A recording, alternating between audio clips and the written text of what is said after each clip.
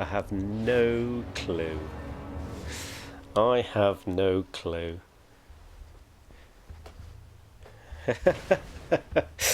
I could see it. God, my hands are bloody cold. So I've just got the Borderlands music. Borderlands?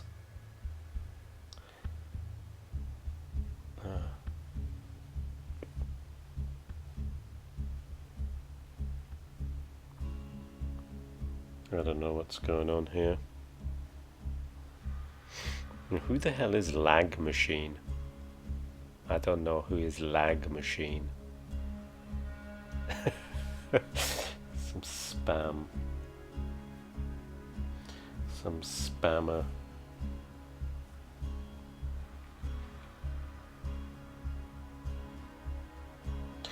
Right. Okay. Seems to be a bit better. BL2, well, maybe. I've got BL2 kind of happening in the background.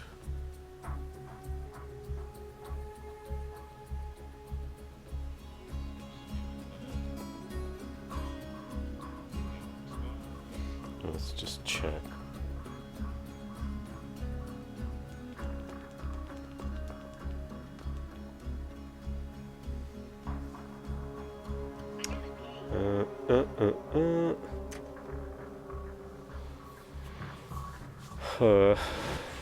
Gosh, cold today, so blanket. It's been part of my stream the last few times. So put the blanket on, and of course also don't want to miss my coffee. I don't have any idea what I'm planning to do, really. Oh, there we go.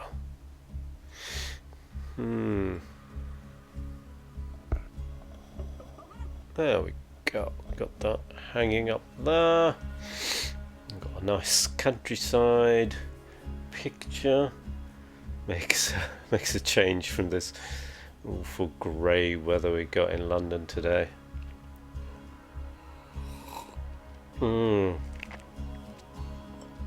Yes, and you can see my where is it? Not focusing really. My Hello Kitty cup. That's actually not dropping frames in that. Kind of alright, I suppose. Damn cold though. Damn cold. But yeah, now I'm back indoors. I've put the heating on and made myself a coffee. And I have no clue what I'm going to be talking about. As I said in my thing, something or other. But damn, this is nice. Oh, a double cream with super strong coffee. So I've put on Borderlands. You should be able to hear the pause menu music in the background. So if I get a bit fed up of just chatting, then I'll jump into the game. There seems to be these spam bots, these spam followers, but I don't know, maybe it's not a spam follower. Whoever Lag Machine twitches. A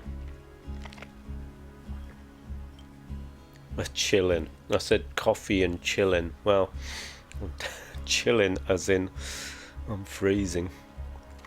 So the heating's on. The backs of my hand got really cold outside. I I had gloves on, but still.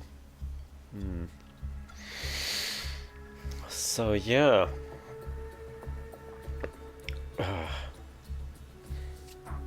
It was so cold there was a kind of mist rising, and there was like I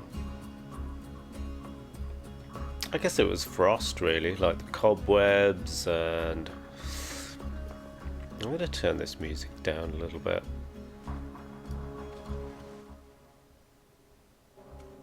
Yeah, there. That should be a little bit better. I'll turn it back up when I play, I think. When I get round to playing. I'm kind of feeling it, and kind of not feeling it as well. I don't know. I can see Krieg there. Got so many characters on the go in Borderlands 2. That's the game I've been playing the last a week or so, I suppose. Yeah.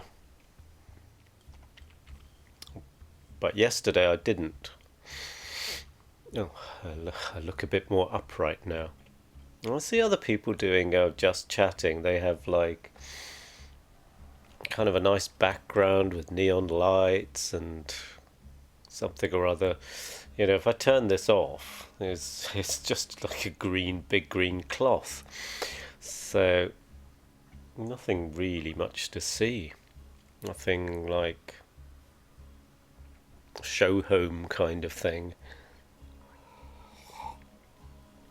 What else do people have? They have, people doing just chatting. They have like maybe have shelves with little ornaments and things on them, or plants and that.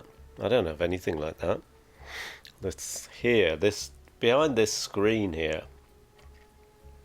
is just a double mattress on its end, and I've put the green thing on there.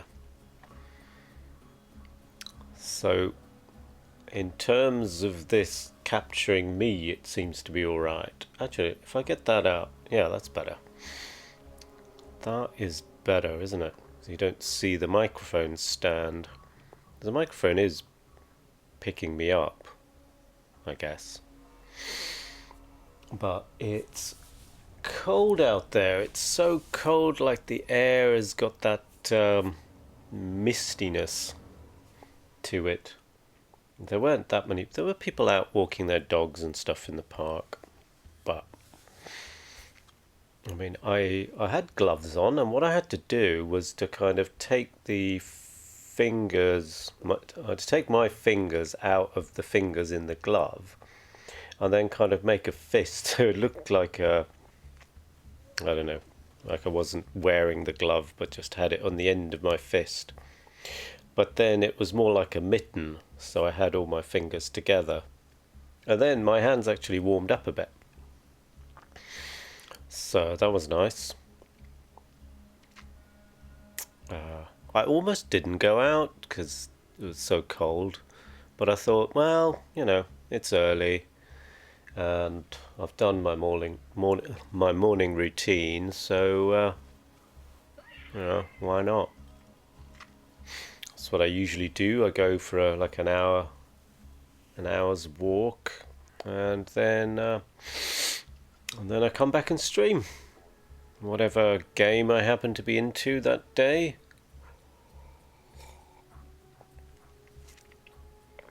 Yeah, I think the last time I did this, I think it was Boxing Day.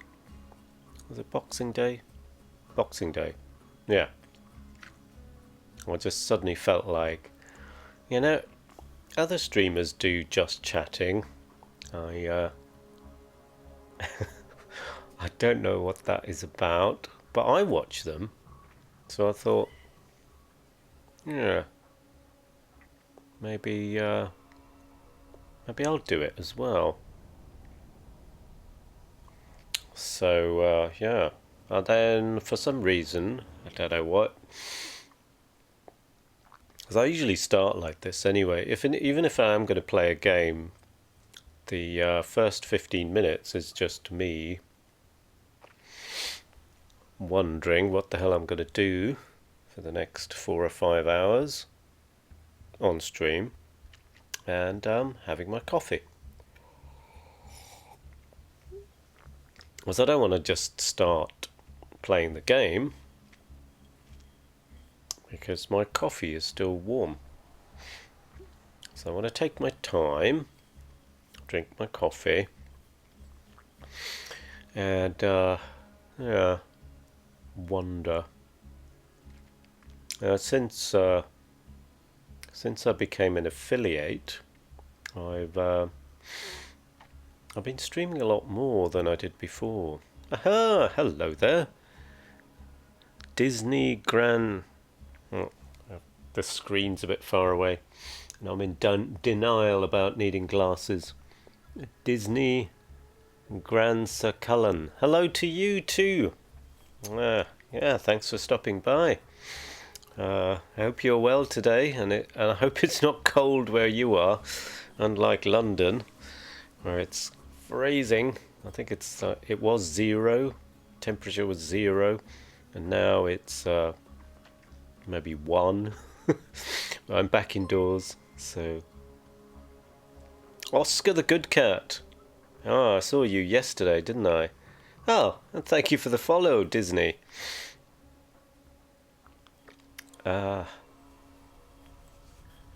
So I may play a bit of Borderlands later on, but right now I just thought I'll do one of these again. Not really sure what I'm doing, so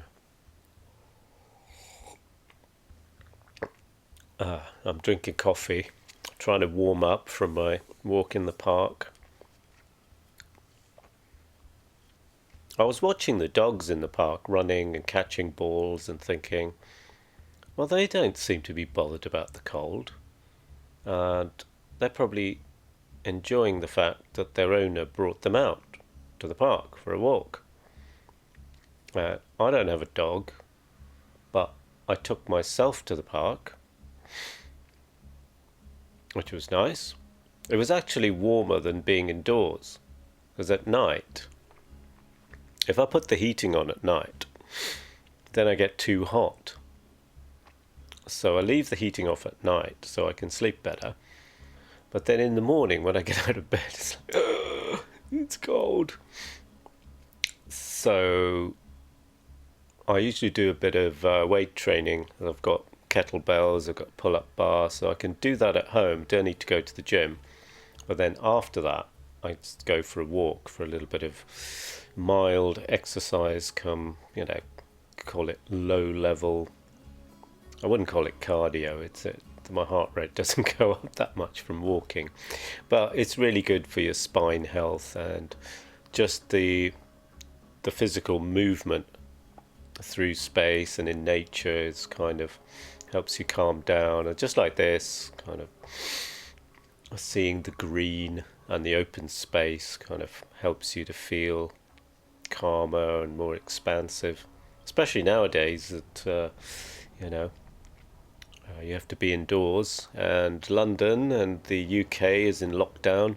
National lockdown is happening, so we're supposed to stay indoors, but we can have our hour a day. Is it? No, I can't remember whether it's an hour a day or whether it's longer, but once you've done your outdoor activity, you're supposed to go back in again.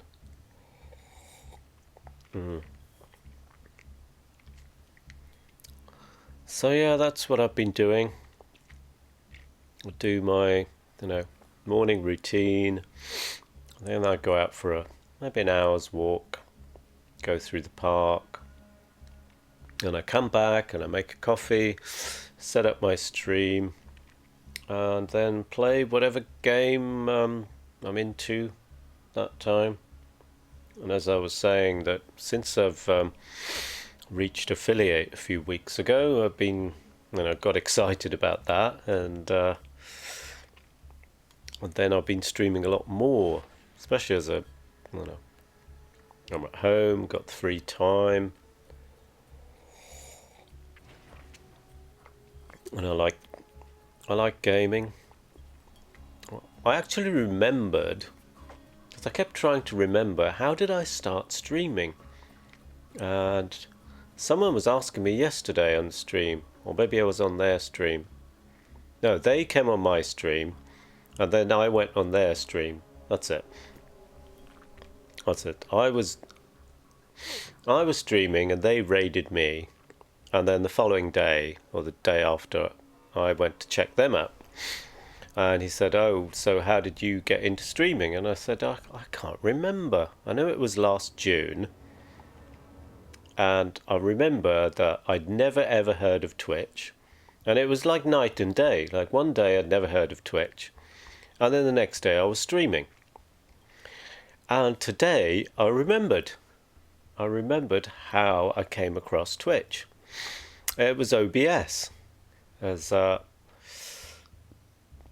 at the start of last year, I'm getting confused about the years now. So it's 2021 now. So last year was 2020. Okay, so around the beginning of 2020, I came up with an idea to do a kind of video journal. So what I did was I started using my phone. Here's my phone. Oh no. OBS is knocking it out. Anyway, there's my phone. So I thought, all right, I'm gonna start a video journal and use my phone. But I realized videos are massive files. So after and I set myself a time limit, I think, of 2 minutes. So I didn't use up loads of memory. And I had a tripod, and I got this attachment for my tripod so I could put the phone onto it. It's only like £5 or so on eBay. So I got that, so I thought, oh, okay, I'm nicely set up. But then the sound was really bad. Anyway, I'll come back to the how I started streaming after this long-winded ramble about doing a personal journal, video journal. So I got this mount to put on my tripod so I could put my phone onto it to record myself. And I found that, it's not picking up the microphone because, the phone is over there somewhere and you're over here. So right now I've got a microphone there, much, much closer to me. And it's like a proper microphone, but the little microphone on the phone is not quite as sensitive. So already I had a problem. So I had two problems. One is the phone memory. It's got this phone has got 128 gigabytes. So it's got, that's my chroma key cutting it out. Anyway, so it's got loads of memory, but, some of that is being taken up with, apps and data and whatnot, email attachments. So I thought, I don't want to just fill it up with my video diary. And then it wasn't picking up the microphone as well, so Whiskey Tango, hello there. Hydrate. Are you okay if I hydrate with coffee? Or does it have to be water? No, let me put my coffee down.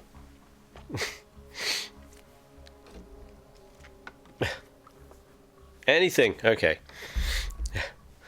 The start of my stream is always coffee, so here's you like my Hello Kitty cup? I don't know if you can see it properly. There we go.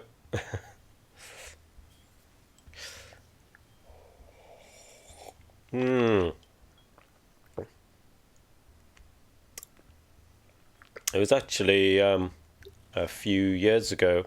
I gave it to my daughter as a present. It was like in a big case with there was this, and there was an Easter egg There's a big chocolate Easter egg, and then there was like a little Easter egg in here. I think there might be a Hello Kitty figurine or something, but at the time she was really into hot chocolate, so we did that. But now she isn't anymore, so I've been drinking coffee from it. So yeah, my video diary. That is how I came across OBS. So, all right, let's make the connection between that. Yeah, I've just got the pause screen up of Borderlands, because I thought if I start doing just chatting and there's no one around, and I've got nothing else to say, then I'll just start playing Borderlands. I'll just change the stream title. So yeah, I was saying that yesterday there was a guy who raided me when I was playing Borderlands, and then I went to watch him, and he was asking me how I started streaming, and I couldn't remember. But today I actually remembered. So I started this video journal on my phone, but the problem was I couldn't. Well, there were three problems. So there was the memory getting full up on the phone, being able to transfer the videos from there somewhere else so I could sort of offload them and not have the phone filling up, and also the microphone. So I looked into getting a separate microphone, like a lead, so I could connect my microphone, the one I'm using now, which I don't know if I can, it's a tiny little microphone here. Let's see how big it is. It's very small, it's only that big.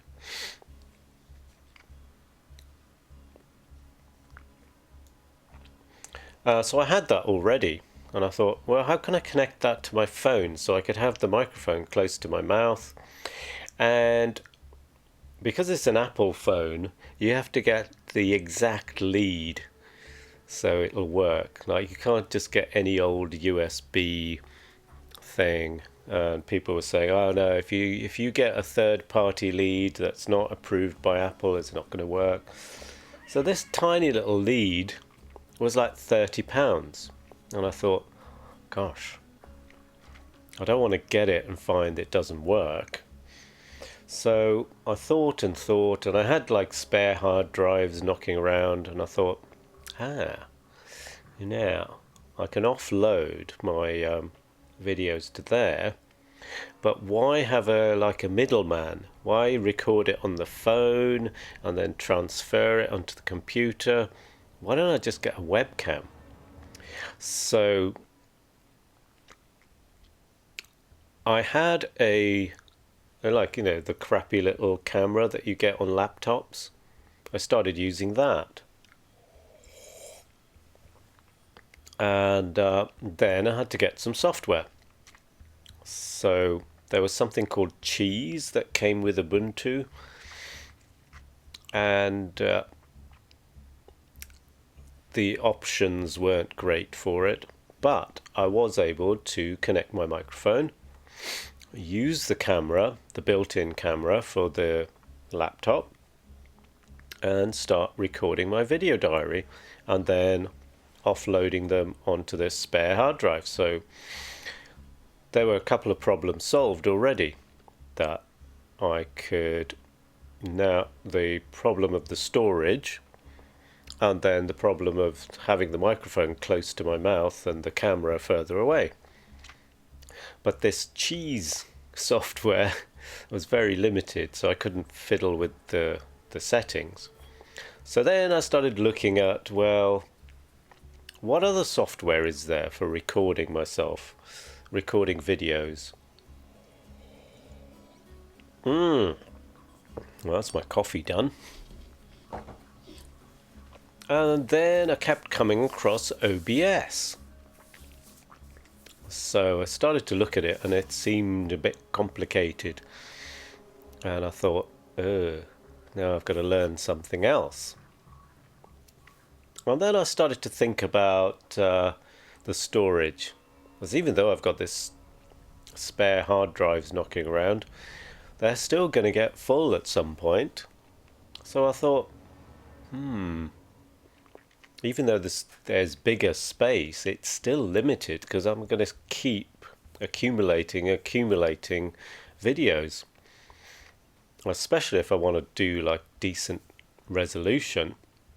And so I wondered, well, where can I store it that's free? And then I thought, YouTube.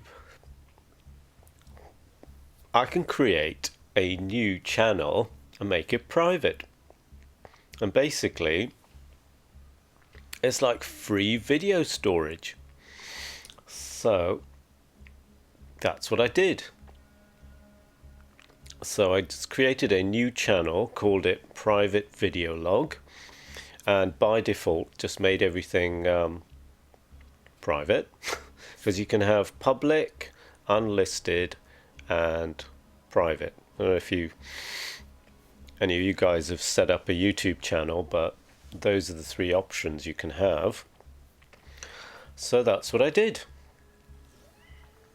So I've got I've got 3 YouTube channels, and I found rather than dumping all your different kind of things that you do onto the same channel, it's better to separate out. So I've got one for all the dumps, if you like. So when I finish a stream, there's a VOD, but that only lasts for 2 weeks. But if you connect your YouTube channel and your Twitch channel together, then you can just do export. So it just goes so you don't need to download it. It just goes straight from Twitch to YouTube. So that's my roast pork belly channel. So I've got a roast pork belly Twitch channel and roast pork belly YouTube channel. And I just hit export.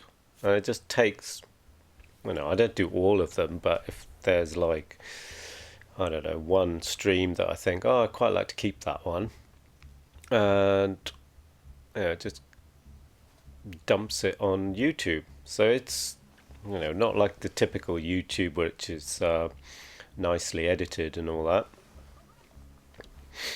But at least I can archive it, and I don't need to worry about my computer filling up with massively, because it's like these streams are long. They're like 4 or 5 hours. I mean, your laptop would just or your main PC would just get really full up very quickly. Okay, so back to this story of how I started streaming. I got OBS, and then the crappy built-in little camera at the top of the screen on the laptop was just awful.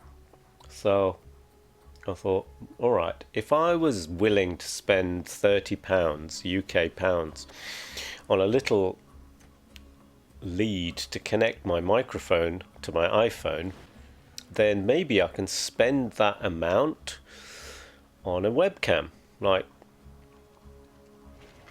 something a bit better. So I got this. I can't show you the webcam, but it's nothing special. It's called Low Tad. It's some Chinese no brand name, but it just says 1080p webcam, and it's just USB webcam, but it's got the standard what do you call it, the screw for putting it on a tripod. So I thought, okay, it'll be an upgrade. So I got that, and then I thought, right, now I can plug that into my laptop along with the microphone, and the picture was much better. So this is what I'm using now. So I thought, well, this is good enough. I don't need one of these funky SLR cameras and spend hundreds of pounds. And that's when I started to look at OBS instead of cheese. which is some free software that came with the laptop. And then I started to learn OBS, but the tutorials that I watched on YouTube were talking about streaming, and I kept thinking, what is streaming? I just want to record myself, and couldn't really make head or tail of OBS. And I just kept watching these tutorials, and just let some of the instructions fly over my head. I'm like, oh, what was he on about? I didn't quite understand that. Let's watch another one to see if I can understand what he was saying there, or she was saying there. And gradually things started to fall into place, and I started to make videos. And I didn't have the green screen or anything then. That came later. But because there's streaming and recording on OBS, I started to look into, well, what is streaming? What is this thing that people do? This seems to be the reason that people have OBS, and I was using it for something else. So then I started to go off at a tangent. So yeah, I got it around February, I think, and then I started streaming around June last year. So I was watching these tutorials, and then gradually I thought, let's look at this streaming thing, because I was into gaming. I've been into gaming for like ages. And I thought, hey, we're in lockdown, we're stuck indoors. I could do this. So I went from like, what the hell is this about, to, let me check this out. And as I'd already got the camera, I already had the microphone, and I just investigated what streaming was. I didn't know what it was. It was just an option in OBS, so I just followed up on that, really, and watched some tutorials. And then I started to watch Twitch, and I saw how people did it. There were some people who just had the microphone, so they didn't have the face cam. And then there was other people who had either in the corner or somewhere on the screen. So there'd be, the game would be the main screen, and then they'd have a little cutout of themselves, but with some kind of background, so that it would be their room, or and some people would have themselves really small, and other people would have themselves quite large, so quite a big part of the screen would be taken up with them, so you couldn't really see much of the game. And then other, which I learnt later on, were over, like you can see here. It says latest follower, Disney Granca Cullen. Did I say that right? Disney Granger Cullen. There we go. So those kind of things, and then when alerts go off. So I discovered those later, and how to change scene and all of that. And the more I learnt about it, the more I thought, I want to try this. I want to have a go. It just looked like a lot of fun. And it was a way to kind of, I suppose, combine what I was doing with my video journal and gaming. And I didn't really know what I was doing, but just seemed like something I wanted to try. So next came, it wasn't OBS. I think I tried OBS for streaming. I just followed all the instructions people were saying, like connect your Twitch. I can't remember how I did it now, because now it just works. So I've got everything set up. So I just click the start streaming button and off we go. But I had to do a lot of setting up. Zombie Nope. Hello, hello. Hello, hello. Hope you're good today. So I'm just I'm talking about how I started streaming. Oh, that was Claptrap falling off the cliff. Oh, damn! It's still cold. I put the heating on, but man, God. So I started with I couldn't get OBS to actually work for streaming, so I'd been using it for a couple of months, I think, just to do a video log. But then I couldn't get it to work for streaming, yeah. So to have the game and then to put my picture somewhere and then the microphone, so combining all the sources together, something about it just wasn't, some setting I hadn't ticked. But rather than spend time trying to get it to work, I just sort of gave up on it and then used Twitch's own one. They've got their own streaming software called Twitch Studio. And I used that. And I was reading how for beginner streamers that was more kind of user friendly because there were fewer options, and just to get started using the defaults were much easier. So I did that, and the first thing I streamed back in, I think it was the end of May last year, was Fallout 4. And I had this really endgame OP character. Fallout 4, it was a melee character. And I was just going around like stabbing people with a knife. And it was like level 70 or something. So that was kind of fun. But then I kind of didn't have much of a clue of how to respond to chat.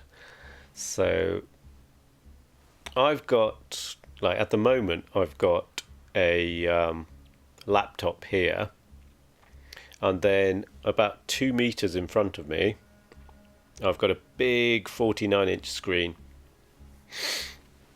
So that's where I'm actually playing the game, and that's like the main computer's hooked up to that.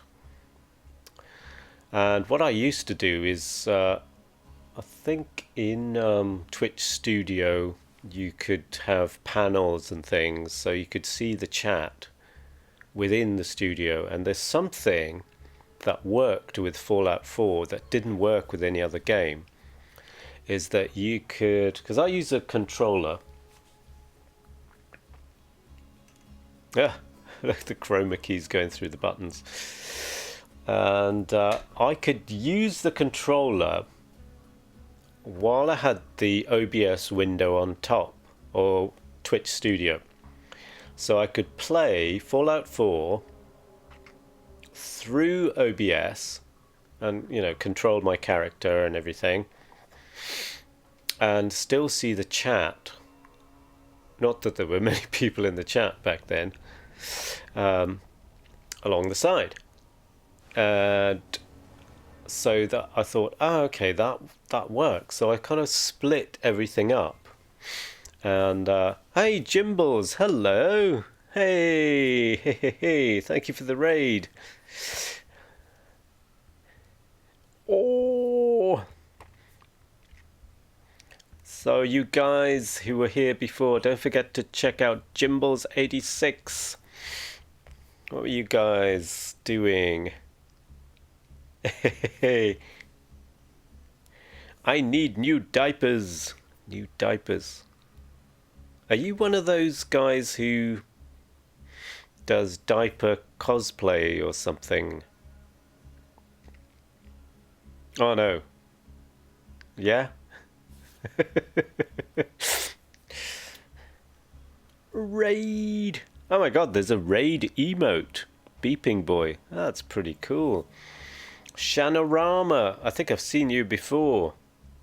On Vanilla's channel, maybe. Yes. Shupdisian. My God, I'm going to butcher these names. Shano is my dad. Correct, lad. Ear up. I need to move and crack my back. Ah, crack. Ah, I can see people disappearing already. Shupidasian. Can you crack my back? Let's put it. Ready?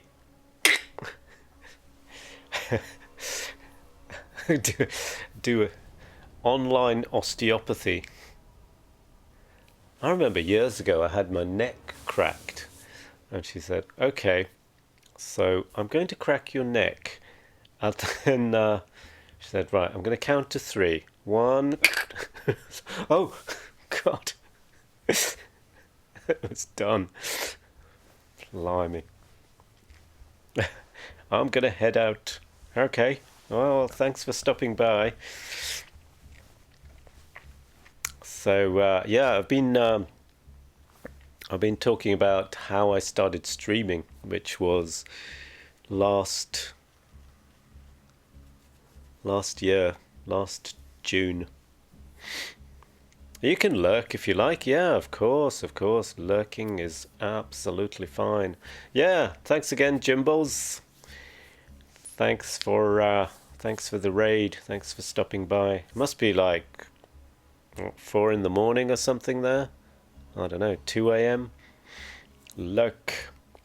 I need to put a lurk command or something.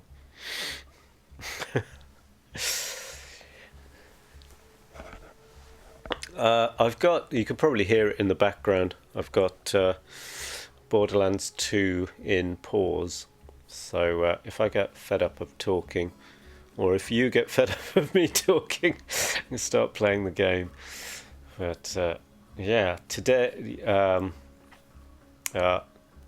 those of you who have been here and are still here, I'm going to repeat myself a little bit, but I got raided a few days ago, and then I went to their channel to check them out, and they were asking me how I started streaming, and I said I couldn't remember. I had never heard of Twitch, and then that's what it felt like to me. But because I couldn't remember, I went from having never heard of Twitch to the very next day, like, okay, now I'm a streamer. And I couldn't remember that process of not knowing to starting. And today I remembered, and it was all to do with OBS. That I wanted to have a video journal, so I got OBS, and then when I was looking at tutorials, they kept talking about streaming. So I thought, what is streaming? What is this thing that people do? And I started to investigate.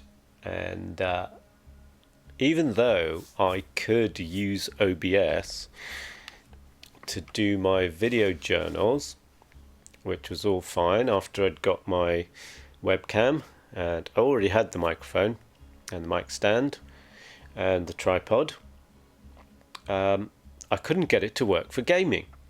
So I started to use Twitch Studio, but I could only do it with Fallout 4. It was the only game that would allow me to use my controller while I had the OBS window on top, so I could see the chat. But I was kind of annoyed because I've got this huge screen and I want to be able to play in full screen. So that was bothering me a lot, thinking, I don't want to make, like, the game a little bit smaller. I enjoy playing the game in full screen on my big 49-inch TV, and I want to just get absorbed in the game as I would if I wasn't streaming and if people weren't around. But how do I see the chat?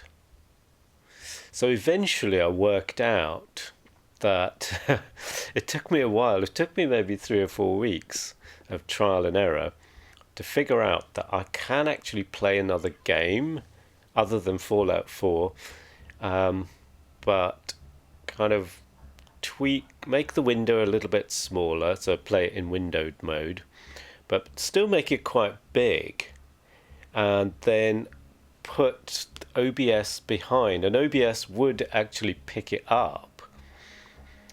But I can, like say with Borderlands 2, I think that was probably the game I played after Fallout 4 on stream.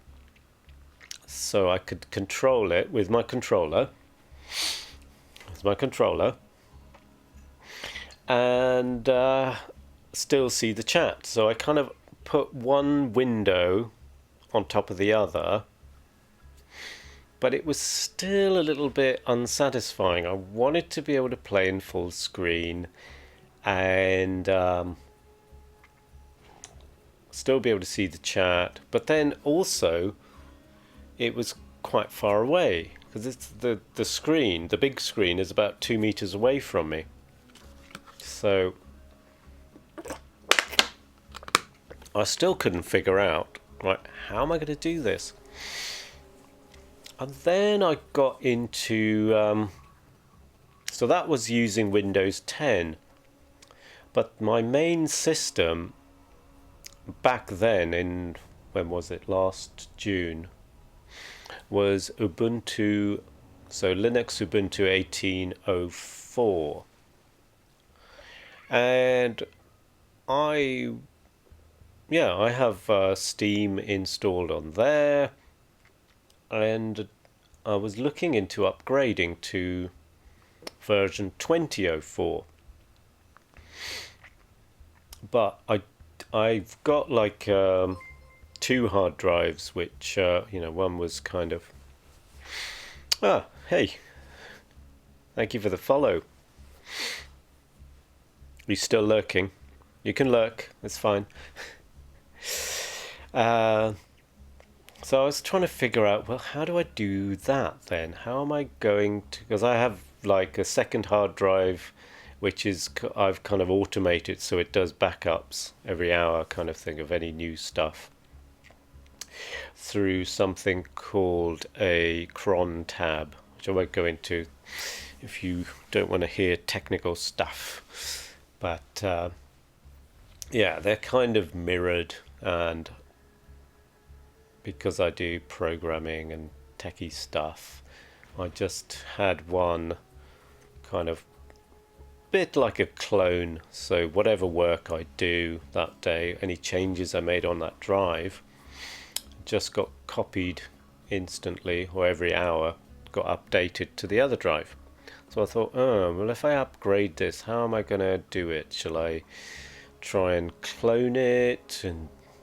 And I just got an external drive and started experimenting. So I just got an SSD. Oh yes, and the old drive was not an SSD, so I wanted to get an SSD for my new version of Ubuntu. So I went through the process of, shall I upgrade it and then clone it, or shall I just start from scratch, because then I can clear away a lot of clutter, because there's like files that you kind of hold on to, but you think, do I need all these photos? Do I need all this like music and movies and stuff? I mean, you can just get those. The only thing you need to keep are like unique things that you can't get again. So games like on Steam, if you lose the game file, you can just re-download it. Once you've paid for it, that's it. So I got one of these external caddies. It's like a hot swap caddy thing. So I had it in there, and then I bought an SSD on sadly it was a second-hand one on eBay. And I started experimenting with a fresh install of Ubuntu 20.04. And of course, first thing I did was install Steam. And I found that Steam on Ubuntu 04 on an SSD, even in running off an external drive via USB, just like was great. I didn't have to install like my the graphics card drivers and things. I think I did afterwards anyway, but I didn't have to install the controller driver, for this. Lots of things just worked. So I just installed Steam and installed Borderlands 2. And the people I was watching, other Borderlands players, streamers, what they were doing was turning the music down. So they still had the dialogue volume and the sound effects volume, but the background music they turned down, and they were playing their own music. And I thought, I kind of like doing that when I play on my own. So I put on like an online radio station playing some chill music, or any kind of music that I like. So I thought, well, if I like this and I like watching other people doing this, maybe I'll do this as well. So that's what I started doing. And I thought, okay, how about I just, as I'm doing this as an experiment, and I'm running this off an external drive, and lots of things just work. Why not just give it a go? So I got OBS. So, excuse me. Up till then, I'd been running OBS and streaming mainly on exclusively on Windows 10. So I thought, well, here I have Ubuntu 2004 running off an external drive. I've just installed Steam. I've installed Borderlands 2. My controller works. So let's give this a go. Let's install OBS. And there was an OBS for Ubuntu. And I thought, well, why don't I do it, exactly as I do it when I'm just playing on my own and not really worrying about who's watching. So I set everything up, and this time I actually got it to work. I just sort of noticed certain settings that maybe I hadn't noticed before, and realized that if I got my laptop to connect to Twitch so I could see the chat, and plus it's a lot closer to me, so when I'm looking down like this, I'm looking at my laptop screen, and that has my that has the chat on it, and I can also see how I look coming through the browser. So one of the things I noticed before was people maybe said, oh, you've got lag on your stream, because I tried to do it at like the highest, 1080p, 60 FPS. Oh yes, it works. But then people at the other end, they don't need like that unless you're really close up to the screen, or you're on a big screen. Most people didn't really care as long as it was working. So I had this background music going, and I was playing Borderlands, and Borderlands is an old game. Borderlands 2 is an old game, so it didn't need that much power. So I dropped it all down to 720, 30, and found that, it's totally fine. And realized that I was getting the job done a lot better on Ubuntu 2004 running off an external drive, far better than I was doing when I was on Windows 10. And also because I prefer to use Ubuntu over Windows, and the only reason I have Windows is because certain games can only be run on Windows. Otherwise, I wouldn't have Windows at all. So after that, I started to just stream more and more exclusively on Ubuntu. I did go back to Windows when I was playing Borderlands the pre-sequel because I wanted to use the patch, the Universal Community Patch, and I couldn't get that to work on Ubuntu. Now, I tried kind of doing the hex edit and things, but when you go into the menu, and you should see that UCP 2.2, but so I thought, oh well, let's just use Windows again. But then I started to set up my stream in much the same way that I do when I use Ubuntu. So I started to get more and more of a regular setup, something that just worked every time. Like I have the camera there, put the microphone there, put the laptop there, play in full screen, and I started to enjoy it more because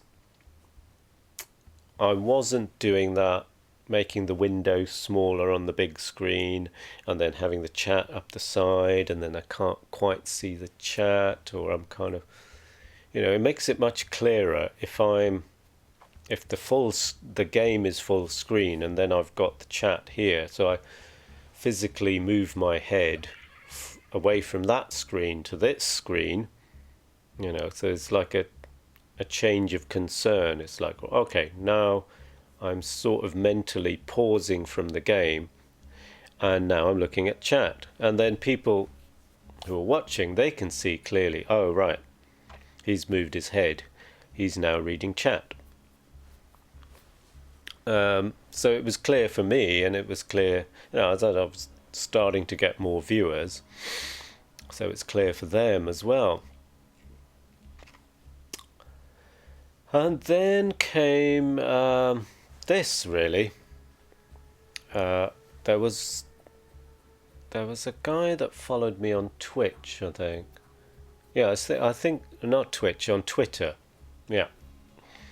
And then there was this kind of let's grow together, and I kind of followed the hype for a little while of let's grow together and promote our streams, and after a while I thought, this is a little bit cheesy, I don't want to do this. I'm not here to try and grow and make loads of money or whatever. I just stream when I feel like it. But we he'd watch my stream, I'd watch his stream, and we started talking about green screens, and I liked the idea of green screens because, what I did before is have my face cam plus whatever background somewhere overlaid across the game. But I found when I watched other people doing that, it seemed to take up too much of the screen. Right? Sure, I wanted to see what they looked like. I wanted to see their reaction and their movements, but I also wanted to kind of feel engaged with the game. And when I watched that, but with the background, and sometimes they'd have their image or their camera like so big it would take up too much of the overall screen. So I started to get into the idea of the green screen. So back to tutorials, YouTube videos, and looking at, well, how can this be possible? And so I got a bed sheet. I got this dark blue bed sheet, because you can have a red, so it doesn't have to be a green screen. You can have any color, and the chroma key feature will like kind of take that out. So I'm gonna, if you want to see it, I'm gonna take this out for a second. Those of you who are watching and lurking, I'm going to take the chroma key out and you'll see what it looks like. You see that? I'll leave it on for a few seconds. You see, it's just suddenly it just looks like it's just like a big tablecloth, and behind me is just a mattress kind of on its end. So I'm kind of sitting on my bed, and if I move this around, you see there's a top half of a bed, and there's a mattress. Can you see the stripes? There's a double mattress. There it is, and it's kind of covered with this cloth, and you can see the folds. I was a bit worried about the folds because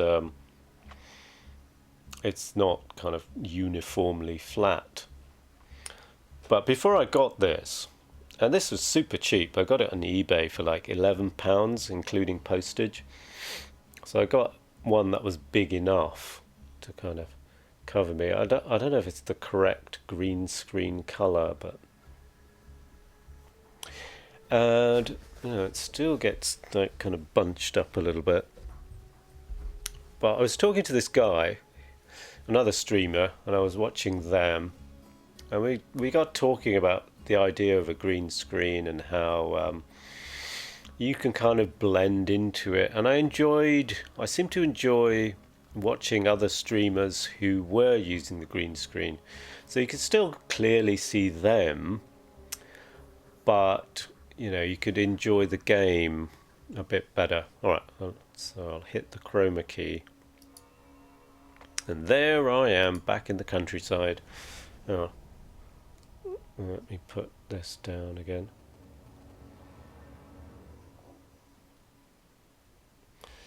And I just thought it would be really complicated, because the tutorials I watched said you have to light yourself, and you have to light the green screen separately, and then the cloth needs to be super uniform, like there can't be any bumps in it. I mean, you can see, like, with the hair, you can see it's like this fuzzy thing going on. So before I got this cloth, I had a dark blue bed sheet, so I hung that, and it kind of worked. You can see at the moment, you can see it's a fairly smooth line, but it was really fuzzy. And if I bring this you see how if I bring this back in, it's all kind of fuzzy around there. So I don't need to have the microphone like right up to my face, but having or testing it out with that, and then being able to try out some of the tutorials and ideas that I'd seen, made me realize that, hang on, this is actually a lot easier than it looks.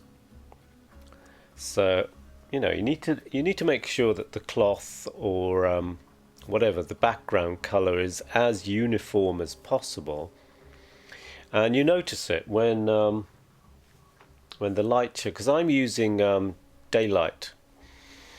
If I turn this around, you can see so there's the window. So I'm using daylight to light myself, and then when it gets darker I start to fade out a little bit. But I've now got this ring light, and oh my god, I spent so long kind of watching reviews and same again tutorials, like should you get floodlights, should you get this kind of light or that kind of light. And of course I didn't want to spend loads of money and then find it doesn't work or doesn't do the job. But same again, it wasn't expensive.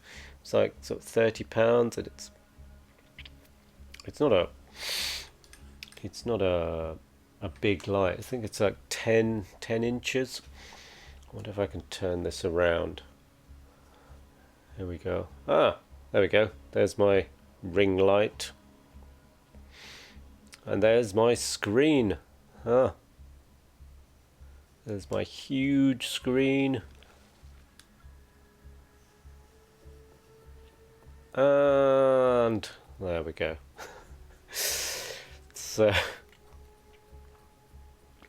that was the next thing. So it's like a super cheap setup. I mean, the amount of money I've spent compared to other streamers, you know, people have like 2 computers. They have like one computer is like their gaming computer, and then they'll have a second one which is their streaming one, and the camera is like a proper like SLR camera, and then they've got a camera capture something or other, and then they'll have a couple of floodlights, and then I've seen the Elgato screens with the like screen plus stand together. They're like sort of £150 ish. So I mean, I already had the microphone. The camera cost me £30. The cloth was £11. I spent some money on very long USB cables. Again, not a huge amount of money, like £7-8, like in total for like 2 or 3 extra long USB cables. And yeah, the laptop I actually got from a friend who didn't want it anymore. Said, "Oh, we're not using this." So yeah, I took out the CD drive and then put in a second hard drive, and took a hard drive I had in another old laptop, shoved that in, off you go. So super budget. And I think people who spend a lot of time thinking about all the gear that they need, I mean, I've seen people like streaming off their mobile phone. So, you know, you're a bit more limited with the options there, and I've got like tons of cables everywhere. Well, I say tons, maybe 3 or 4.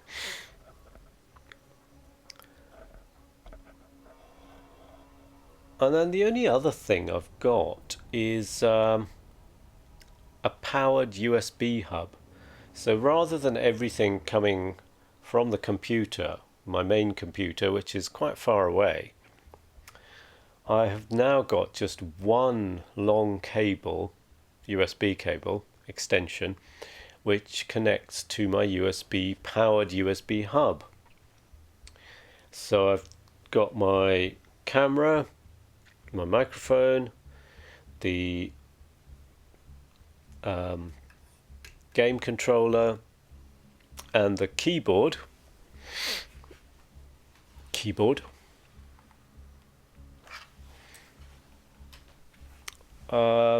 connected closer to me, so I can get set up much more quickly. And that was the other thing that was putting me off. So I went from like not streaming to streaming a lot, and then I had a phase of maybe 4 weeks where I just thought, you know, this is starting to feel like a bit of a job, because I felt like I needed to have a schedule. Like I needed to create a schedule and then stick to it. So, you know, I went from not streaming to being a noob streamer to then like watching tutorials. Like, okay, now I've got my camera set up, I've got my microphone, I've got my green screen, I've got the ring light, I feel comfortable with my 2 screens of my main like TV. It is a TV, but I use it as a monitor. So I've got my PC and my laptop for reading chat. So I'm nicely set up. But what what what next? So I have been streaming a bit. What do I do now? How do I kind of, make progress? So I started watching things, and it was all a bit like, how to grow, how to get more people. And I thought, you need to have a schedule, you need to stick to this, go for games that other people aren't playing. And I thought, this isn't, this isn't why I started doing it.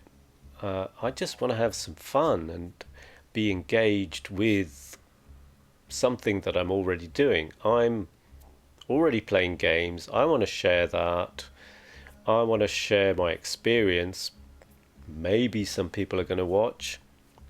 It would be nice, because otherwise, what's the point? If no one's, it's like 0 viewers, then that's a bit like, why did I bother? But people did start coming. So then I thought, but it takes me some time, because this is my sitting room and I'm not streaming at a desk. I don't sit at a desk. So at the end of my stream, I have to put everything away. I have to put the camera away, fold the microphone up, put away the light, switch off the laptop, and then kind of rearrange. And it takes about 15 minutes. So that was putting me off. And the other thing that was putting me off was that if I was streaming, I had to do a certain length of time. So there was the setting up time, so 15 to 20 minutes. There was the kind of, you could call it the minimum stream time. So if you stream, you can't just stream, like if you want to play a game, like if you just turn on your computer, start up Steam, choose a game, play it, and if you want to just play for like 40 minutes, that's fine. Whereas if you're streaming, it might take that long for people to come on chat, or like your followers might see the alert, then they be in the middle of something. It's the same as I do. I see the alert on my phone, or if I've got my computer on, then I'll see, oh, so-and-so's streaming. Oh, yeah, I quite like to watch them.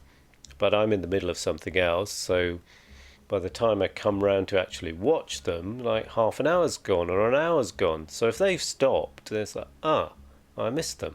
Damn, I wanted to watch them. I wanted to have a chat with them, or maybe just lurk and hang out with them, or just support them and be part of that community.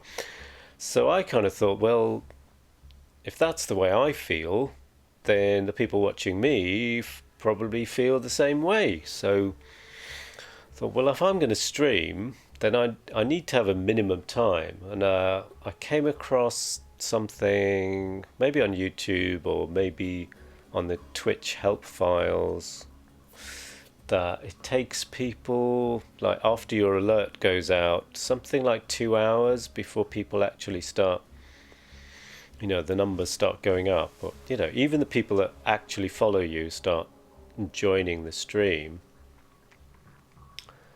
So that was putting me off. So it was the setting up time, the kind of what I was calling the minimum time, and then the schedule. So I kept coming across this when I watched tutorials of how to progress as a streamer, or how to develop as a noob streamer or whatever. Like, you need to have a stream schedule. So what I was doing was I'd go on someone's stream, and then you scroll up, and then you see the panels underneath, and that's where their schedule is. And I could see some people had a very clear, like, I stream Mondays and Fridays from such and such a time.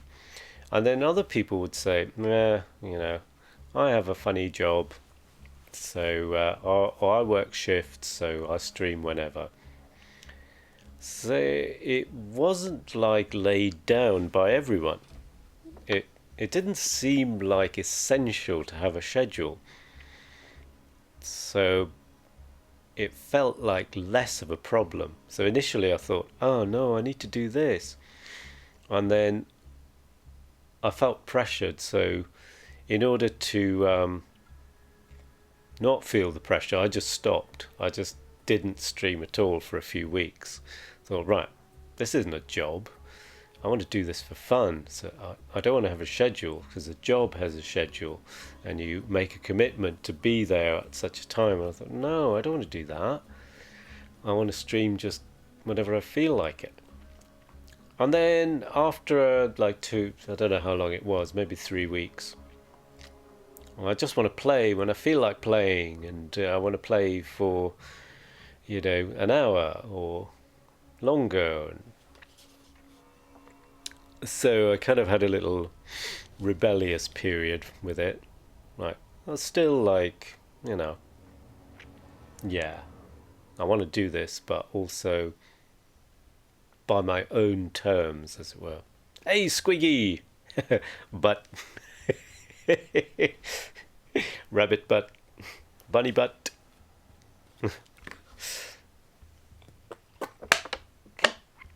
So I've been talking about how I got into streaming, my current streaming setup, and my attitude towards it, I suppose. And I had a period where I just stopped. And the reasons I stopped were feeling like it was a kind of a job. Hey Shaz! Hey, long time no see! How are you doing? Is it middle of the night in Australia?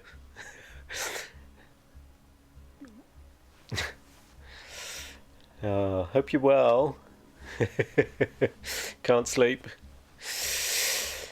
11:51 p.m. Yeah, well, that's what I did. And I'm just thinking back to whenever it was. I don't remember now, but at some point last year, I went from. So it's right at the beginning of this ramble.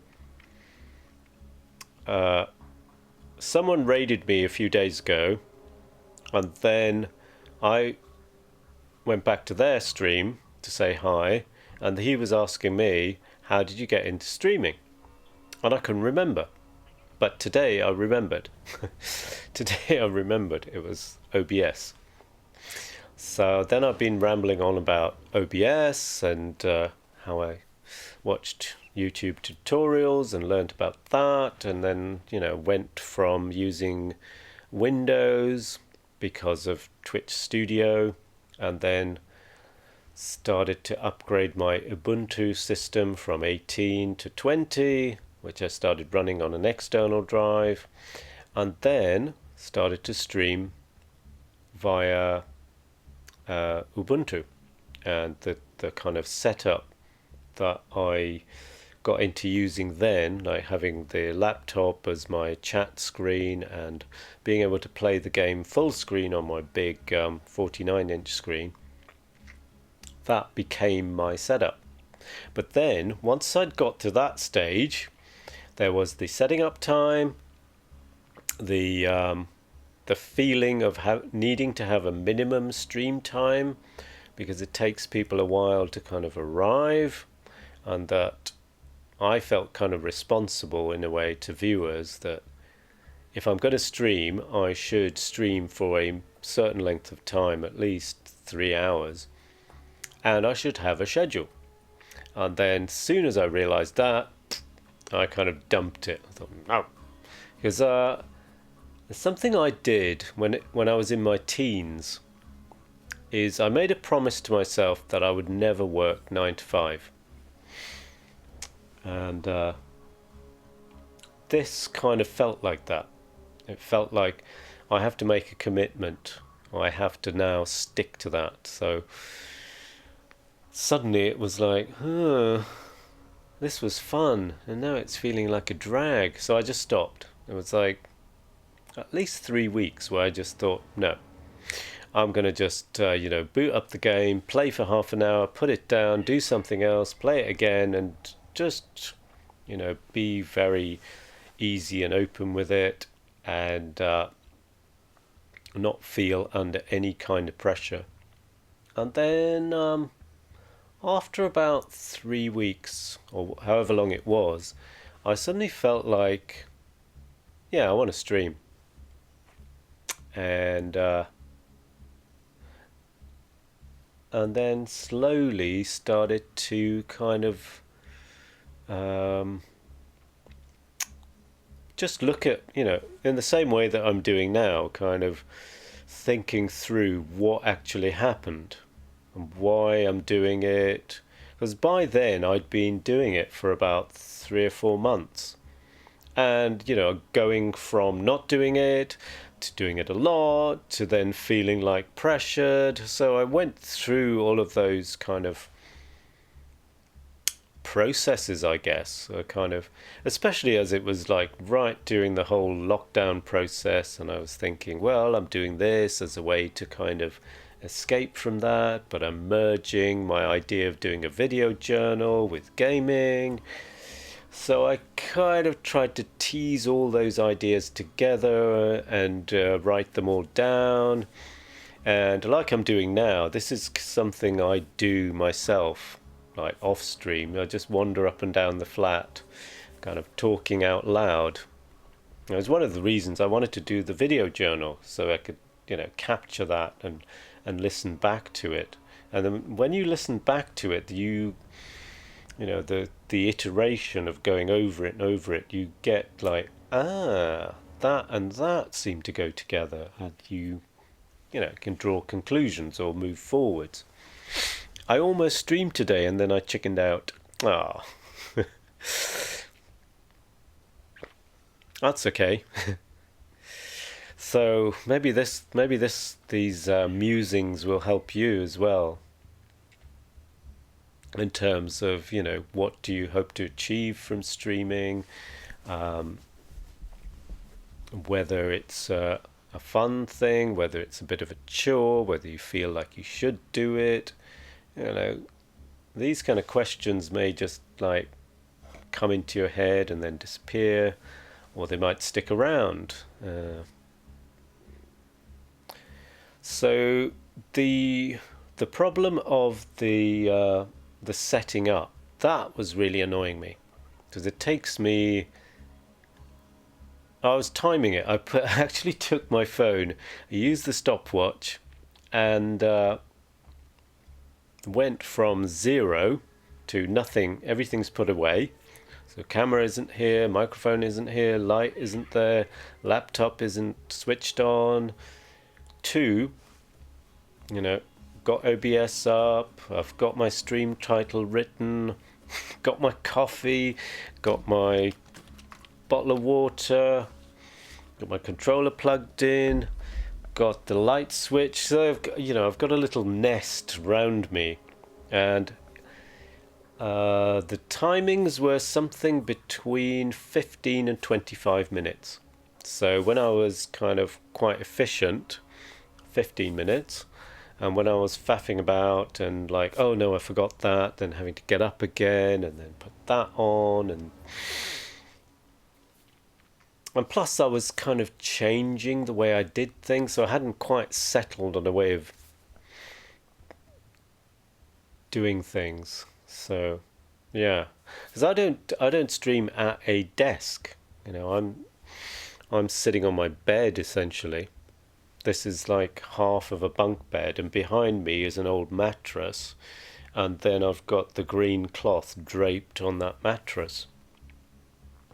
So I put the green cloth away, I fold up the microphone, so if I tilt this over here, so you can see there's the microphone arm, which is kind of hooked into so there's the bottom corner of the bed, and the end of the microphone stand is kind of hooked into there.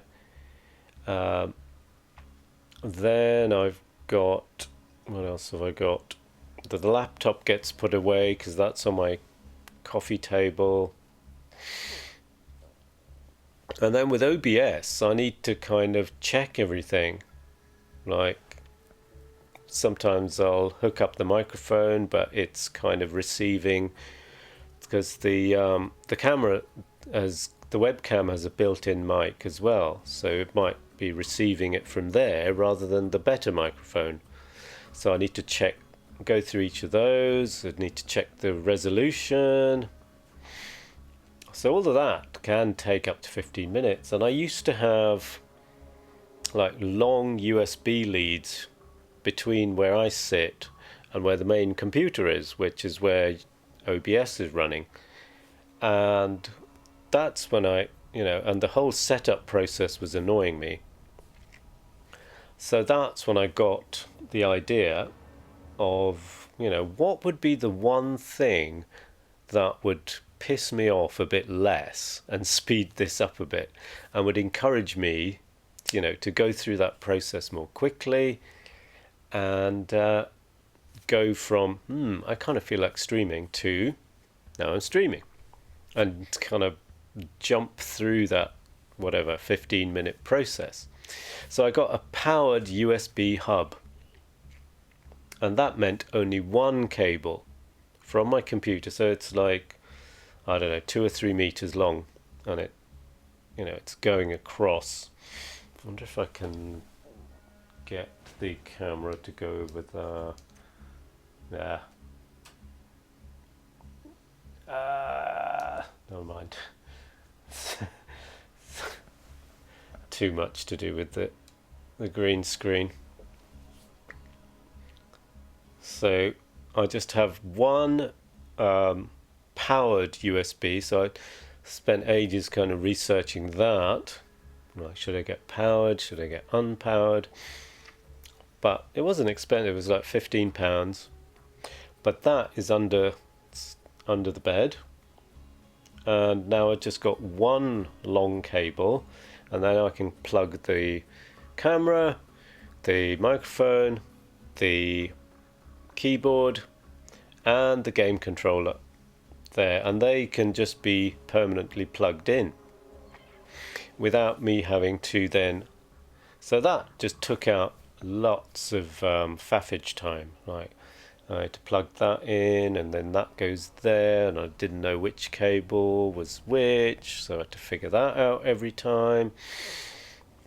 So that thing just sits under my bed, and everything's within reach.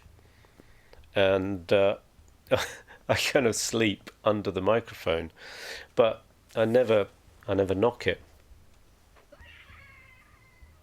You had microphone with XLR, so you need an audio interface. Yeah, I know, but I used to have a recording studio at home, so yeah, and then you have to put your phantom power on, and yeah, you went for a cheap headset. Yeah, when I used to do voluntary audiobook reading, like 5 years ago, I first started with I just had this Skype headset. It was just a USB Plantronics headset, and it was not bad. So, whack it on, plug in the USB, done. No setup. Yeah. So now, I don't know if I can turn this, and if you can see it. Can you see it there? Don't know if it's like too small. Ooh. We see how big this is. This was the micro. This is a Samsung, not Samsung, Samson, SAMSON.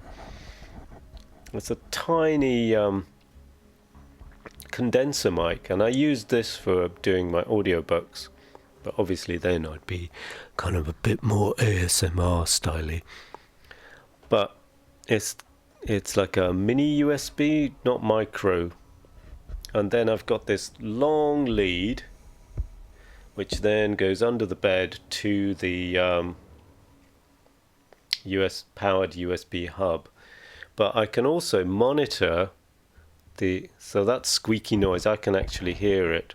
Rather than having to fiddle around with the monitor settings, I can hear exactly what the monitor's doing just by plugging the earphones into here. So even though it's a tiny mic, it does the job really well. This I only need if I'm, doing p and t like close up. But I'll just put a compressor on, software compressor, so it just magnifies the volume a bit. It seems to be okay. So that's kind of just permanently plugged in. Yeah, let's put that back.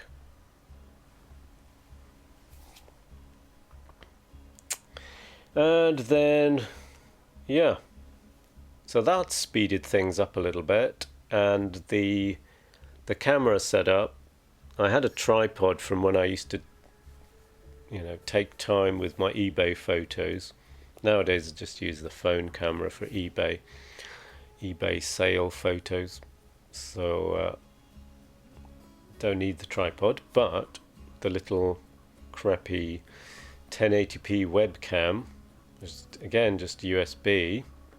The lead seems to be long enough, the lead that came with it. So that plugs into the USB hub thing under the bed, and it has a standard tripod fitting. And I don't feel like I need to I went through a phase of feeling like, oh no, I need to upgrade my camera and get like a one with a XLR so it has bokeh effect. And I looked into them and they were like £300 or £400. Just what? So I thought, light is more important. And watched loads of tutorials, and then that's when I got the ring light and realized that, look at this, see that if you change the color temperature, you see how it affects it. And I realized how important light was, more than the camera itself. So I gave up on that. And I did gradually come to a schedule.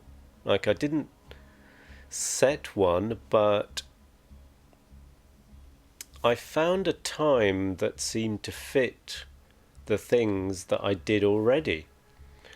So since early 2019, I started to experiment with a kind of sleep schedule. So I used to get up late and go to bed late. And I was watching vlogs, I suppose, of people saying, oh no, get up really early, you'll be a lot more productive. And I thought, I don't want to get up early. Well, I don't mind getting up early, it's just that means you have to go to bed early in order to get up early.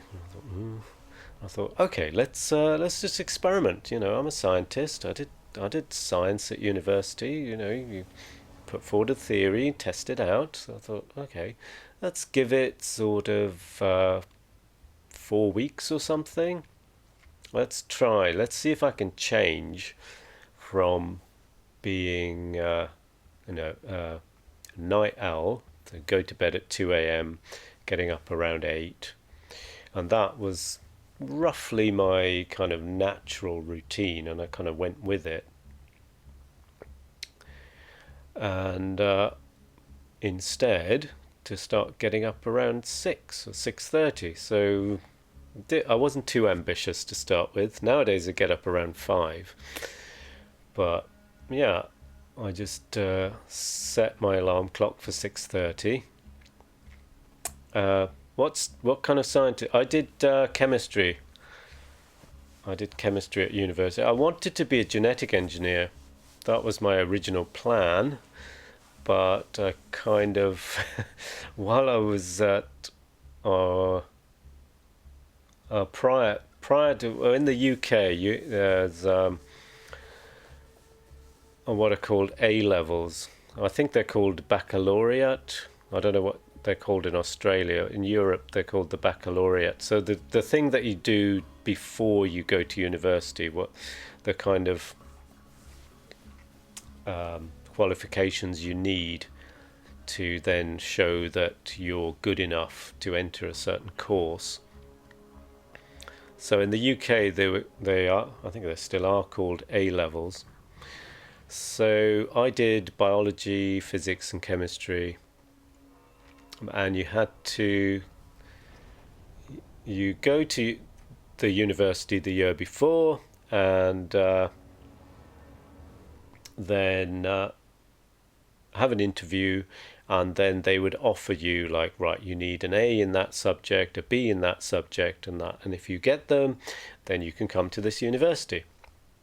And of course, I just got more into the social, at that age, kind of 16, 17, I just got into socializing, and just not into studying at all, even though I've got the brain for it. Just kind of put it all to one side and thought, yeah, let's go out clubbing, let's go get drunk, and I got 3 Ds.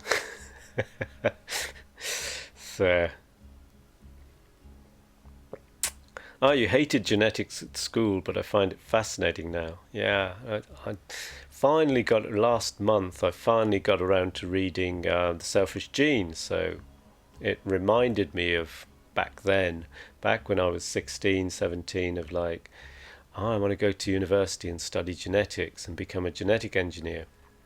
But, the pathway was, right, get onto biochemistry and then, go that way. So I went for some interviews at different universities. They offered me certain grades to get there, and I got 3 Ds. And I just thought, what now? Shall I just not go to university? What shall I do? And I went to see a careers advisor, and I remember I was thinking about joining the armed forces, like just going a totally different way, and I thought, I want to do something completely different. I was thinking I'll become a Royal Marine or something. So I was kind of thinking about that, and my mother was like, "What? You want to be a soldier? What happened to university?" But then the careers officer kind of said, "No, there's clearing. You can get a place when, like, I can't remember how it worked, but it was like when all the people who had been given places had been used up, then if there were any extra places left over, then that was offered out." So with my 3 Ds, I still managed to get to one of the universities I actually wanted to go to.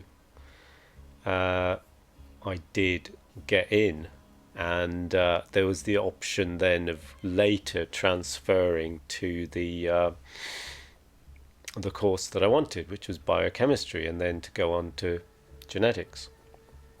But I was also into sports physiology and muscle physiology, so I was kind of thinking about that as well. So, yeah, I breed pet rats. You need to know the basics to breed better ones. Yeah. I was planning, as part of these Just Chatting ones, I was planning to read, and I have started actually. I've done 2. I've done 2 of The Origin of Species. That's another book that I've been meaning to read for ages and ages, so it's been on my someday I'm going to read that. So I've done the introduction and chapter 1, but I was, as I'm reading aloud, reading a paragraph, stopping, thinking about it. So that first chapter, like 3 hours, people asking questions, so I stop and kind of think it over, and then go off at a tangent, ramble about it. So I was talking about this changing my sleep schedule, and how streaming is now kind of fitted into my daily schedule. So I changed from being a night owl to being an early bird, and it started off as just a 4-week experiment. I thought, right, I'll get up at 6:30, have like a definite, and I just used the bedtime app that comes with the iPhone. So it wakes you up, like alarm clock, but you don't have to keep setting the alarm every day. But it also gives you a bedtime warning, like half an hour before. It'll say, start getting ready for bed. So I started doing that. I think they're still up. I think the VODs are still up, but I put them on YouTube. I've put them on YouTube if you want to like skim through them or even watch the whole thing. Yeah. So the plan was that I'd just do. I think there are 14 chapters plus the introduction, so 15. So I plan to do 15 streams. So I've done 2. There'll be another 13, and then I'll have them as an unedited YouTube. What are they called? Series? No. Playlist. Yeah. So they're on my YouTube. So if you do the command bang YouTube or exclamation YouTube, then you get my YouTube channel, and they're there. So you can watch the whole thing, or you can, on YouTube you can press the numbers on your keyboard and skip through. I haven't like done the editing. I won't do editing, but you can do like you can split up the video into little, what are they called, timestamps. So I'm going to get around to doing that at some point.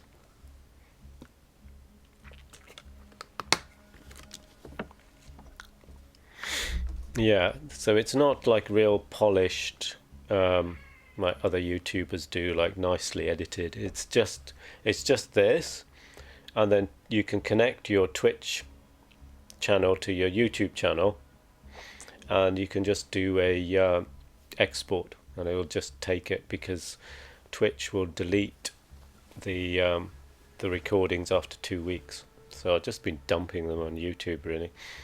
It's my kind of external storage, if you like, because it's free. Yeah. And I read this book called The One Thing. It's by Gary Keller. It's called, The One Thing. And it's like an extreme version of 80-20 thinking. So if you don't know about 80-20 thinking, there's a book by Richard Koch, Koch. That's really worth reading, and it will show you or demonstrate how you can kind of focus on the things that are really important to you, and you realize how the 20% or even less are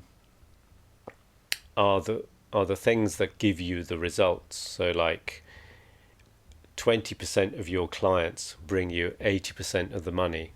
And then when you kind of go through your accounts, you realize, this is true, or I don't know,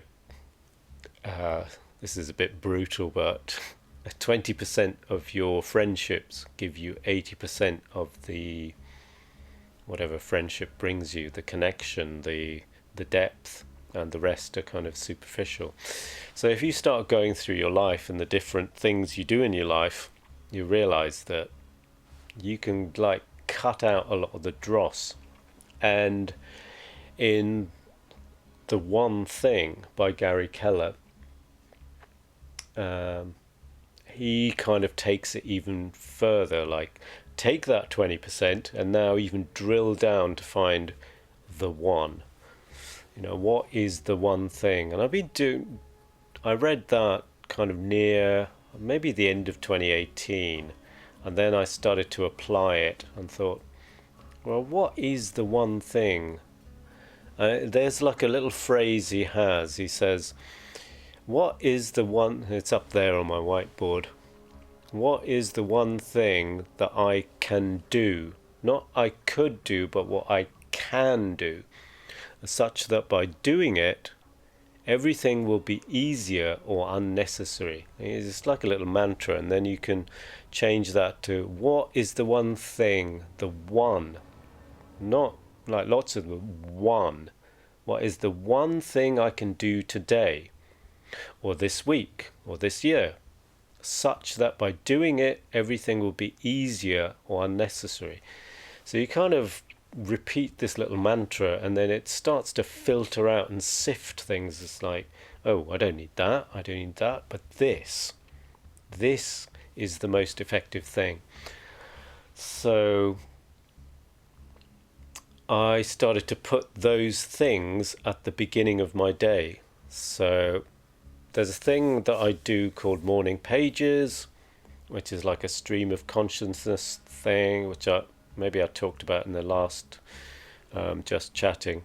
And I've been doing that since 1999, so 22 years, like every morning. And it takes me about half an hour, and then I do a bit of meditation, which I stopped for a while, about 20 years. I used to do it like 3 hours a day, and then through my 20s and then early 30s I just stopped. I won't go into that because that's a whole other thing. So I started that up again, and now I only do sort of 10 minutes, maybe twice or 3 times a day. So, it's, rather than just doing a big amount, it's better to have little amounts. So the whole point is to be not distracted. So it's just sort of bringing you back. Here I am. This is what I'm doing. Come back from your little daydream. So there's that, followed by reading. So rather than maybe I'll read, maybe I won't, here's a slot, 7 till 8 a.m, cup of coffee, Kindle, light, and choose a book. So last year I read the whole of the Bronte sisters. So I said, right, I'm going to do this. And just by doing that, just for an hour and a bit every morning, and because I did it every single morning without fail, I got through it and enjoyed it, and got into the habit of it. So it wasn't like, shall I do it, shan't I do it? I've got this period allocated, and this is what happens in this period between 7 and 8 in the morning. So and it kind of varies a little bit. I'm not super strict about, right, get up at 5 a.m. If I happen to sleep till 5:30, or if I happen to sleep till 7, that's fine. I haven't got other appointments like always scheduled. But what he talks about in the book, the one thing, is that once you've set that up, you guard it, and you don't schedule anything else for that little, what he calls, I was calling it the block myself before I read the book. And then when I read the book, he was calling it the block as well. So that was interesting. So that was 2019, and at the end of my kind of 4 weeks, I realized this actually works. It works for me. So what I'd seen these YouTubers talking about, like these let's be productive kind of YouTubers, and I've started doing the 5-minute journal, and sometimes the way they present it can be a little bit cheesy, and you think, oh, God, they're trying to get views and whatever. But you'll kind of connect with one person talking about the same thing, but they're doing it in a way that you feel, all right, I can listen to this guy or this woman. They're saying the same thing as someone else, but the way that they're doing it and the way that it manifests in their life seems to resonate with you. So you think, okay, let's watch this person. How are they presenting it? And then you kind of, it's a bit like teachers at school, that you kind of connect with some people, and others you're like, I don't like this person. So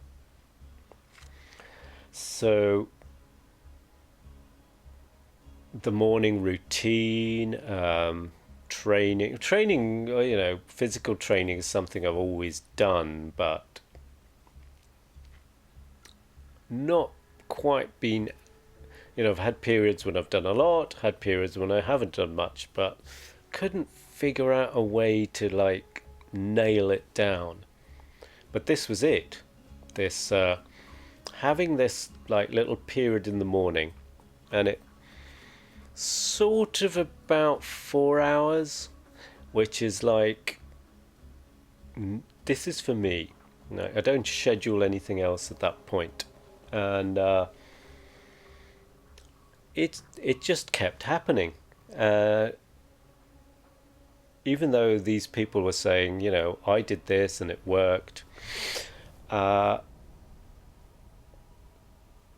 it worked for me. And initially, the clock, the time zone changing, if you like, of me going to bed earlier, getting up earlier, just felt very alien.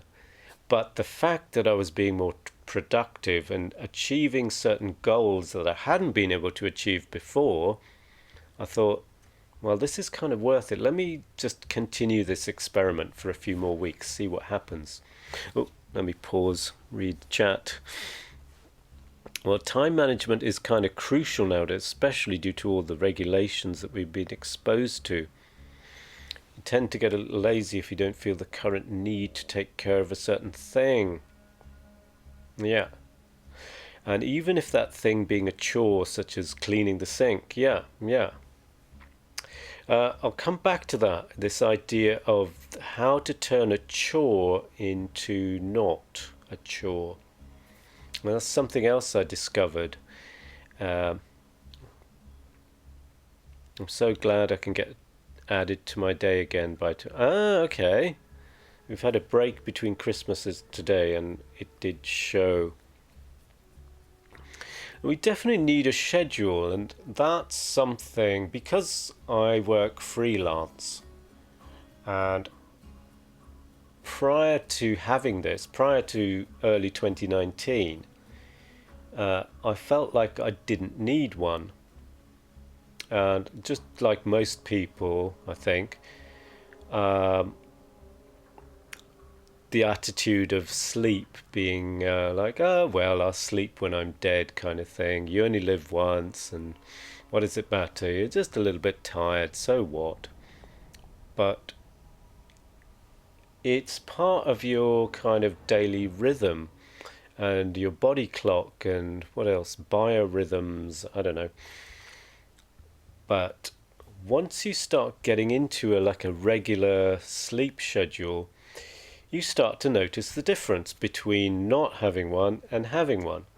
And if you're having like 7-8 hours of unbroken sleep every night, where you're getting your REM sleep, you're getting your deep sleep, you're dreaming, and you're, not waking up having nightmares or anxious, and it's just steady week after week after week, your waking time just becomes much, much steadier. And I started to notice it. And so I just kept that experiment going. I thought, well, I seem to be reading every morning. And then I read this study this was also in the book, the one thing, how you go through this period where you're having to use willpower. The willpower is that kind of where something is new and it feels like a chore. You don't feel like doing it, so you have to kind of repeat that decision of, shall I do it, shan't I do it? Which is kind of what I was feeling with the streaming and having to make a schedule, and feeling that kind of antagonism between something I wanted to do and something I have to do. But once you've, like with, say, brushing your teeth, we all kind of just do it. We don't think about, shall I brush my teeth today or shan't I? Oh, I didn't floss. I didn't used to floss, and I've changed that now. So you kind of, if it's a new thing, you're still going through this mental process of like, do I want to do it? Should I do it? And you're making that decision every single time. But once it's like become a habit, you don't think about it anymore. You just do it. So, when's the last time you slept? Ah, maybe 3 years ago.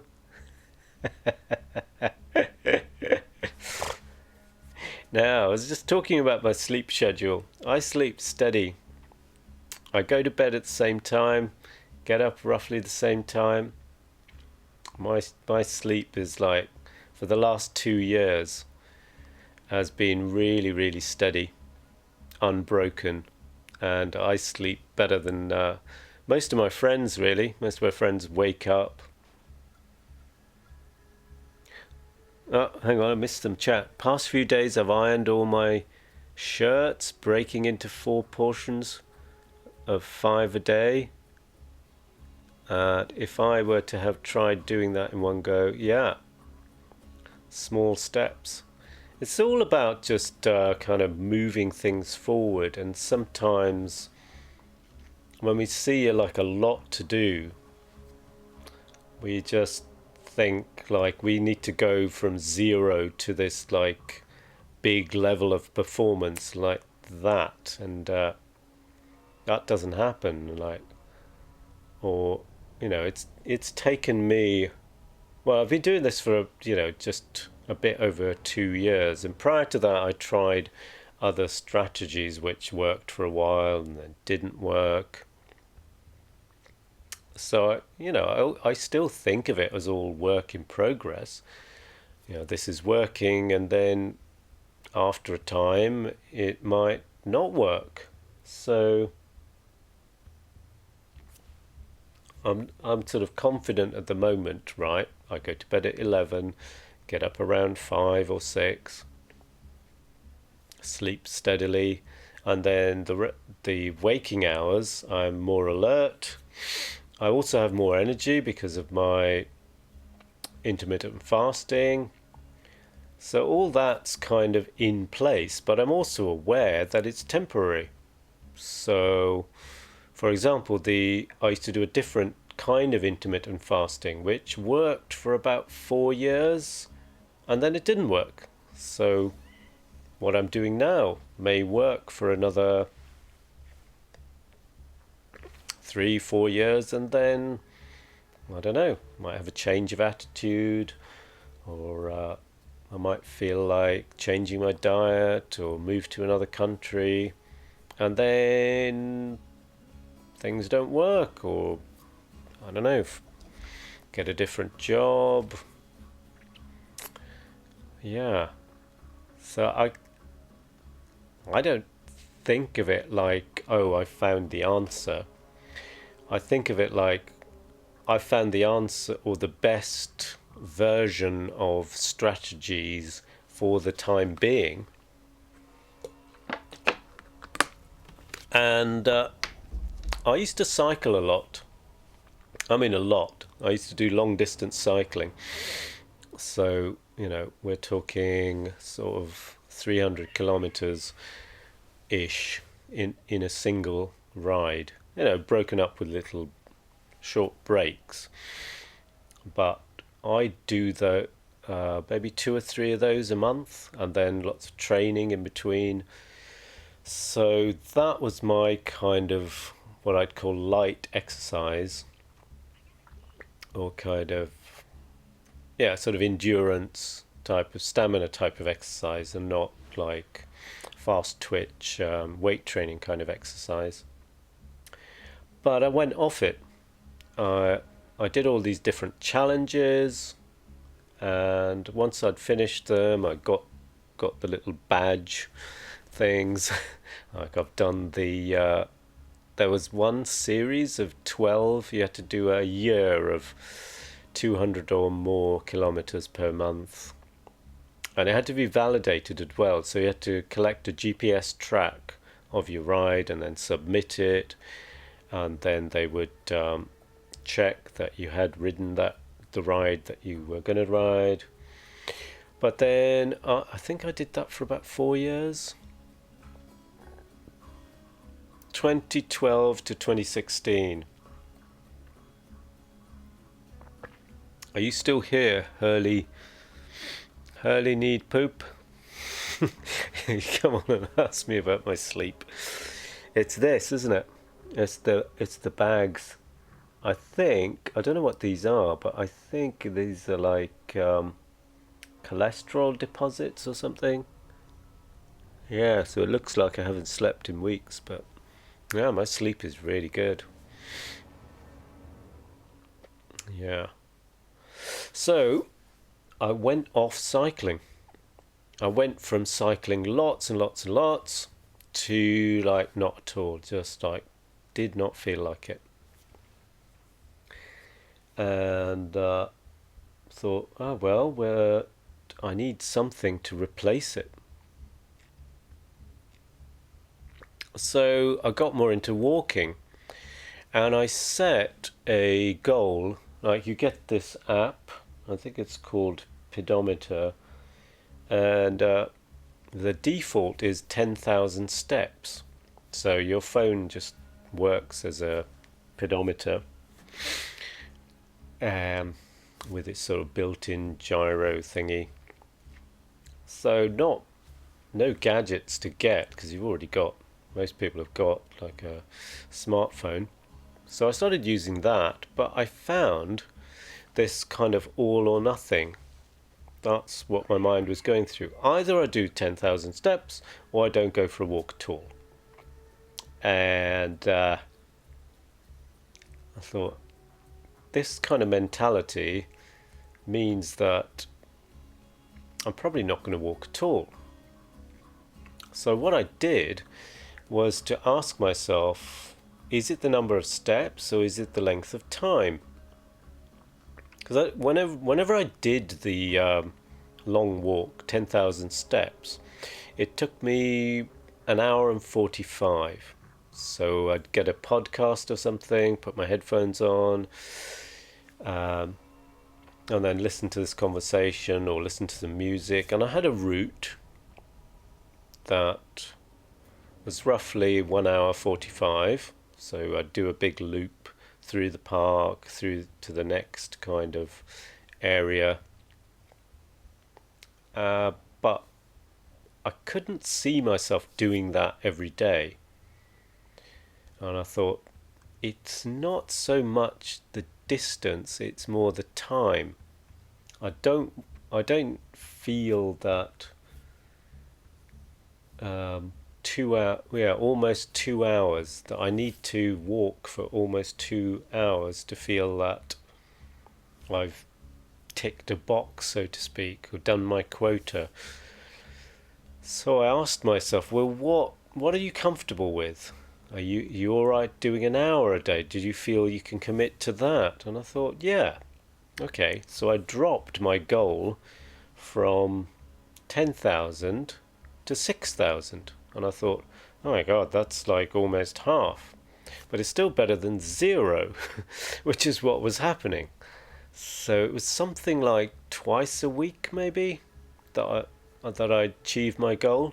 Whereas now, dropping from 10,000 to 6,000, I do it every day, pretty much. So, or I guess a 6 out of 7 success rate rather than 2 out of 7. So 2 out of 7 would be, what, 20,000?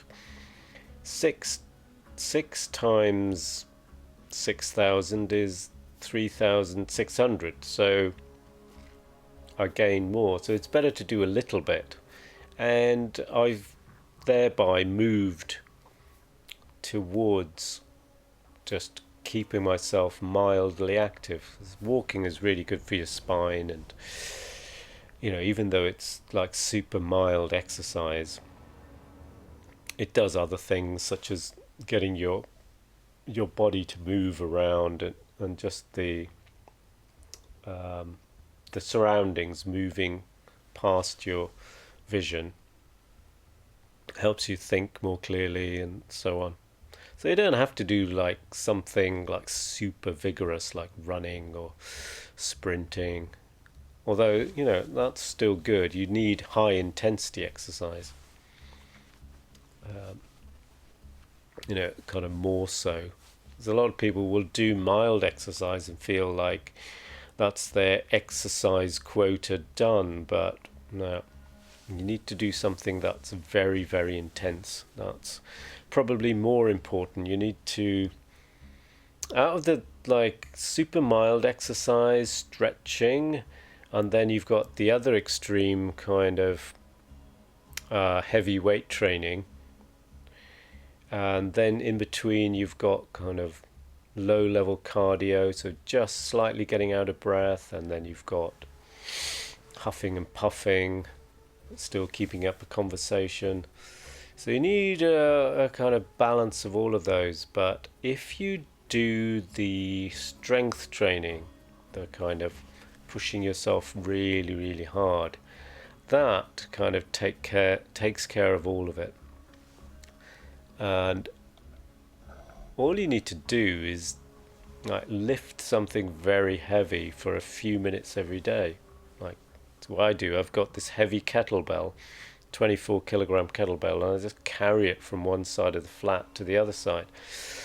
It's like, you know, you've got a heavy suitcase and you're carrying it through the airport. Remember airports. But it means you're using your whole body, and it works your core, and it develops functional strength. And functional strength is good for everything, every kind of physical position you have, getting in and out of bed, standing up if you're sitting on the floor. Yeah, and you don't need to spend that much time on it. There's like people out jogging for hours and hours, which, you know, if you enjoy it, yeah, great. But doing it as something that you feel that you need to do because otherwise I'm going to lose my health. Just there's a book called Power to the People by Pavel Tsatsouline. He's a Russian guy. Well, he's living in the US now, but he was the trainer for the Russian special forces, and he was the one who brought kettlebell training to the West from Russia. He's very, very minimalist in terms of training, physical training, strength training, and I love how he separates out like bodybuilding and strength training, and he stresses that strength training is as much training your nerves as much as your muscles, and it's not about getting bigger, but recruiting more of the muscle fibers that you already have, and that way you don't get bigger. So if you're using currently, I don't know, 30% of the fibers of a particular muscle or muscle group, by training the nerves to recruit more or a greater percentage, so you might jump from 30% up to 50%. So the muscle doesn't get bigger, but more of it gets used to move you, to stand up, to walk, to run, walk up and down stairs. It's just basic stuff we do every day. Reaching for something that's up in a cupboard. Maybe it's heavy-ish, or you're being careful, bringing it down, putting it away, lifting up a child, holding a child, or carrying luggage. But all you need to do is just lift something off the floor and put it back down again.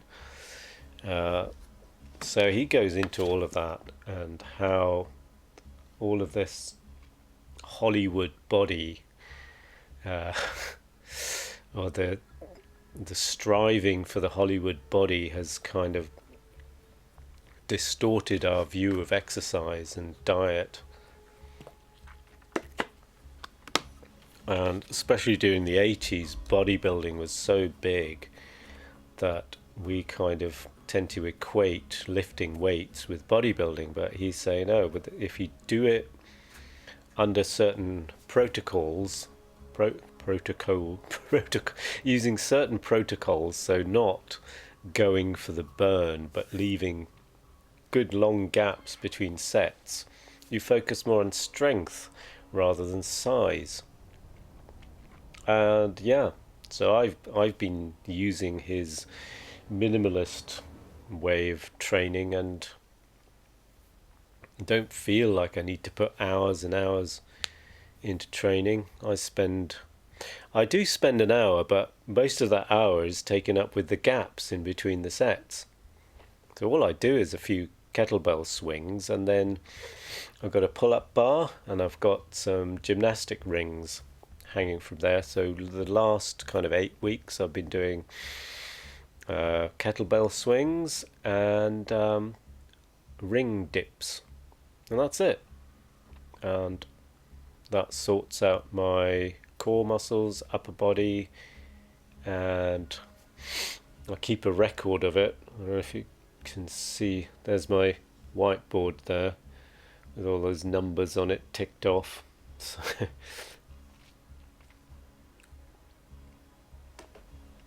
and I noticed, like, I can do more of them. I start to feel steadier. I don't feel as shaky when I'm on the rings, and my progress improves day to day.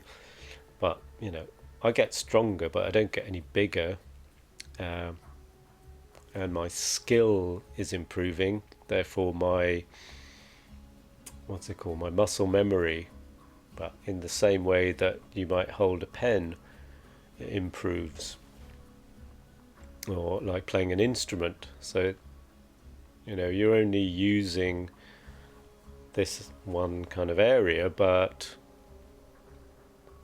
you are having to develop strength there, because let's say you're playing the guitar and you're just learning, you kind of really grab it hard because you don't know how to form those shapes with your hand.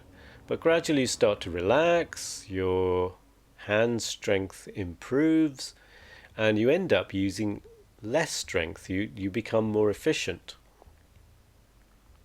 So a bit of both, but you start to realize that strength is really about a balance between muscle and nerves. And if you didn't know about that, if you didn't understand the physiology of that, you would just think about brute force and purely about muscle.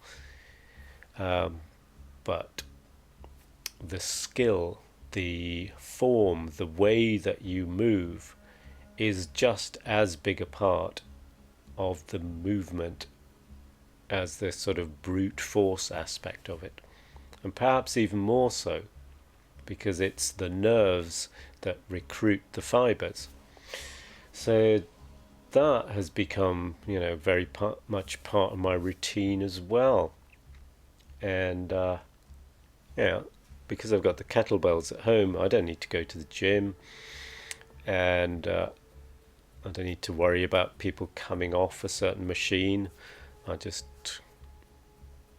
think about a different aspect of the movement every day. I might think about the breathing one day. Another day I might think about catching the weight, or may focus on a certain muscle group, like maybe the lower part of the abdominals as the kettlebell is dropping, and I sort of try and catch it. Or another day I might think about, right, can I keep my shoulders as relaxed as possible during the swing, or getting the distance between the feet correct and making sure the weight is staying on the heels. So it keeps it kind of fresh.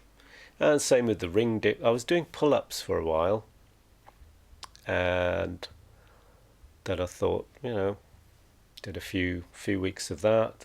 Let's do some dips for a while. When you first do them, I'm so shaky. I think I managed 3, and now I've managed, after about 8 weeks, I managed to get up to 9, but also keeping it nice and steady. And I don't need to go to the gym, spend lots of time there doing lots of compound movement sets and whatnot. And feel like that box is ticked, both in terms of maintaining my health, but also having a habit that just repeats. It's like something that sort of continues, like bit like the brushing of the teeth. I know I don't need to go through that process of am I going to do this, am I not? I mean, if I'm really tired, if I'm ill, if I'm injured, then I might back off, or I'll have a strategic, what's called a deload week. So by doing weightlifting, you're loading the body. Now, if you're carrying a box upstairs, it's a load. So the body is load bearing. So what you do is, I think it's every 8 or 9 weeks. I know sometimes I try and synchronize it with busy periods, but I'll choose strategically, even if I'm not unwell or if I'm not injured or anything, to say, right, this week I'm just not going to train. And in those weeks I can feel it. Like there's a period just after I finish brushing my teeth, and while I'm brushing my teeth, I'll kind of start feeling this urge to do the first warm-up movement, and I can feel my body start to go through that process of like, my warm-up movement is what's called a goblet squat. So it's like quite a wide squat, and I'm holding the kettlebell. I think it's the other way round. Anyway, there. And then you do a wide squat and you kind of move around to open up the hips. Do a couple of curls and then back up again. So I just do a few of those. And that's in the book as well. I think it's called the Russian Kettlebell Challenge. So there's a warm-up routine in there. And I've been doing that for about 2 years, like pretty much every day, apart from being ill, injured, super busy, or deload week. Almanzo1, hello to you too. Hope you're good today. Oh. Gosh, I've been rambling on, haven't I? How the hell have I been doing that for over 2 hours? I do it new. Blimey. It's almost 2 o'clock here in the UK. Yes, I'm in London. And it was very cold. This keeps falling out. Last time I pushed this in so hard that I'll show you.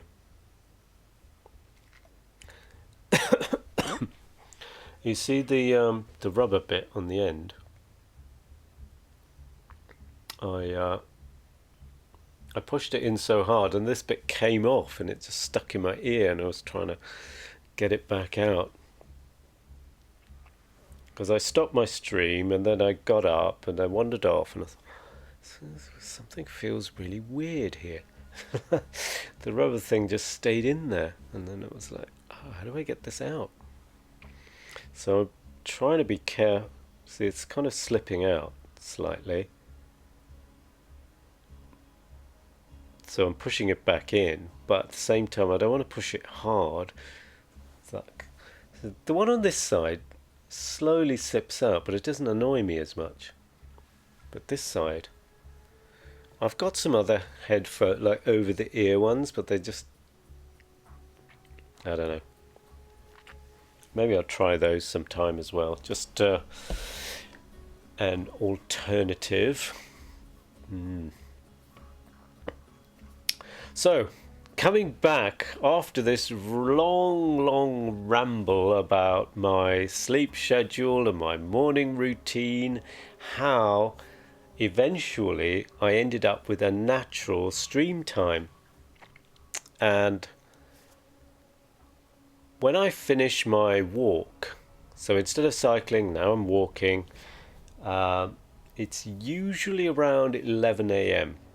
So I get up at 5, do my stream of consciousness writing, do my meditation, I read for an hour, and then I do my weightlifting, whatever that happens to be. At the moment, it's kettlebells and ring dips. Then I go for a walk for an hour.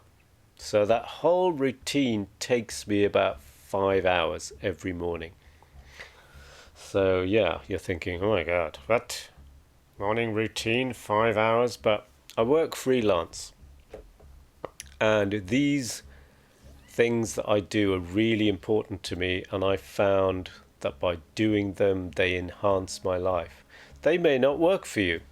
So I don't feel like, oh, he's doing that, I should do that. Maybe I should try it. You should always, neither accept nor reject, but if you think, is there something to this? Well, you could read reviews and things, but you're not going to know until you try it in your own life. And what does that mean? A couple of weeks? 10 days? So implement it somehow in your life. If you think this could enhance, this could improve my quality of life, give it a couple of weeks. So for example, intermittent fasting, that's like something that's been like in vogue, let's say, and you think, is this just a fad? Is this do people really benefit from this? So you could read the reports. Is it dangerous? Watch a few videos and then think, I don't know, would this work for me? Would I feel better? Would I lose weight? Would I have better energy? I don't know. The only way you're going to find out is if you try it. But it doesn't have to be an either or. It doesn't have to be, okay, now for the rest of the year I'm going to do this. Just give it a couple of weeks. That's long enough for you to know if this works. And you don't have to jump from like not doing it. Depends on the kind of person you are. You don't have to jump from not doing it to then suddenly you're doing like a 23-1, like the one meal a day kind of people. You could do like a 10-hour window. So you just skip breakfast. That's enough. And then you've got an eating window from say midday to 8 p.m. Do that for a couple of weeks.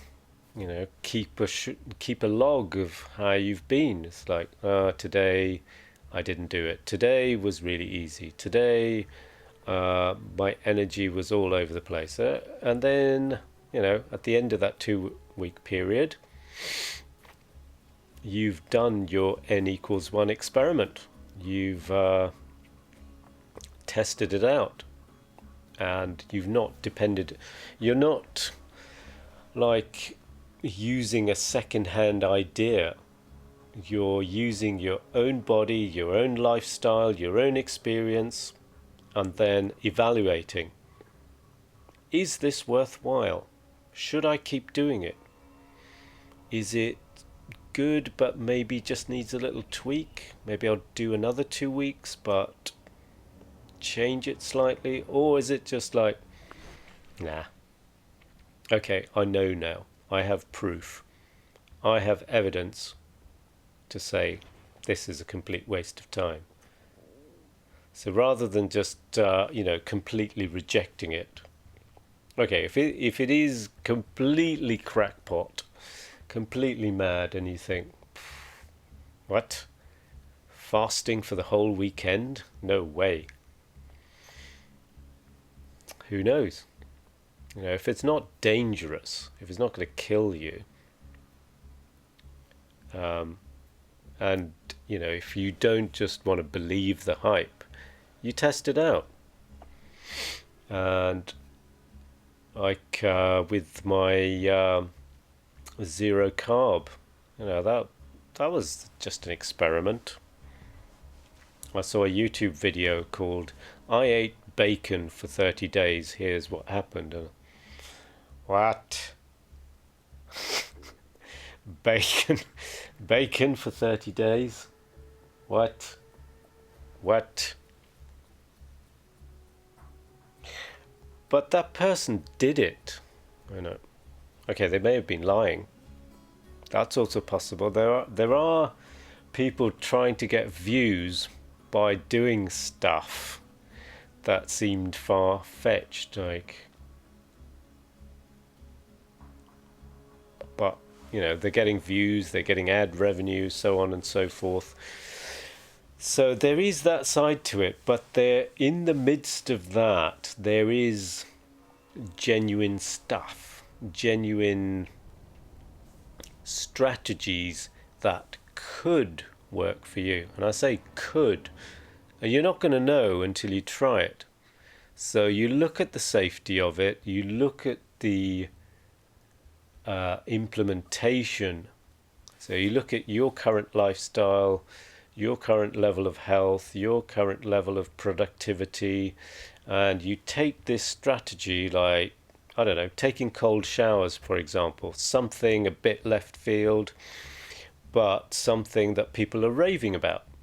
And, it comes up as a recommendation in amongst the productivity videos on YouTube, and you think, I started taking cold showers. Here's what happened. Or here's my 1 month story after taking... I haven't taken cold showers, so it's something I'm thinking about.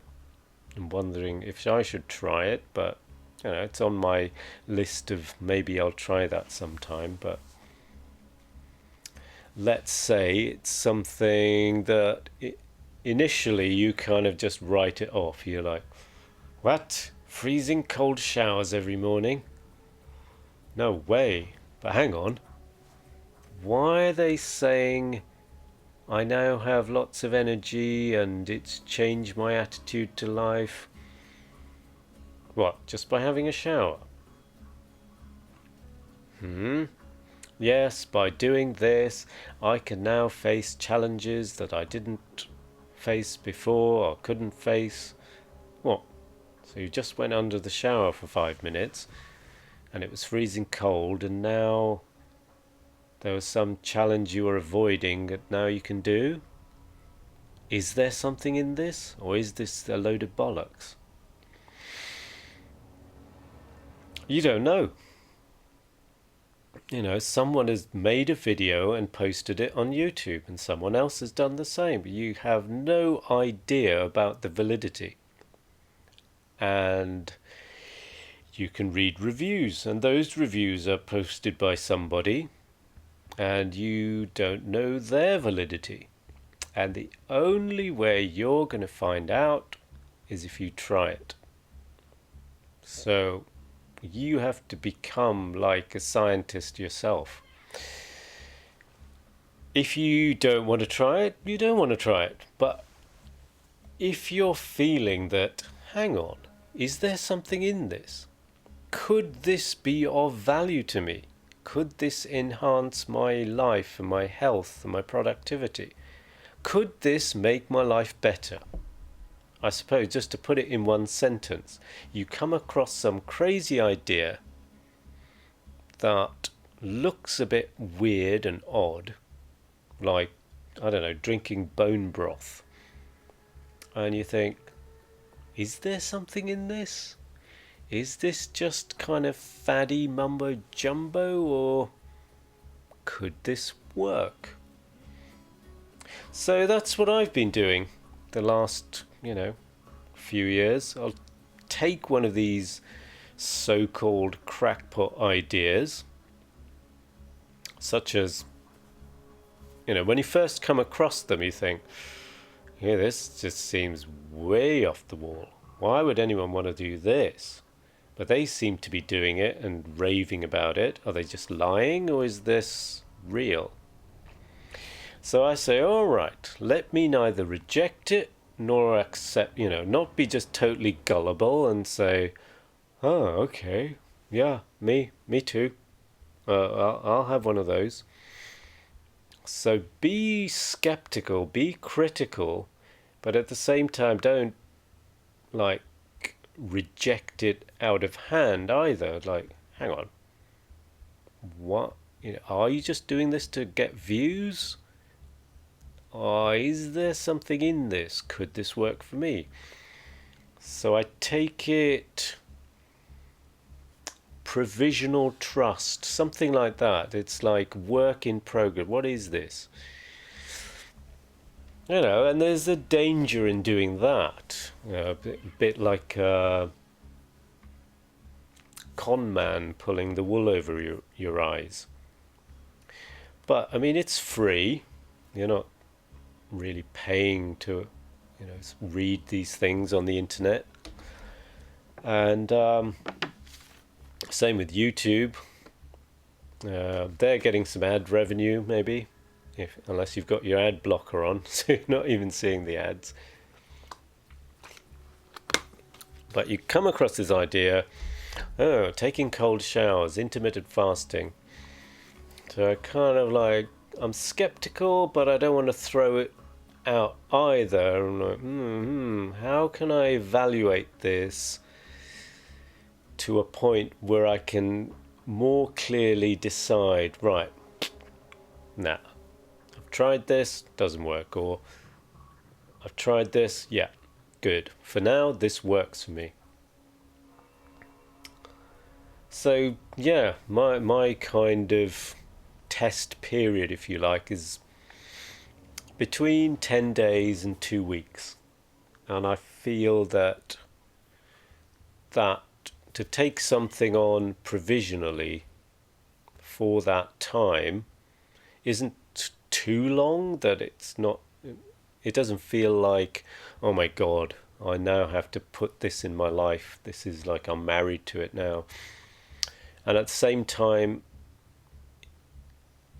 it's long enough. 2 weeks is kind of long enough to kind of make a change or create whatever change it's supposed to create for you to then evaluate.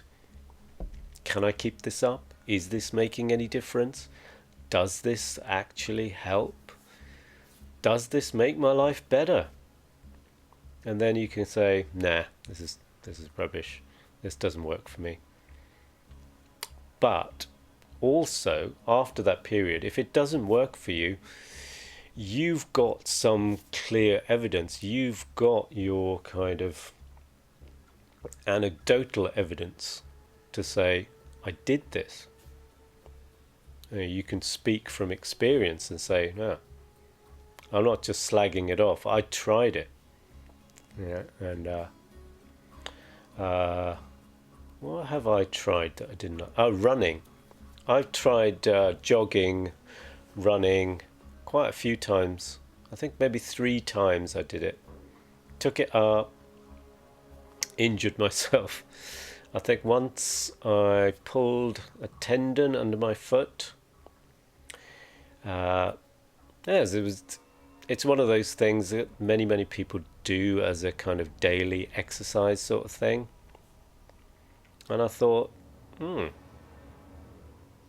not? Let's give it a try. And it takes a while for you to build up a level of fitness where you don't feel like you're struggling continuously. So if any of you who do run, you'll realize this, that when you first start, or if you have a break and then start again, you have to go through this period of adaptation where you go from not being a runner to being a runner. So I think it was about 3 weeks. So I got my body rhythm, so the actual running movement. So I think I was not quite getting the rhythm, and also the breathing rhythm. And once that all kind of fell into place, then it felt I wouldn't say comfortable, I'd say less uncomfortable, if you like. And I felt good, but when I came back, but there was something about it I didn't quite enjoy. Maybe the hard impact, and then of course I injured myself. And I tried again when I was doing my final exams at university. I tried again then because, yeah, at the time I was going to the university gym and I was doing karate lessons maybe 2 or 3 times a week. So I stopped all of that in order to focus on studying for the exams. But I felt like, yeah, I needed some kind of physical activity. It's like when you train regularly, uh, you need a kind of outlet. It's like that feeling of needing to move or exert yourself builds up. Oh, that's it. In the back garden, there was a child's swing. And I think the swing was missing, and there was a punch bag. So I used to go out into the garden. I used to have some tequila. There were some other guys I was sharing with, and we used to drink tequila, hang up this punch bag, and just beat the shit out of it. So that was something. I think I kept doing that. Yeah, but during the karate lessons, which was very physically demanding, and doing the weight training, because that involved actually going somewhere and taking up a lot of time, I decided, right, what can I do that gives me a kind of physical push, physical exertion without having to go somewhere, but I can still study. So I took up running, and same again. It took about 3 weeks. I was living in Brighton at the time, and I was running around Preston Park. And yeah, it took around 3 weeks to get to a level of fitness where I felt comfortable-ish. But then I injured myself again. I don't know what I did. I either pulled a muscle and then stopped, and then didn't start again. So there was that. And there was another time, I can't remember when that was, but similar thing. It took a while, and then didn't quite enjoy it. I enjoyed the building up process, from feeling the discomfort of it and going through that process of feeling more and more comfortable. But the actual act of running, I never really got into. I really loved cycling, and that's why I got into the long distance cycling. But running, see this, where is it? This road. Like when I cycled those long distances, there would be beautiful roads like this out in the countryside. I spent hours and hours on. But running didn't quite give me that. So after those few times, I didn't really take it up again. But I have the experience of having tried it, because I know lots of people do go running, especially nowadays with the lockdown. I've seen how many people have taken up running and jogging. But it's not something I would do because I've tried it in the past. Maybe I might, if I tried it again a fourth time in my life, maybe at this point in my life I might like it. But just wanted to bring an example of something that is advocated by people to others by saying, you should do this. This is really good for you. This will give you better health and make your life better, essentially. So that's how it's presented. Do this do it regularly, make it part of your life, and your life will be better. And you won't know until you've tried it. So I wanted to have an example of a thing that I've tried and then thought, nah, this doesn't work. I got injured and I didn't really enjoy it enough. So, if it's a bit of a chore, then why are you going to keep doing it? And streaming for a little while after I started, I went from when I came out of the honeymoon period of streaming back last June, July, and I was feeling like, do I need to have a schedule? Do I need to tell people I'm streaming at such a time and such a time and stick to it? Yeah, I don't like this anymore, so I just stopped. But now I seem to have a natural time. I finish my kind of morning routine at around 10 a.m. say. It varies, but around there. Then I go for my walk and back around 11:30, and then I eat. So because of intermittent fasting, I don't eat until sort of 4 in the afternoon. So I've got from midday until about 4 p.m. Unless I've got client work, which I haven't had much of lately because of lockdown. People, lots of people not getting as much work as they did. I've got that period free, and it's also a time when there's light, so I don't have to worry about artificial light. So I thought, this is ideal. This kind of fits quite naturally into my day. So rather than having to decide artificially, if you like, on a stream schedule, there was a period between midday and 4 o'clock, which just kind of was there. And I thought, I can stream at such a time. And that's what I've been doing the past few weeks. So I went from not knowing anything about streaming to suddenly I'm streaming to, oh no, I need a schedule. Right, I'm not streaming anymore, to, oh, actually, I quite enjoyed that. I want to do it again. And, here's a time. Here's a time that works for me.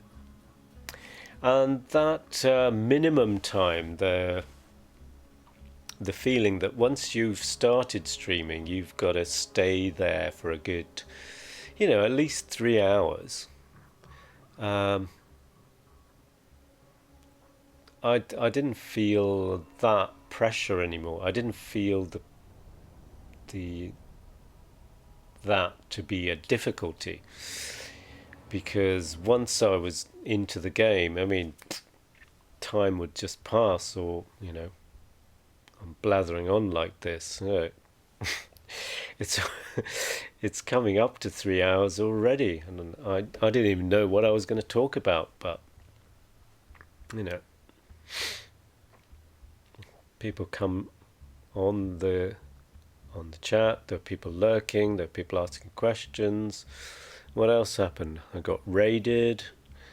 So events occur, and you just start to trust that process, that these things are going to happen. You will think of something to say, you will engage with what you're doing, and the fact that I'm enjoying it will kind of carry you forward. Which, like I was saying with the running, I tested it out and I realized, well, I'm getting injured, I'm not really enjoying it, so I've tried it.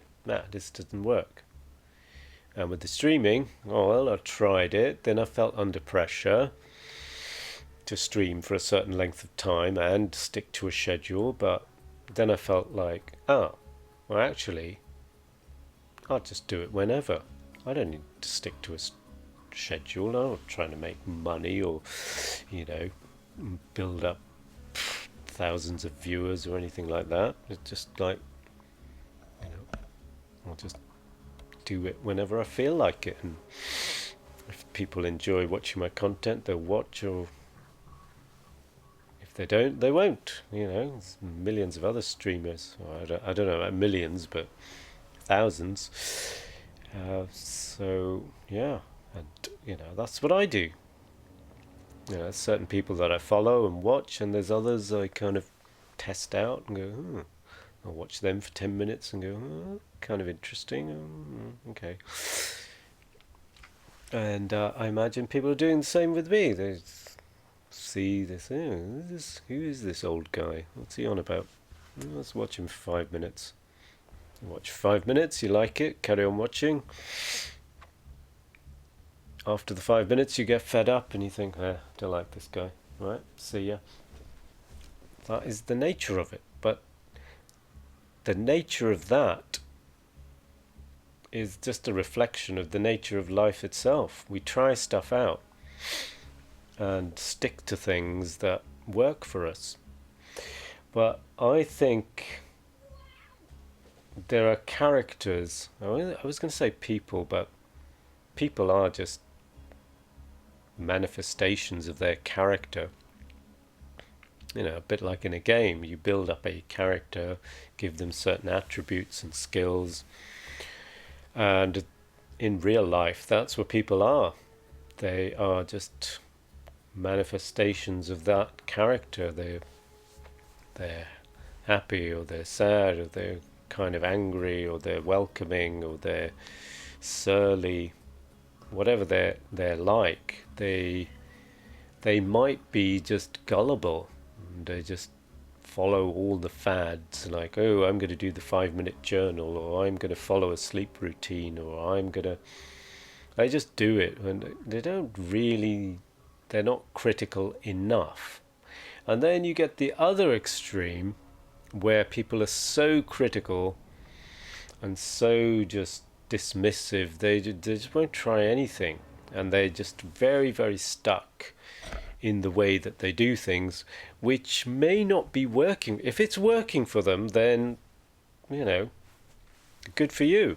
You found a strategy that is effective. So, fine, stick with it. Obviously. But here is something that could enhance your life.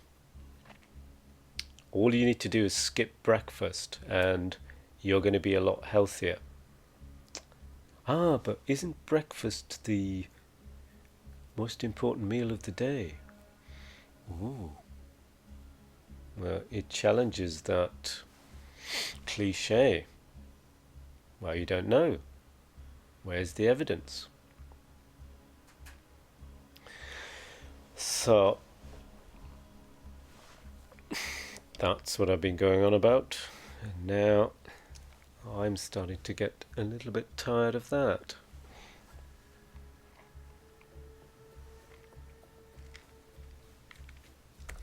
But now I'm happy, I'd say, with the way that I'm streaming. I don't feel the pressure. I don't feel I need to maintain a schedule. And I can feel okay with not streaming. If I feel like I just want to play a game but I don't want to share it and talk about it and have commentary. And other times I really feel like it. You know, and I feel engaged. I feel like, yeah, this right now, this is what I want to be doing. And it doesn't feel like a chore. Both, I mean, the game itself can sometimes feel like a chore, especially like, you know, lots of games have farming and grinding.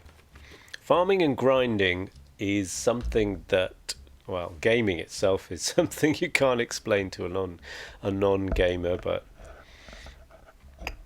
talk to a non-gamer or try and explain farming and grinding, where you're playing a certain part of the game over and over again, trying to get a certain item to drop. They will not get it, but if you're a gamer, you totally get it because you've done it and you know that feeling of the grind of doing it over and over again, but also the buzz when you finally get that drop. It's, yes, yes. And they won't understand that either. And that's what makes the grinding worth it. But I didn't want streaming itself to feel like a grind. And having gone through that process of just rejecting it and saying, okay, if this requires me to stream for a minimum length of time each stream and have a schedule and then go through this process of setting up all my gear every time and putting it away, then I don't want to do this. This is a job. But now, having done it for a certain amount of time and kind of made my setup a lot more streamlined, and having tried out various scenes and mic setup and OBS settings and this and that, I have now a particular way of doing it, where I put the camera, where I put the light, how I have the game, the volume of the background and the microphone.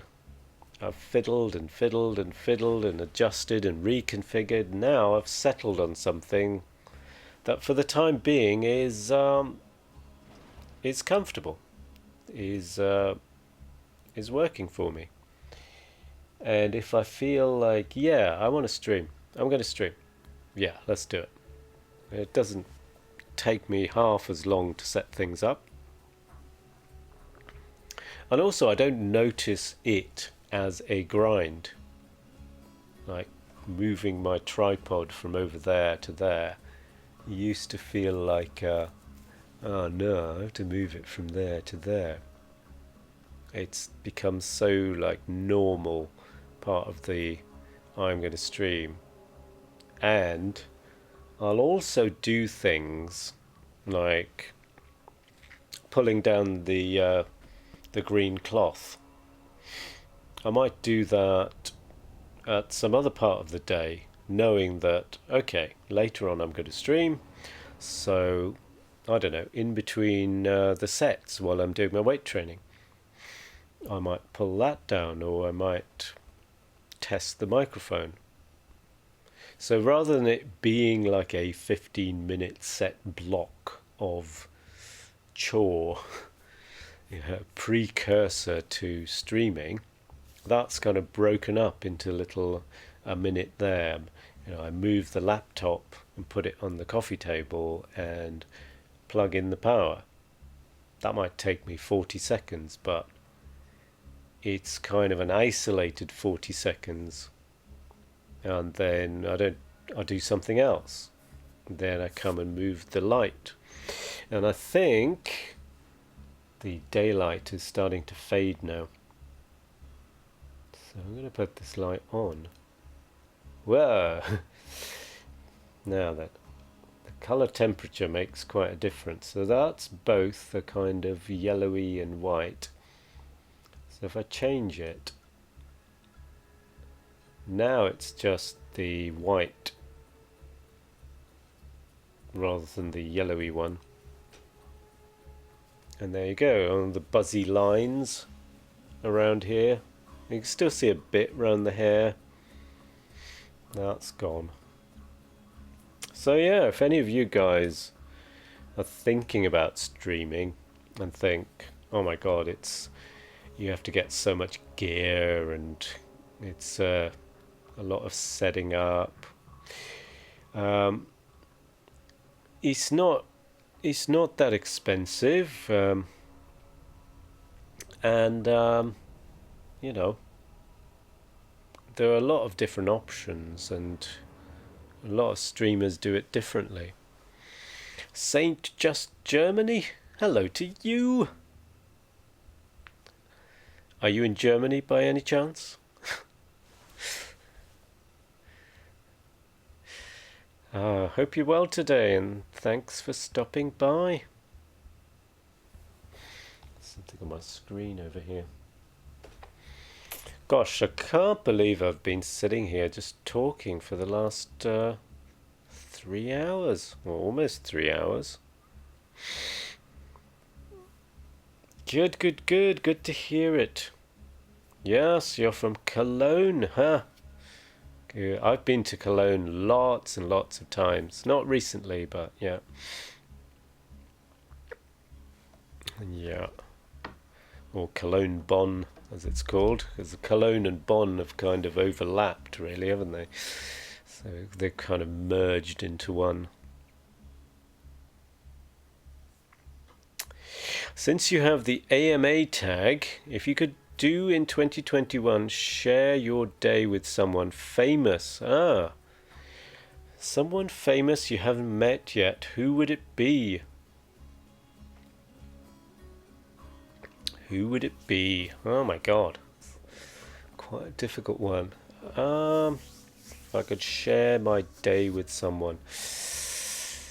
I guess someone who has been quite an influence on my life.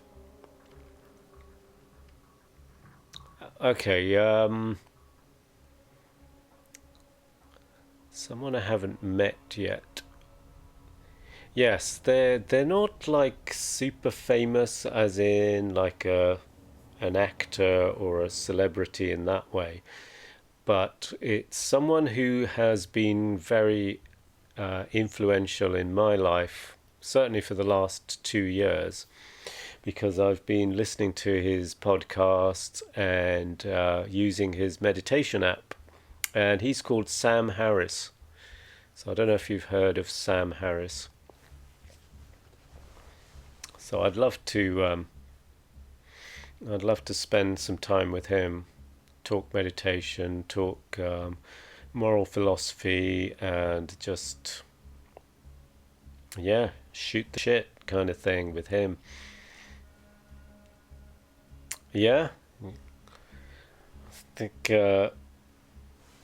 You've heard of him. That's good. Yeah, some people I've spoken to haven't heard of him, but yeah, I guess he's becoming more famous as he gets more and more kind of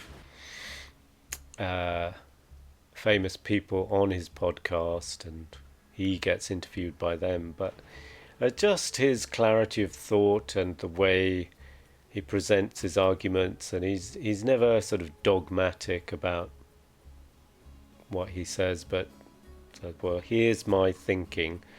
This is what I claim, but I don't say it's like this is a fact. This is how I've reasoned it out. I've reasoned this based on this, and that based on that, and if you follow these arguments constructively, then this is the conclusion that I've reached. So,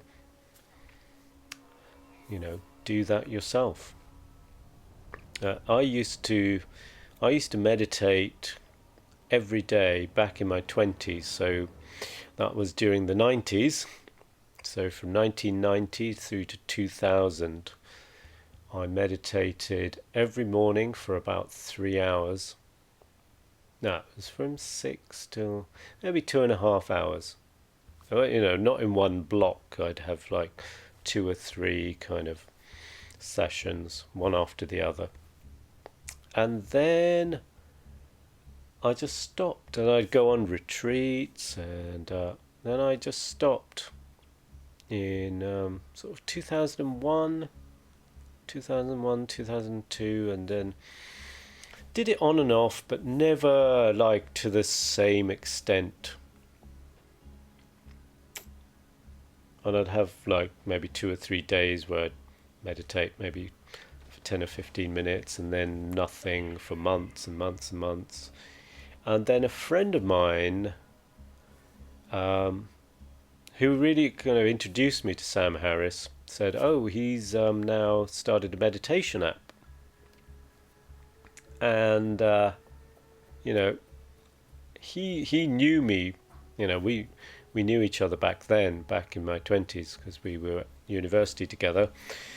And he saw me go through that process of, because I was pretty much like a full-time Buddhist back then, so I was doing a lot of meditation, studying Buddhist scriptures,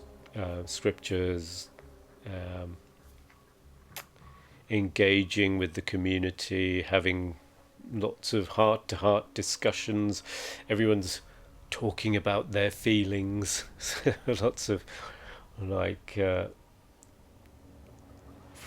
friendships kind of thing.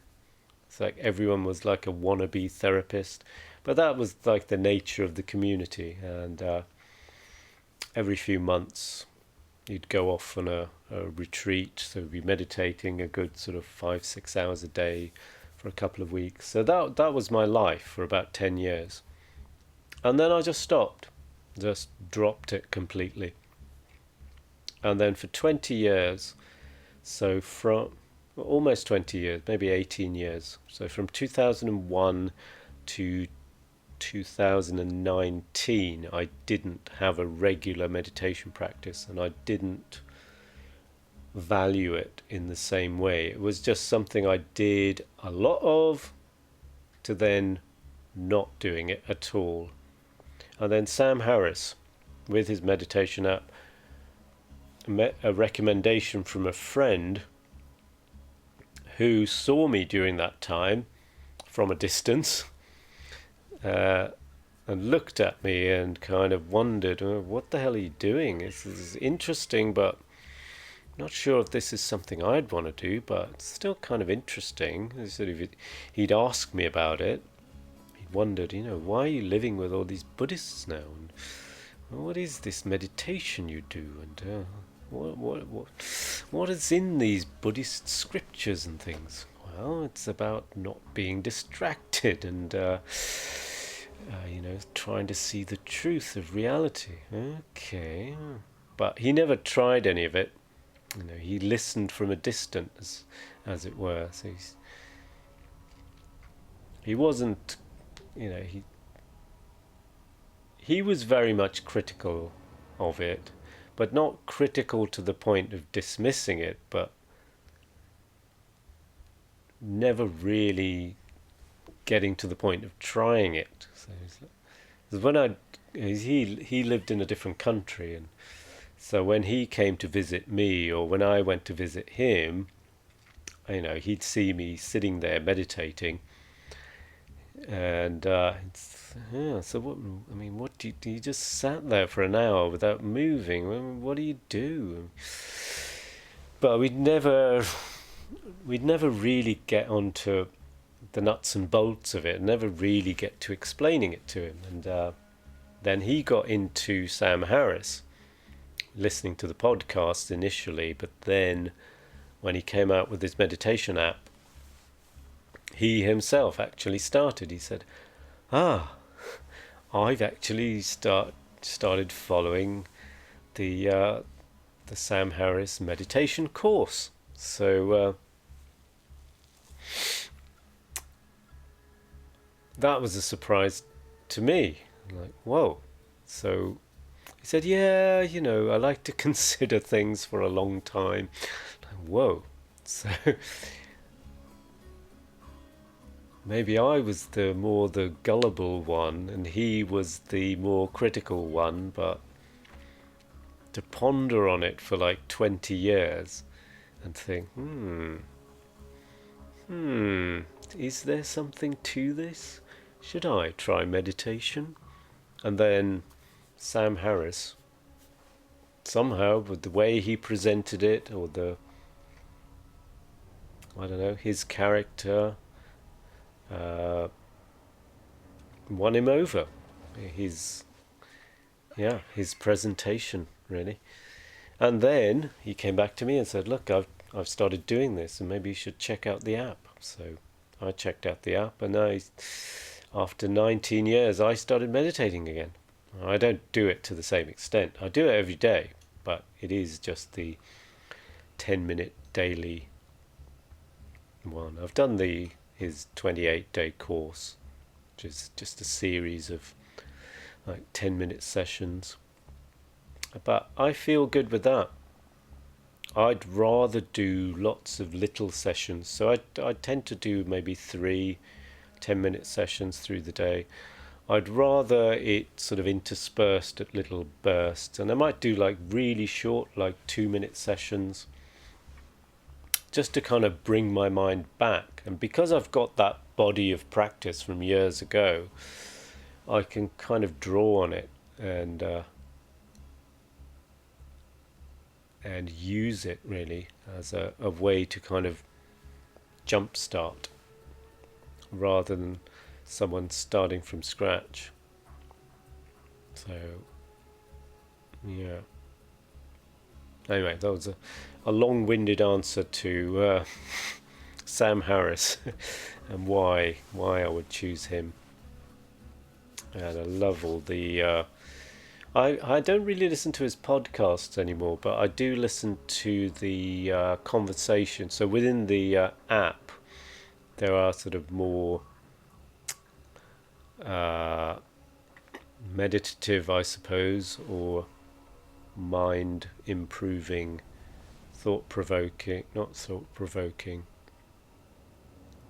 meditation oriented conversations. So I listen to those. I don't meditate really. I tried with other people, but for me it was too boring, just sitting and doing nothing. But I like some silent moments, for example, to go for a walk in the park, let my thoughts wander. Well, maybe I could have a stab at it, because meditation has 2 meanings, 2 kind of very broad meanings. So one meaning is a state. So you're trying to bring your mind into a particular state. So let's say calm state. So, or there's also another meaning, to meditate, to kind of think something over, to reflect on something. So like when you're making a decision, like you're going over it and going over it. And that calm, so sometimes meditation is that particular state. So a state of meditation, or I don't know, from a brainwave point of view, you might say, oh right, I want to change my alpha state, or I need to go into a theta state, or that kind of thing. And then the other meaning is, or could be like an umbrella term for all the different kinds of techniques. And there are lots and lots and lots of techniques that you can use in order to get you from, say, whatever state you're in to that state. So those techniques are called meditation. So, and it's not necessarily all sitting. There are techniques where you're walking. So like you're saying, I like some silent moments, for example, a walk in the park. So you could do, there are techniques which I've done on retreat, and I've taught them as well. So if someone's very, very hyper and they sit down and they can't really sit still, And there are contraindications as well for certain types of people, or certain with certain conditions. I mean, very few, but it's worth checking out. But doing meditation or using these techniques might make things worse for you, because you're trying to maybe, if you've got, say, PTSD, meditation gets you to look at or feel whatever you're feeling, and that might make it worse for you, and you're not ready to then take on the full brunt of it. Well, something like walking meditation, like you're saying, going for a walk in the park or going for a walk in the woods, and just becoming or noticing things. You notice the sound of a bird chirping in a tree, or you notice the movement of your legs or your hips. You notice if you're slouching or you're standing up straight. You notice if you're bored. I mean, that's essentially all you're trying to do when you're meditating, is to go from a state of being distracted and you're kind of off on some train of thought, thinking about something that's got nothing to do with what's happening right now. And what's happening right now is you're going for a walk. Your arms are swinging. You can feel the cloth of your clothes brushing against your arm, or your trouser leg rubbing your thigh. And, and it might seem like, oh, is that it? Well, yeah, it's as simple as that. You bring your attention into what's happening right now. Your mind is always going to wander off. That's what it does. And you gently bring it back. Ah, there's the road. Oh, look, the road's got a bit bumpy. Oh, when I'm walking, I seem to be pressing on my heels rather than my toes, or I seem to be leaning to the left. You notice that. If you're actively trying to bring your attention back into what you're doing, you're going to start noticing things you didn't notice before. Like you're slouching, or I feel a bit pain here. And you don't do anything with it. You just notice it. Wait, did you say quiet? I need that because my girlfriend always talks. Well, there's listening. And that's part of meditation, is kind of listening to yourself. Listening sort of internally to how you're feeling, what you're thinking, sensations in your body. And, I suppose listening is more with your ears, but I'm using the word listening metaphorically to encompass all kinds of observation. Is it warm? Is it cold? And sometimes your idea of how you are right now is not how you are right now.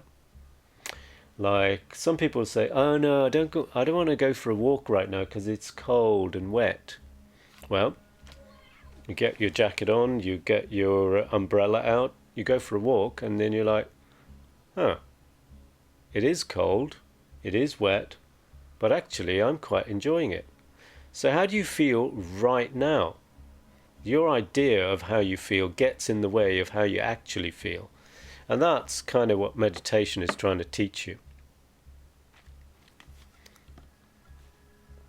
So I already try to be in a certain mental state or mindset. I try to be peaceful and calm and in touch with the present. Yeah, exactly. And sometimes it isn't going to be calm or peaceful. Sometimes it's going to be painful. And you kind of just observe that. And like now, I can feel my lower back from sitting here for 3 hours and not moving is feeling a little bit uncomfortable. So I can do something about it. I cannot. And it's the way we behave is more of a reaction. Something happens, we react to it. Someone says something and we react to it. And meditation is helping you to create a little bit of a gap, like, and notice, he says that, I get annoyed. Okay.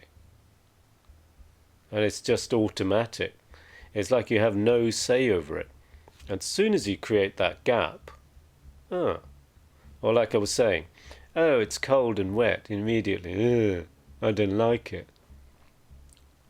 Do you? Maybe you used to not like it, maybe you like it now. Or maybe you really, really don't like it. You like it even less than you think you like it. And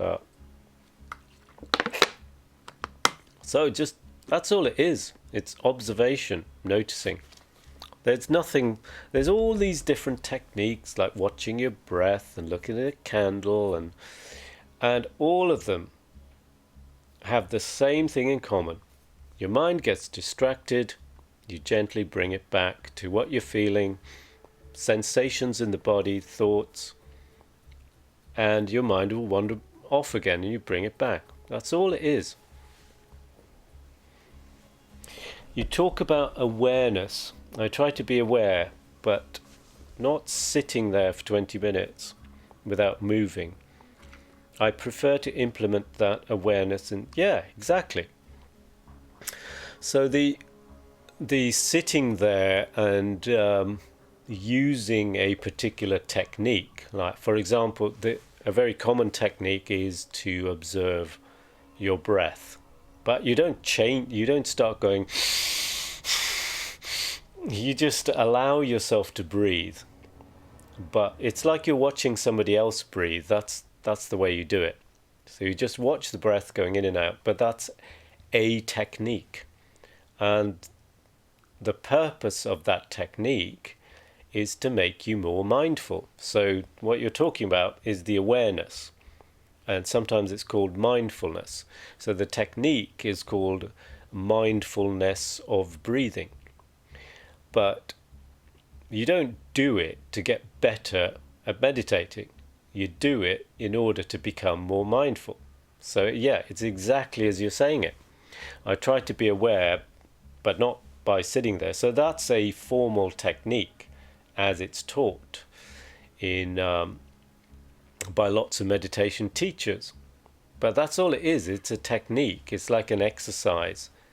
So you don't lift weights to get, unless you're competing in the Olympics, you don't lift weights to get good at lifting weights. You lift weights to get stronger so you can do all the various things you do, like carrying a suitcase, or it's moving your body, getting up, sitting down. All of that gets easier if you're stronger. So if you're using a technique such as sitting down and observing your breath, the effect of that is to make you more aware, to be more mindful, but not just for your breath, but with everything. Like I was saying, you're reacting. So a friend or a relative says something to you and you react to it and go, oh no, what's he talking about? That's so annoying, I'm going to punch him. And then you notice yourself doing that. And you haven't noticed before because you never meditated before, and you notice, that really pisses me off. But it's just so automatic. Maybe I don't need to get pissed off, or maybe I can deal with it in a different way. And things that you never noticed before suddenly start to become apparent. Or like you notice you've been always sitting on one side, and that's why my back hurts, I do that. But yeah, it's just to develop your awareness, mindfulness, just for your whole of your waking day. Or like I remember noticing that, I was using a knife and fork, and my left shoulder seemed to always go up when I was holding, for some reason. I don't know, but I just noticed it. No one told me. But because I was regularly meditating on it, and then my shoulder was getting really stiff. So the next time I was eating, hang on, relax. Next time I was eating, relax. Gradually, the shoulder pain went away. So little things about you that maybe other people aren't telling you, you start to notice. You start to notice things about other people, or the way your room is arranged, the way you put your furniture out might be kind of annoying you, and then suddenly you notice it, you move some stuff around. I'm like, that's better. That's been annoying me. There was something that was annoying me, but I didn't quite know what it was, and now, yeah, I like this a lot better. Things just start to become more and more apparent in your day-to-day, and that's why you do it. It's not to become good at meditating. Yeah, you can you can do it for that reason, but like I was saying, you lift weights to get stronger, not to get good at lifting weights. Since I have anxiety, I'm always in the future, if that makes sense. Yes, it does make sense. Because anxiety is like hopes and fears. Hopes and fears are about something that may or may not happen. And it's, uncertainty. You don't know if it's going to go well. You want the future in the next 10 minutes time, or future as in tomorrow or in 6 months time, but that's where your mind is. And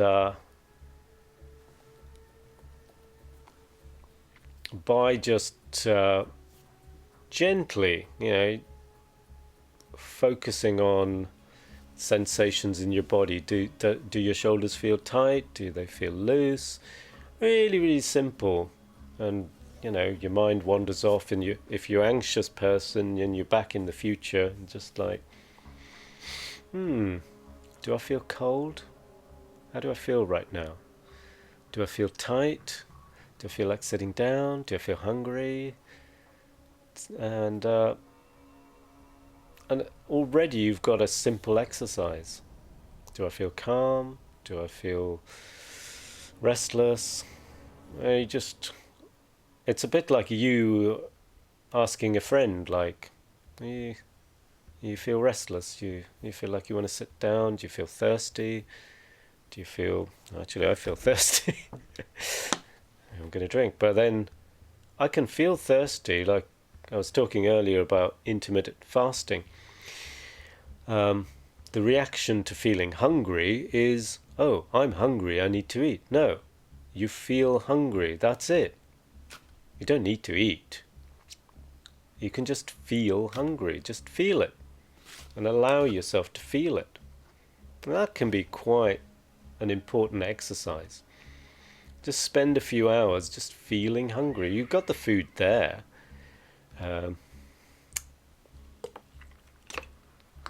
But you don't need to eat. You feel like you need to eat, so look at that feeling. I feel hungry, and I also feel there's a need to eat. But there's a reaction, there's a sort of automaticity, and it's like breaking. Meditation is all about breaking that automaticity. Yeah, missing some chat.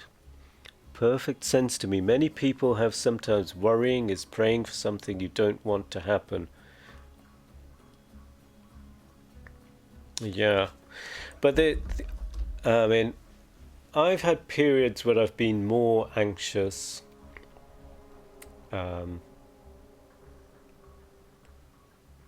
And less anxious. Oh, this just crashed on me.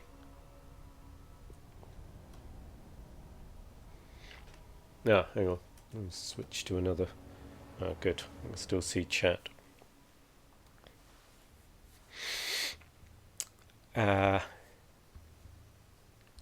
So like, meditation is very much like you're working on your own, and I guess nowadays we're not having as much contact with friends, but there's the feedback when you're with friends, when you're with certainly friends that you trust. The feedback that you get is kind of telling you, if they're being kind about it, is telling you something about yourself that you're not noticing. And that's kind of what you're trying to do with meditation, is to notice things about yourself that maybe you didn't notice before. And we tend to, I'm talking about the whole of the human race, we're just on automatic. We have certain character traits, and those are just our habits, our behavior patterns. And they, meaning the behavior patterns, they are what govern us. They decide what we do or what we don't do. So, hi, Mr. Mask YT. I will hydrate.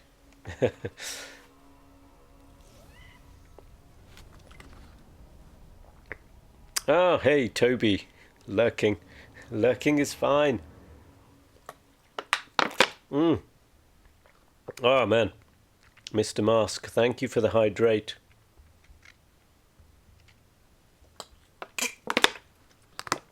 Oh, I needed that, actually. Throat's drying up from talking and talking. Gosh. So what have we got onto? We've got onto meditation, haven't we? Yes. Yeah, it's sometimes meditation is one of those things that's kind of shrouded in mystique, and it's some people going off to ashrams and wearing robes and all of that, but it's very simple. It's just developing a state of not being distracted and trying to see through being on automatic. That's about it, really. Yeah, it's easy to just say it like that, but to gradually change your attitude, to stop being distracted and being more present, is a process. Do you have any motivation quotes that you always remember?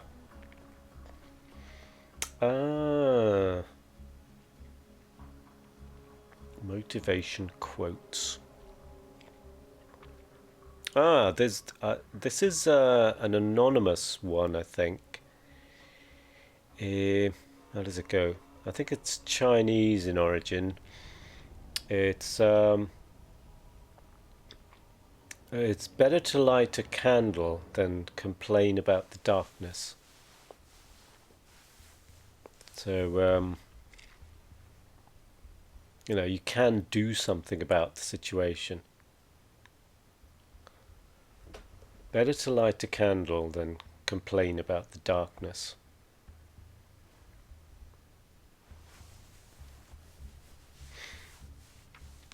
I'll probably think of some more. There's what's his name? Jocko Willink, who wrote Extreme Ownership. And he's got a YouTube channel and podcast.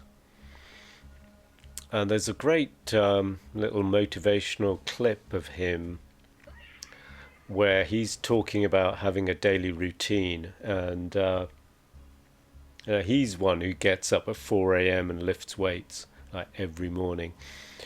And he's saying there's some days where you just don't feel like it and you just go through the motions. And he says, well, just go through the motions. Don't skip it. You schedule your weightlifting in the morning and you don't feel like it, well, tough. That morning, just go through the motions. Don't think about should I do it, shouldn't I do it.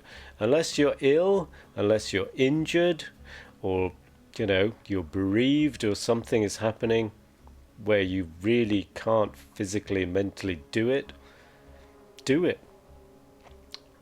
Some of those things, like a program, you just need to schedule it, commit to it, and just get on with it.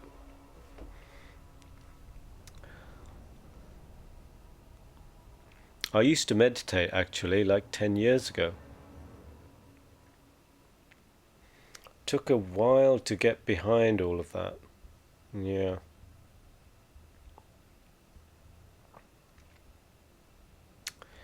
There are a lot of, like I was saying, it's meditation tends to be shrouded in mystique and, like it's some magical thing, but no, everyone's got a mind. Everyone has distraction, and it's really, really very simple. Yeah, you need to step back from it, and I think for me, the having a 20-year break has made me look at it in a different way. 'Cause I was involved in all of that mystical, magical kind of world. Hey man, hoop shooter. Greetings from Latvia. Yes. Gosh. Hey, thanks for stopping by. Like the why and the what to do I am aiming for. Ah, the why.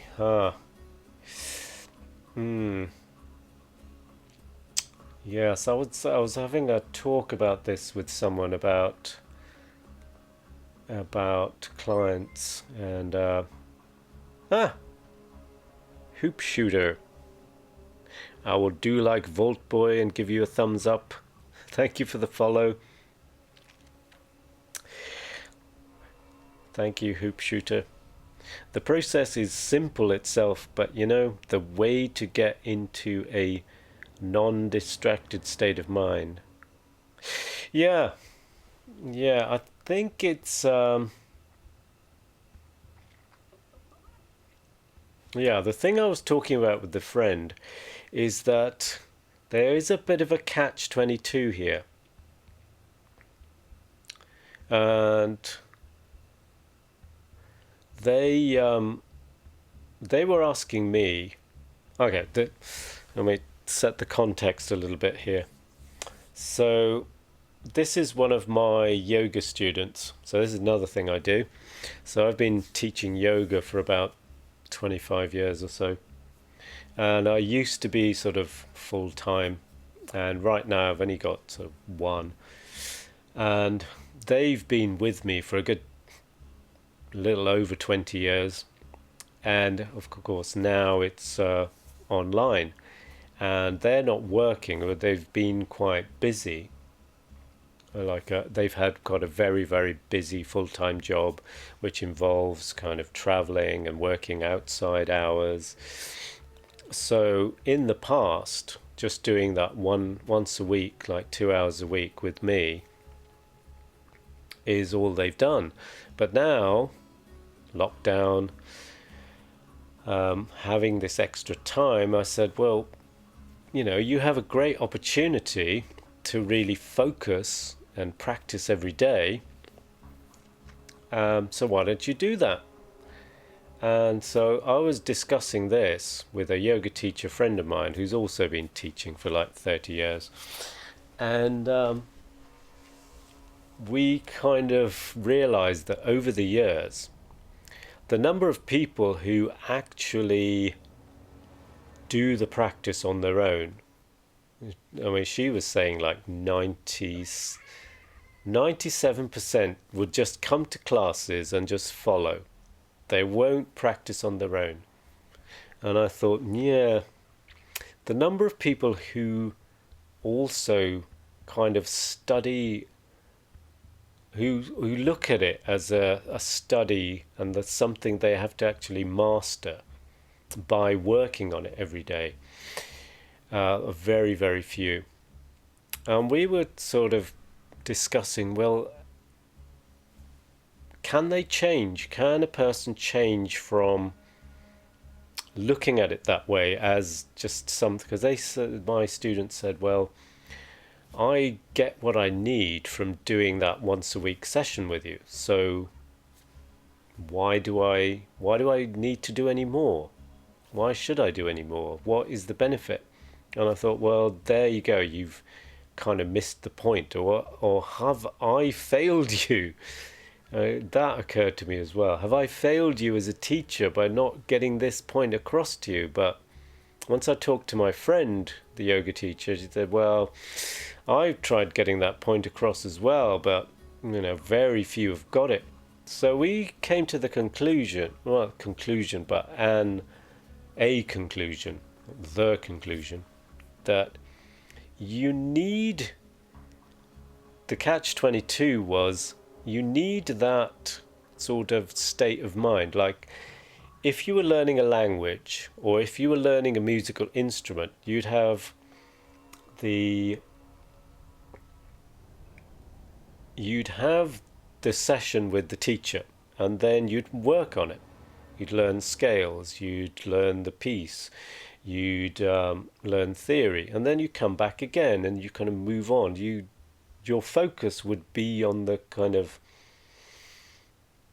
learn the studying and the mastering and trying to move forward. But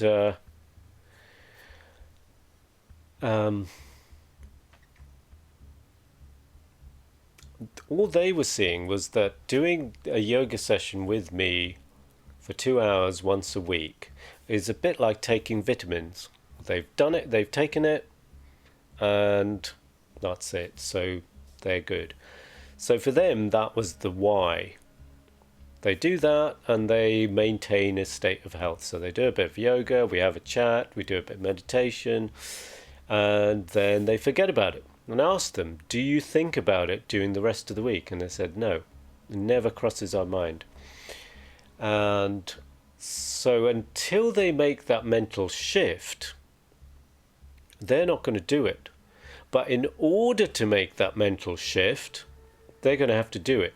They're going to need to do a little bit of daily practice for a length of time, maybe a month, to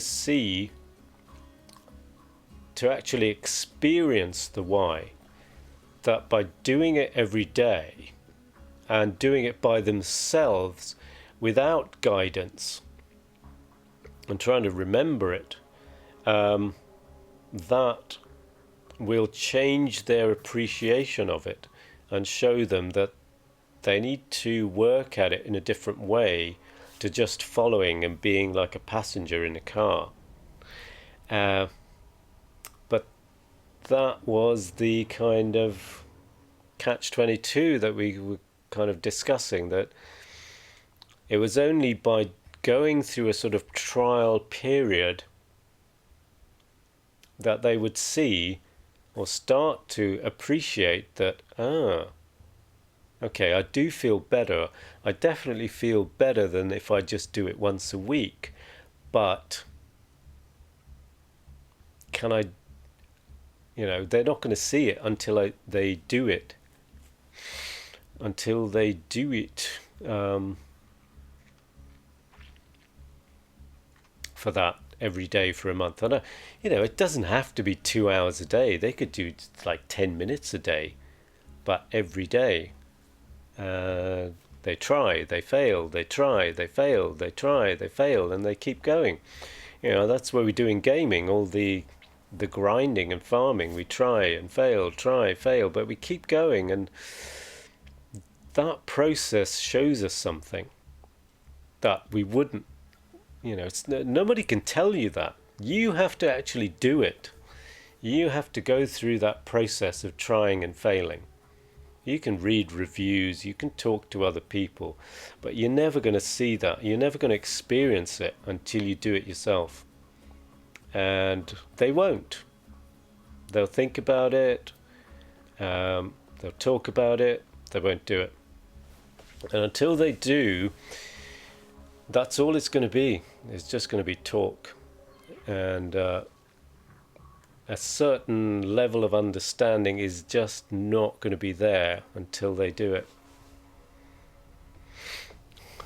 DJ Farron, hello. Gothy, hello to you. Any gaming? I might do. The plan was to talk for a bit until I got bored, but I've been talking for 3.5 hours and we're still engaged. Don't worry, don't cry, drink vodka and fly. How to fly? You can't fly at the moment, we're in lockdown. You have to wait till the till the airports are open again. It's not flying per se, more like an elevated state of mind. Sure, you can add substances to that process. Well, it's interesting. If you go back, well, if I go back, before I started meditating, I was doing a lot of substances, if you know what I mean. And then started to have bad trips. And yeah, that's what got and I stopped everything. You know, I had 2.5 years of like a lot of indulgence for yeah, back in 1987, from 87 until 89, I'd say.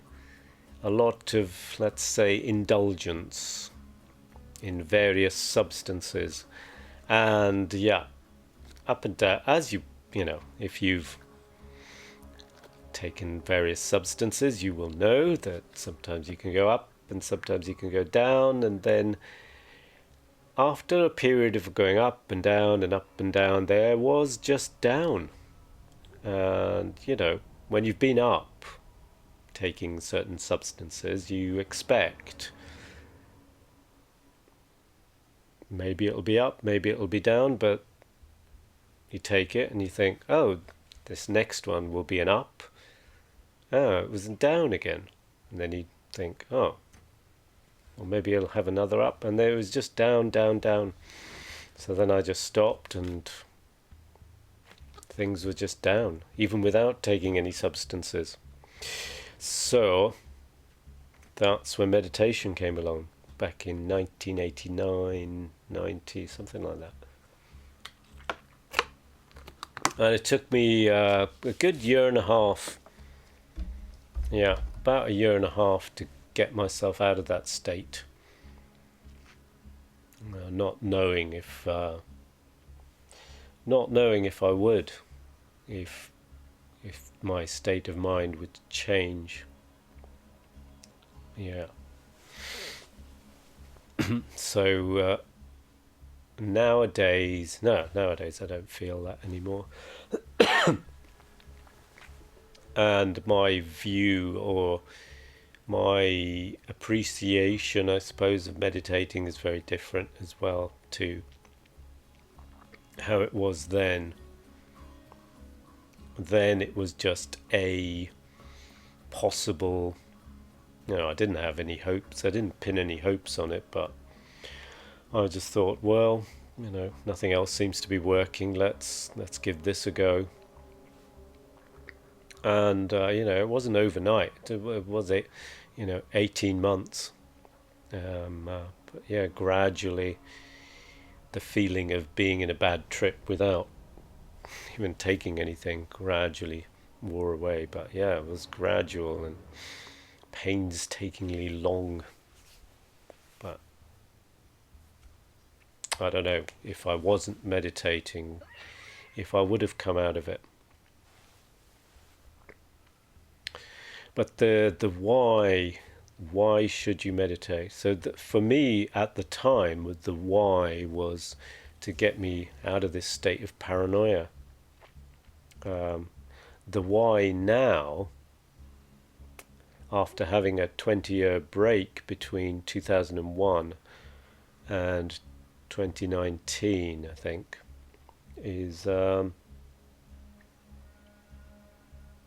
it does kind of snap me back. If I drift off into a daydream and stay in it for too long. It snaps me back into, oh, where am I? What am I doing? What was I thinking of? And it's just that snapping back from being carried off in some daydream, in some reverie. It just happens more and more quickly, and I'm just less and less distracted, and I notice things and I appreciate things more than I would without it. And it's not some highfalutin esoteric practice. It's just noticing whatever's going on right now, whatever you're thinking, whatever you're feeling. Simple things like just, am I cold? Am I hot? Am I happy? Am I sad? And whatever you are, whatever's going on, that's fine. That's just you right now. And you don't need to actually do anything about it. That's the reaction. That's the, oh, I've got a headache. I need to take an aspirin. No, you don't. That's the automatic. This is happening, therefore, I'm cold. I need to put the heating on. No, you don't. You just be cold. Just be cold for a little while. Shiver. Feel it. I mean, if it's just getting too much, yeah, put the heating on, but see if you can snap out of that automatic. He's looking at me funny. I should punch him. I should pick up a stick and whack him with it. That's the automatic. Just stop for a second and observe it. And yeah. Yeah, I used to do that as well a long time ago. Someone looked at me funny, I'd just punch them. Just automatic. Punch them or just pick something up and hit them with it, and just looking for a fight. Just any kind of excuse, just like, ugh. Come on then. Come on. But you start seeing yourself as though you're looking at someone else. Like, what are you doing? Why are you doing this? Just, gosh, have I really been on for 3 hours 47 minutes? Mad. Bad trips. Oof. Man.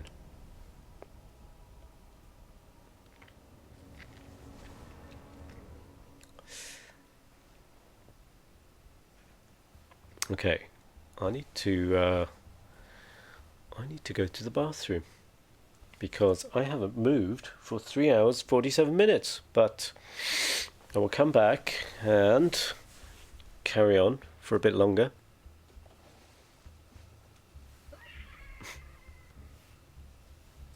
Amazing. Well, I'll leave the picturesque countryside.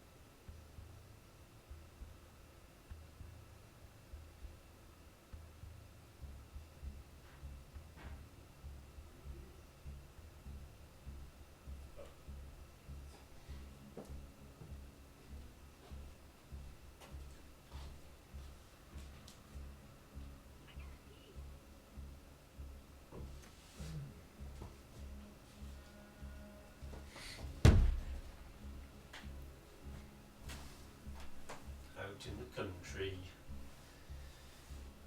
Oh, blimey.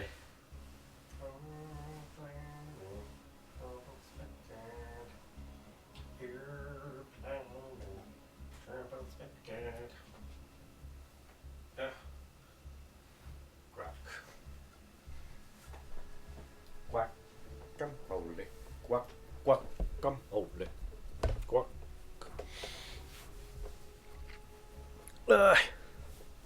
Oh.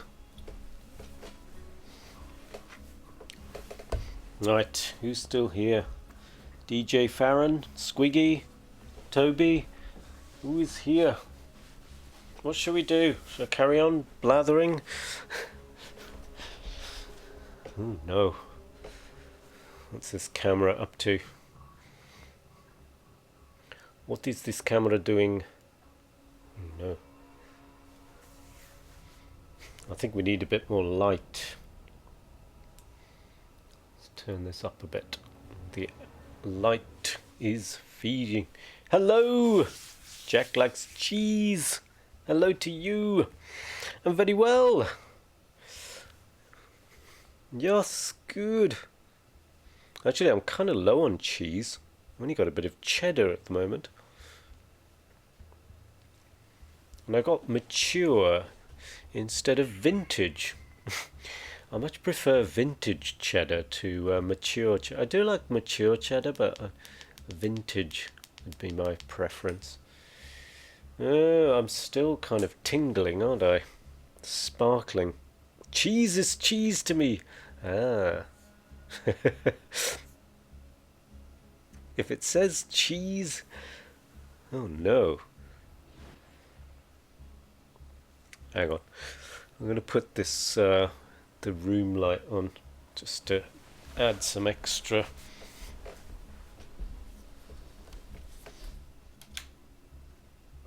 Let's see if that does it. It usually does it.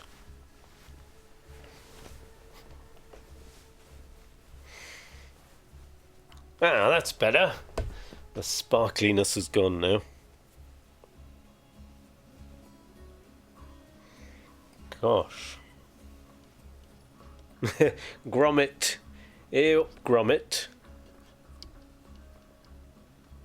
Cheese Grommet.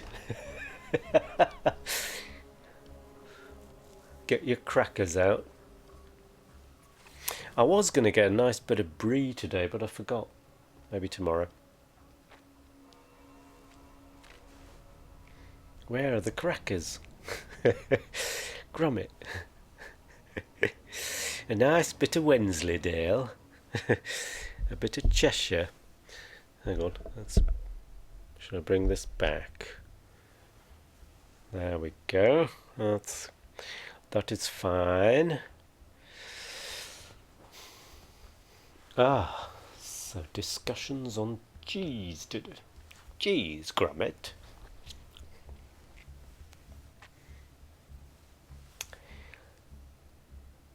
Something looks different.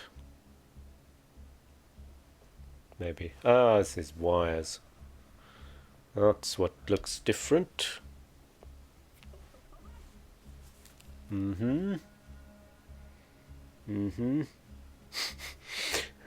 Wires.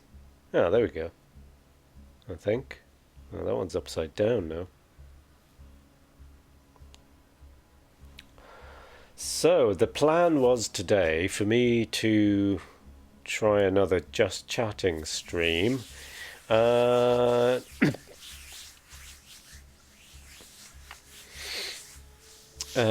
then have my have a game ready. So that's why you've got Borderlands pause music in the background. What countryside of green rolling hills am I looking at? I don't know actually. I just did a Google search for countryside wallpaper, and yeah, so and then I've closed the tab. Better not be Welsh. Yeah. Yeah, sorry, I can't confirm nor deny that it is Welsh.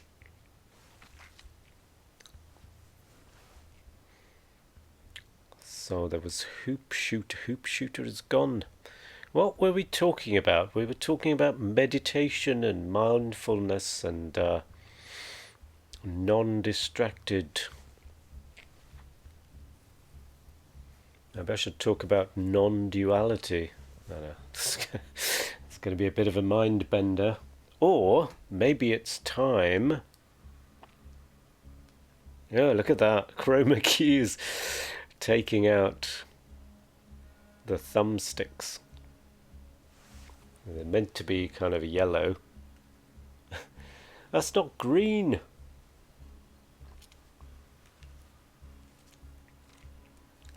Hey, King Logan. Hello there. You can't see it, can you? It's actually kind of a mustard yellow. Let's see if I can. That's even worse. Yeah. OBS thinks yellow is green. There's a hole in my controller. Oh no. Oh dear. Yeah, these little top things there.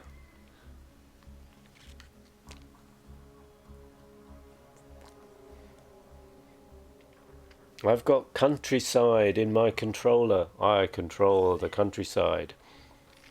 Alright, if I let me knock out the let me knock out the background for a bit. And then you'll see the color. So with chroma key off, this is what it looks like.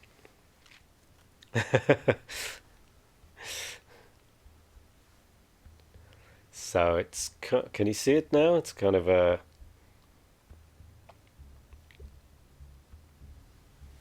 like a mustardy yellow, sort of.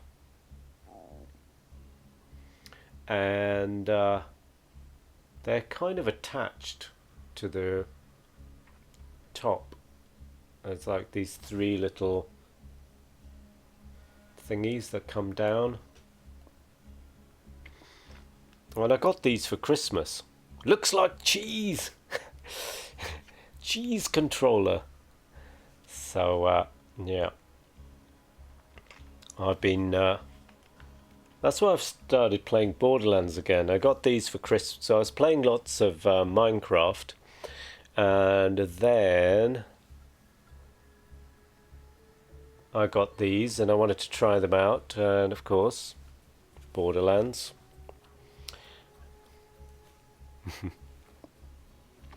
So yeah, I was playing with the Steam controller. Shall I put this back on? That's green. Looks, oh no, the controller's taken over the mouse.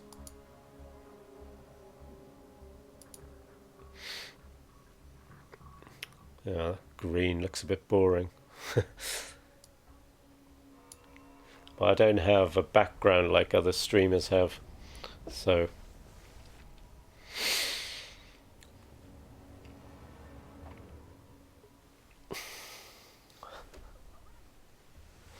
let's claptrap.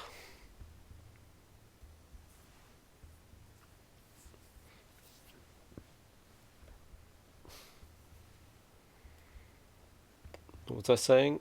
Oh yeah, the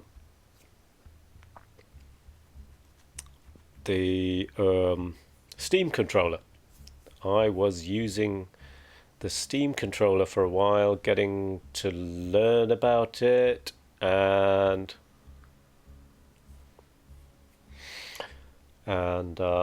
yeah, just using the little thumb pad, the trackpad thing, and just reconfiguring it, but I never really got to a point where it was as good as I felt with this. So I kept trying, Like I'd play for a bit and then reconfigure slightly, because you can press the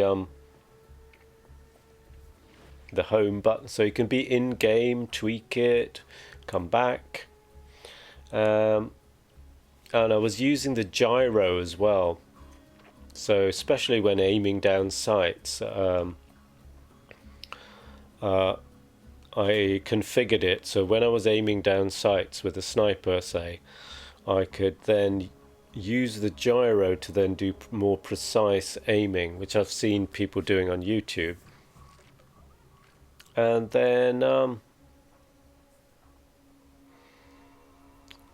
yeah, just never quite got there. But then my daughter got me these for Christmas, these little riser things, and I thought, okay, let's go back to the good old 360 controller.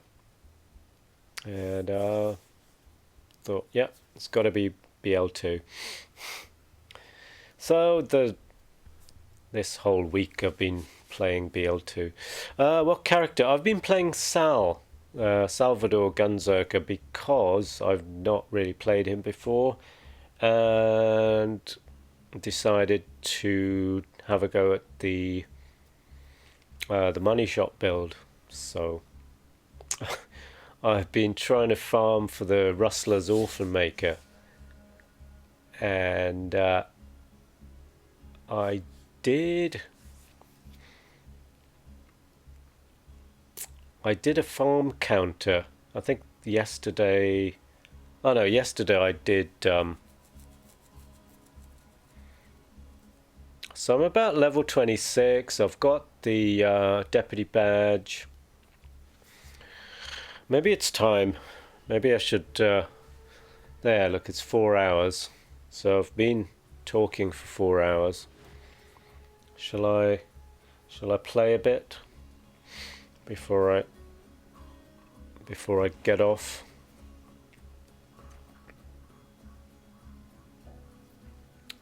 Not worth farming until. Not worth mending. Yeah, well, I've already spent so much time. I did day before yesterday. Did read-only farming on the Pirate DLC, and got up to 53 runs. And got an Orphan Maker, Rustler's Orphan Maker, but it was only 2 mag, which means you can't do money shot, because money shot means you need to do a minimum of 2 shots before your mag is empty.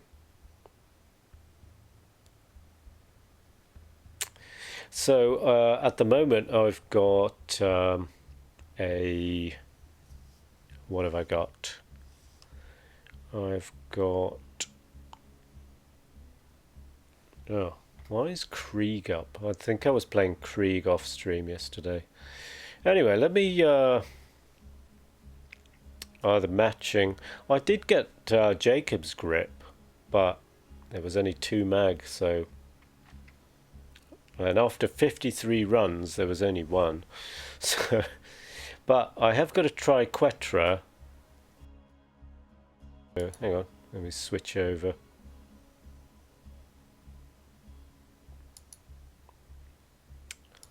Let's switch over. Let's do a bit of Borderlands, shall we? Let's do a bit of Borderlands. Can you hear the Borderlands sound? Should I turn that up a bit? Let me crank it. Jacobs, yes. Yeah, that was kind of sad. And I was in read-only, so I gave it a go. And it was really good, but no money shot bonus, so... Okay, shall we have a little play? Right, so not Krieg.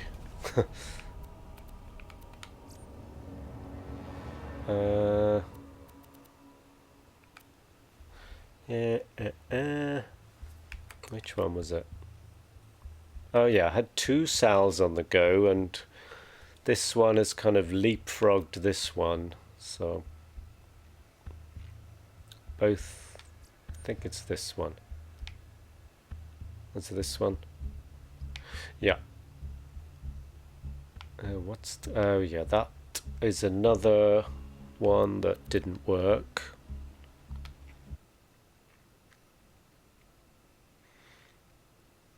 I need to check if I'm still in read-only. It's just there were people in chat who were like helping me, like, shall I keep farming? Shall I give up on this? And eventually we got the Rustler's Orphan Maker, but it was bloody... Hang on. I just want to check that I don't have it in read-only. I think this is number 1.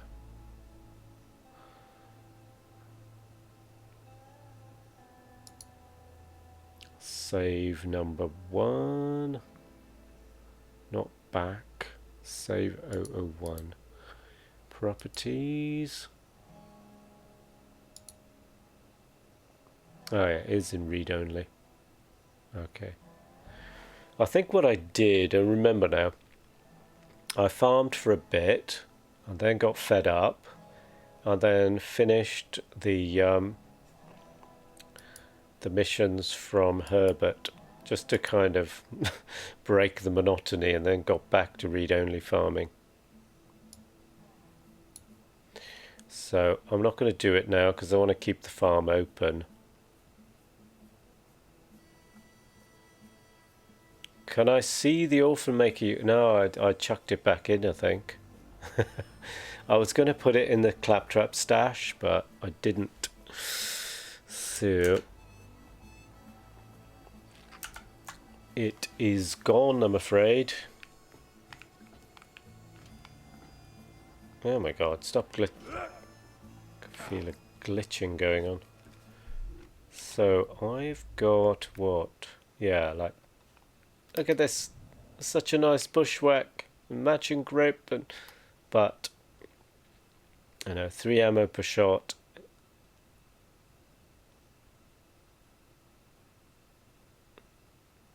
Don't leave read-only on, because if you save and exit you will lose your progress.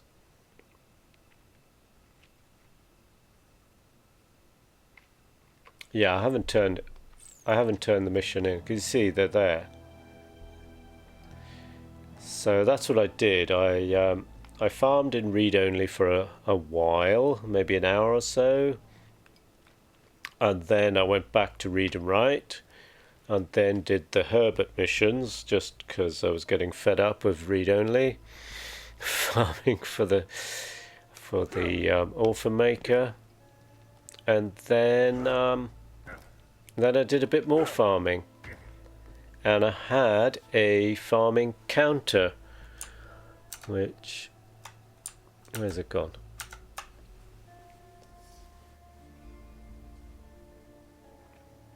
Ah, I see. I've got the wrong scene selection up. This is Terraria. Never mind. Yeah.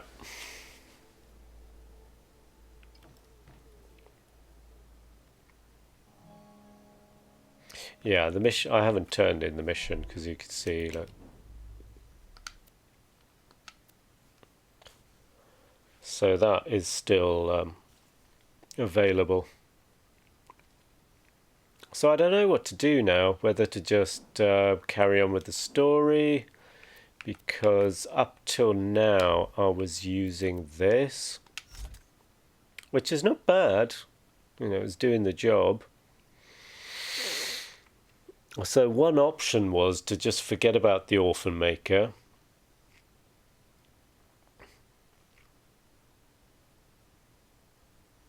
And then... Ah, look at this. I got this first drop. I was doing the Lyuda farm, and you know, you do that, take the jeep and you jump over. And I thought, you know, I'll have a look. I'll have a look to see if what's her face, the Queen, Black Queen is there, and she was there. I thought, oh yeah, let's see if she drops one, and then and she did, and it was like, ah, nice, first drop. Ah, I know it's a bandit grip, but other than that, I don't know all the other parts. So that's what? Maliwan Sight. I have used this in Gunzerk actually. It's pretty good. The last time I got one of these, I just killed myself immediately because I don't know. I tried shooting a bandit. It's just like bang. Uh-oh. Maliwan Sight. Ah. Maliwan Sight.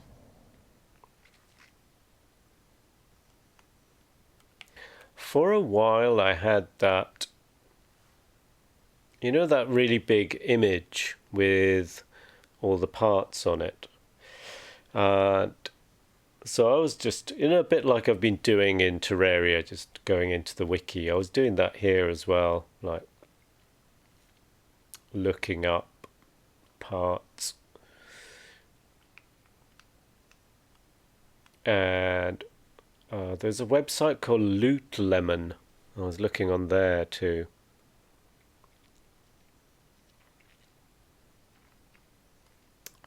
So what are the parts? You've got the manufacturer, and here there's the exhaust. I only know the grips, so when it's got that tape around it, that's bandit. But yeah, no, this one is a Vladov barrel. Kind of know that. But the grip, I'm not sure about. Is that Hyperion?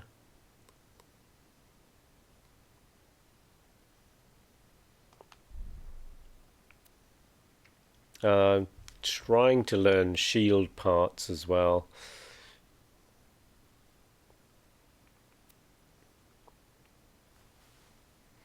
I haven't even used my slagger yet. I did the slagger mission just because, I don't know, I seem to have done that on other runs. Like, okay, now you get the Herald, now you open up the fastball farm, now you do the slagger missions. It's just, oh, I don't want that. Where did that come from? Oh, look at this. Nice.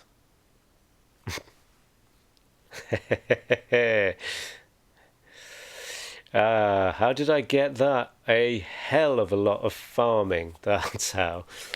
My God, about 4 hours of farming. I came into 3 horns at level 10 just to try and get. Yeah, well, after 3 hours of farming, I got a level 6. And then later I got this and I thought, okay, I'm not going to farm anymore. I know early game it just uses up a lot of ammo, but I haven't really used Sal before, and I'm only just starting after about 30 hours of playing. Is it 30 hours? I don't know. How many hours have I played it? Let's have a look. I've played this one 34 hours. So I'm only just starting to get this idea of like, okay. He regens ammo. So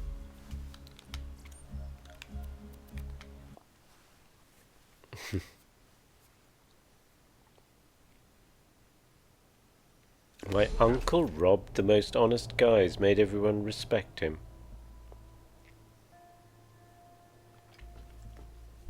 So I've been putting my iridium in here, like that.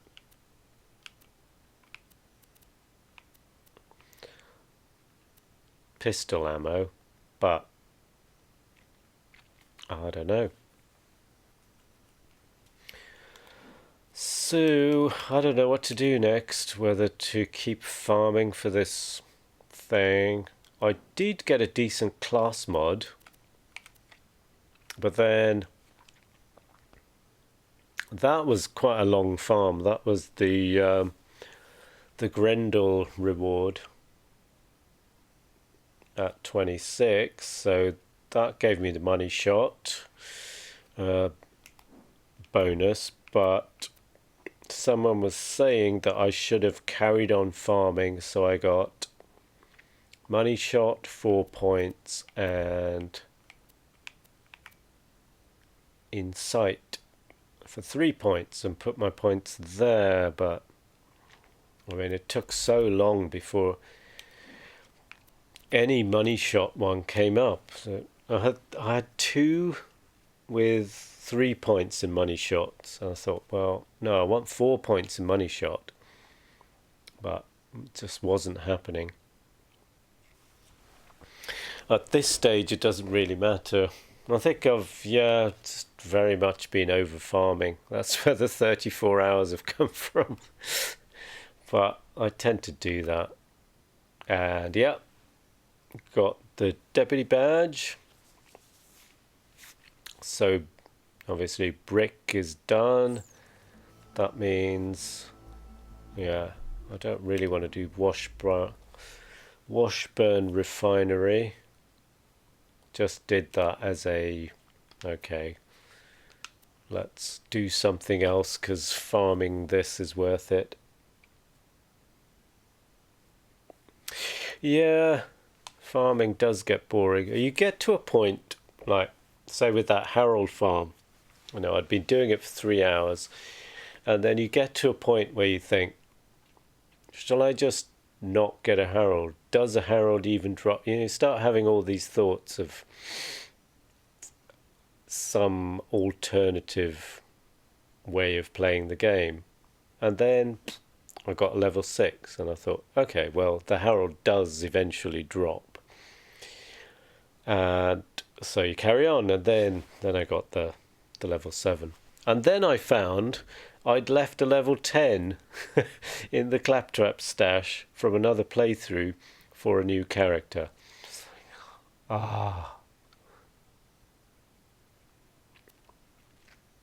Doctor's orders I only did once.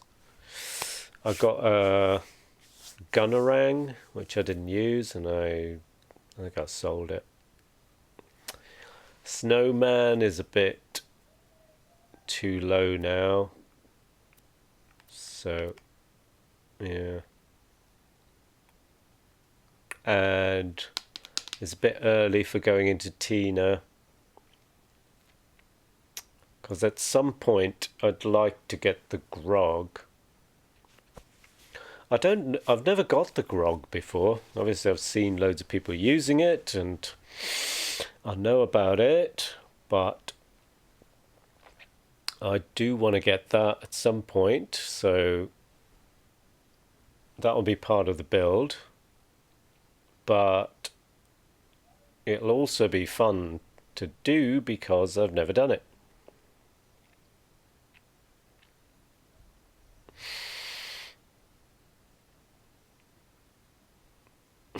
You know you've done enough farming when you start random things like spinning round and sacrificing weapons to increase your luck. Yeah, it's a bit mad.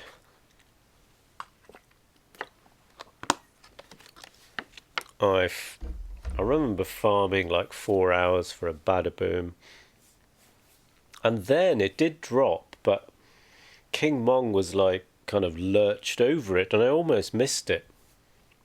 So there was, usual lots of iridium, and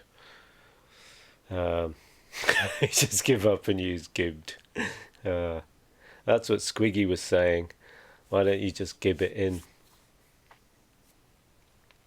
I've never used gibbed either, So there's a lot of this game. In this game, you know, I've played 550 hours ish, which I think for this game isn't actually very long at all. Most experienced players have like 5,000 or 6,000 hours. So I haven't played all the characters, I haven't done all the DLCs, I haven't even finished UVHM. So where have those 550 hours gone? I mean, right now, just looking at the menu, that's clocking up time. So, or farming. Farming! Yes. Yes. I don't know if you know Kai, Kaitw. He's a big Borderlands 2 streamer. He's from Taiwan, and he's got like 10,000 hours plus. And he says he's still learning.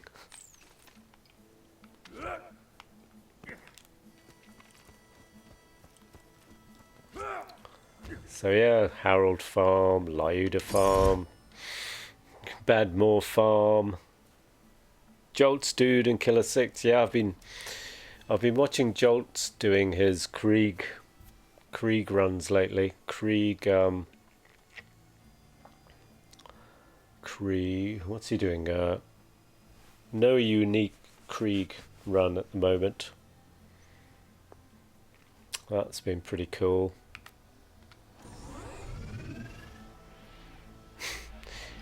You know what I'm going to do now, just turn in the mission and lose it. Ah, there's a little chest farm down here. I might do that. God, it's kind of feeling a bit laggy. There's a chest farm here. So already farm. Oh, there's a farm.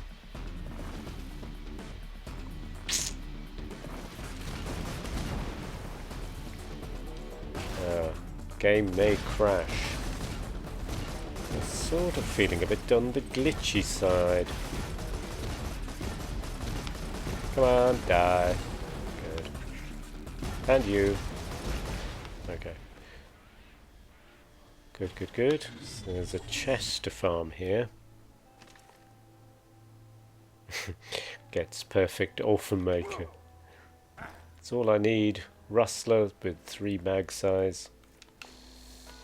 But yeah, maybe you're right, as it's normal mode. You know, I can... As while I was farming, suddenly the thought occurred to me, oh no, I'm going to have to do this again in TVHM.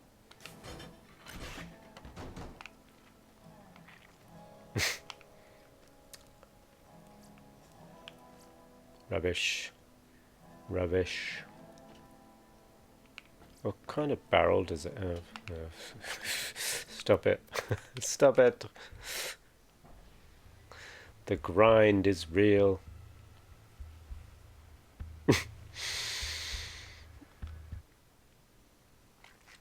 Oh, look, there's a madhouse.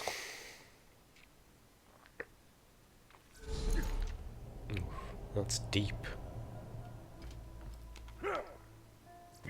So, what missions are there?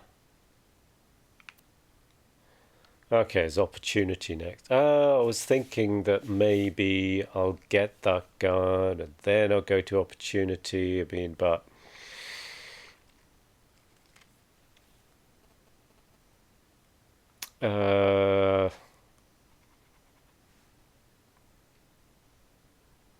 yeah, if I can time it right, I mean, it's just sneaking up on the body double, chucking a couple of Teslas, and, you know, job done, really.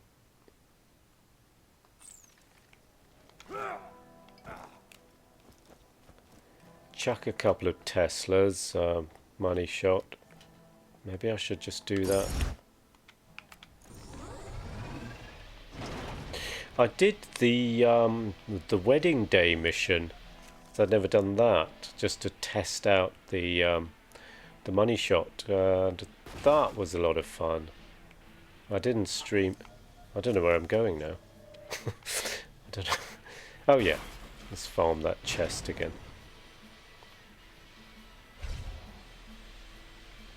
Look at that.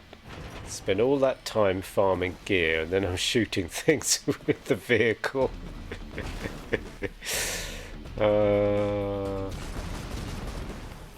Well, aren't they here?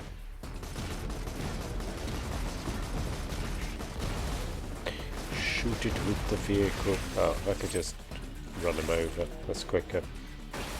Right. I did get a world drop. Wow, it's a midget. One of the midgets in... why am I looking in there? One of the midgets in...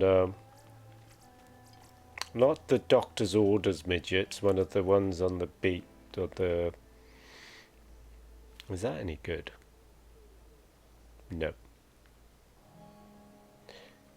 I guess... yeah, spending time looking at gear.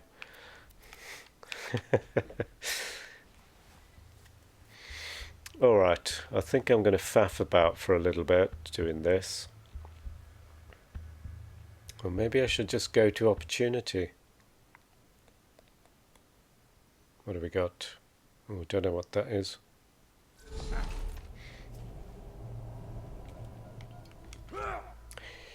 Because I've already been on for a long time.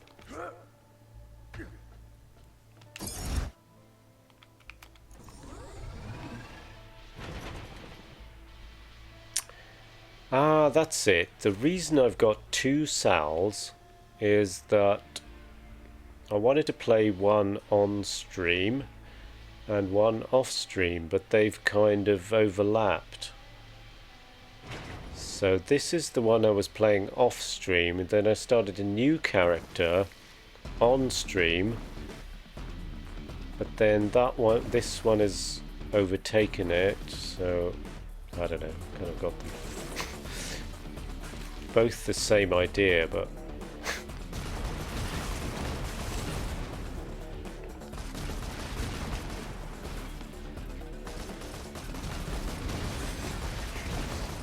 go away.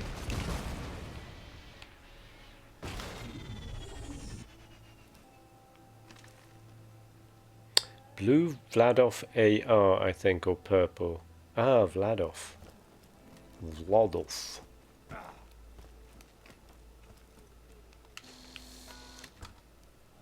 Ooh, something blue here. I have got a corrosive sniper, which has been quite good. Where is it? There. It was good at taking out turrets. Oh my god. Decent fire. Fire rate's not as good. Corrode chances. Let's have a look. Vladov barrel.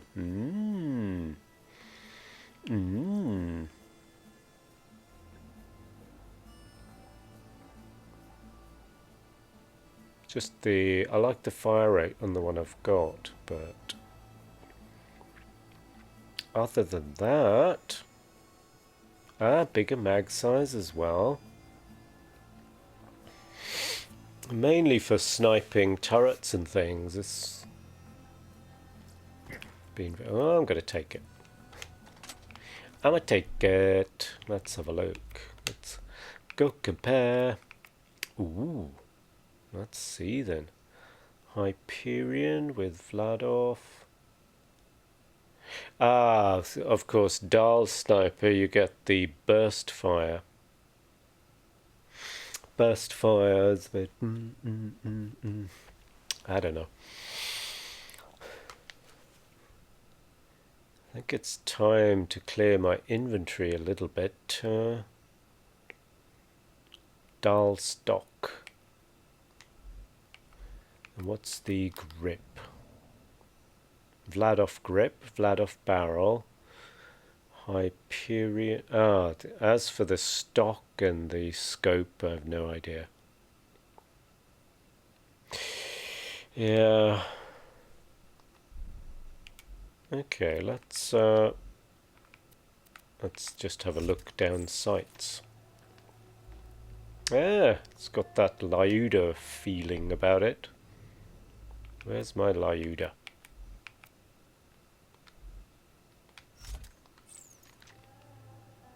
Yeah, it's similar. Similar.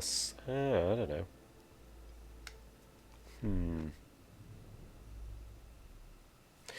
And of course, the Lyuda is obviously the Lyuda.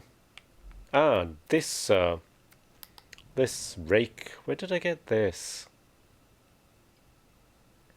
I think from a chest in Lynchwood. Oh, I had another one. Oh, it's gone now. It's fallen off. I had another fire sniper that I used for farming snowman. That was back at level 15. Alright, let's... Oh, well, this chest farm is not bad. Don't you love farming? Okay, I'll just keep it for the... as an upgrade.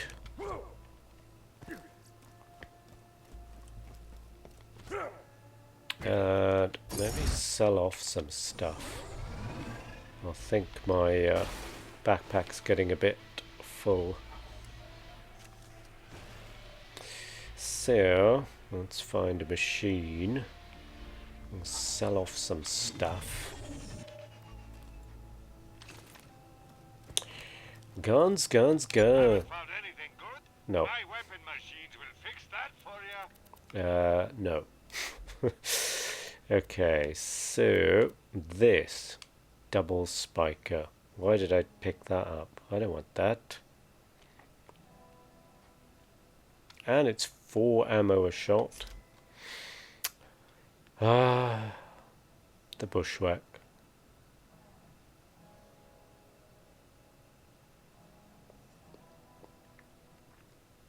The bushwhack is not going to do the thing that it's supposed to do, so 94 sham. Didn't Killer 6, didn't he delete his... Someone was saying that I saw part of the YouTube of him doing that. Didn't he delete the character once he got it? Put it in the grinder. Oh my god. Okay, so lovely bushwhack, but no money shot, so bye bye. Alright, so gonna get rid of that one. And the Not Herald. Hovercrow, I don't want that. Okay, well, I've got a bit more space now. So and delete it. Oh, he did delete the character. Okay, okay.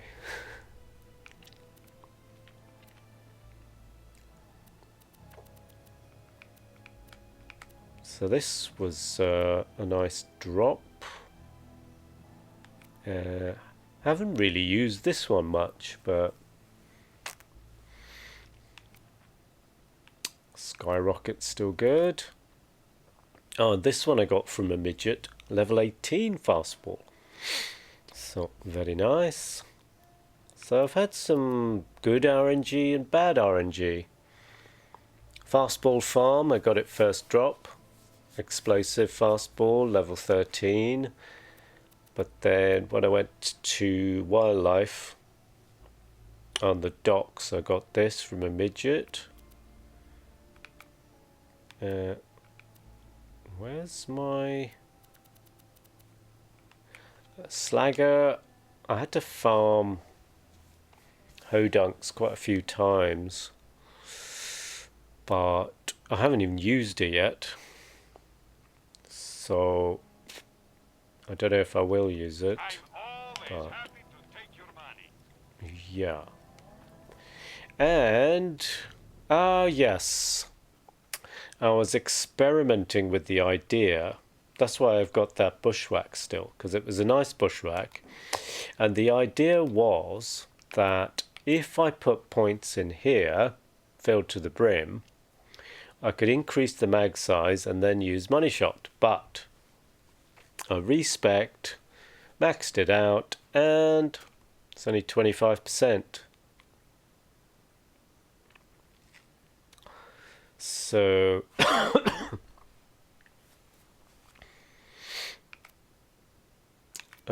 yeah.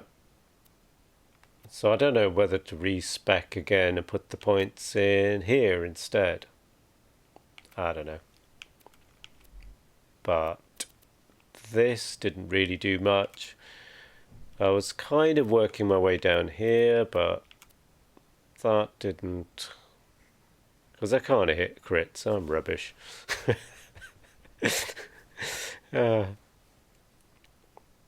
Best part for Slagger is Malibun grip and... Oh yeah, good bullets go fast refied. Yeah, this was the first one I got, so I've held on to it, but... What is that? I don't even know. Is that Dahl grip? Yeah, I haven't even used it, so...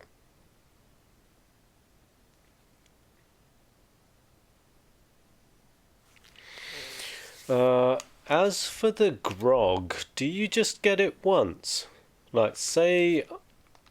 Like... Right, at the moment... So, there. Tina DLC is too hard for me at the moment. So I get up, I do another 3 levels, get up to level 30, go into Tina DLC, work my way to getting the grog. Do I need to get it again? Or is that then for the rest of the game? Because I wouldn't be using it for damage. I'd be using it just for healing and so on. Kringle Lord 699. Hello there. And thank you for the follow. I'm you here, and I have a quick question. What are your thoughts on Mao Zedong? Oh my god. I don't know if I have any thoughts on Mao Zedong. Yeah. So, yeah, you can ask me anything. Whether I'll be able to answer is another thing.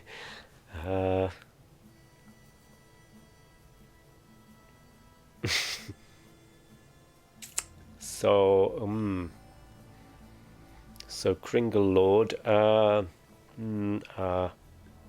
think I have to pass on that one.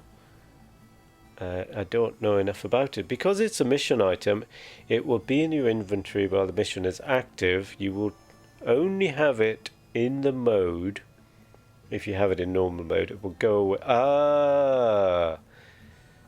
Oh, right. So you no longer have access to it, so the mission goes away. There is a mod that makes it the reward for the quest. And also the parts will change every save quit. Oh my god. Well, it's going to be interesting because I've never had it before, or never gone for it. The furthest I've gone into Tina DLC is just farming tree ants to get the bee, and then I've got out of there. That's about all I've done in Tina DLC. Yeah. But right now, the Grog Herald, yeah. I've been doing... What have I got? I've been doing this. So with the Triquetra, or either just you know, bang bang and then swap. Right, you know, because unless there's mobs, there's not really any need to go into the gunzerking. But later on, once I got more points, I guess I can come down here, because I've seen people doing it. Oh, the Hydra. Okay. Hydra from Hammerlock DLC. Okay, Hammerlock DLC I haven't done either. So there's a lot I haven't done in this game. Amazing, isn't it? You'd think with 550 hours I will have, yeah. So I haven't done, yeah, I've only done a little bit of Tina DLC. I've done this DLC all the way through, but only once. Once, maybe, yeah, once, but then kind of certain bits twice, but only once all the way through to Leviathan. I've done Snowman lots of times. What else have I done?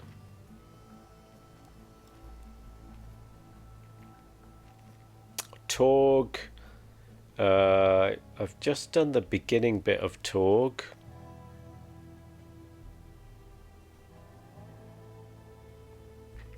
Explosions! Yeah, I have been into it, but just to get early XP. Just use that kind of strat. Not that I do one life, but when I've watched so many one-lifers, it's like my own way of playing has become a bit like that, even though I'm not doing it. Actually, I did try a one life, and I got up. Don't know where I got up to Overlook. I think I got as far as Overlook with an Axton, and I just got the Bad Touch from Moxie, which I've never used. So on that character, I got the Bad Touch from Moxie, and I was about to go and do the Overlook fight. So that's my kind of experience of one life. But these one life people, it seems to be level up your character a bit before you take on just the story. So you're up to level 4 or 5. So go to peak, grab your XP.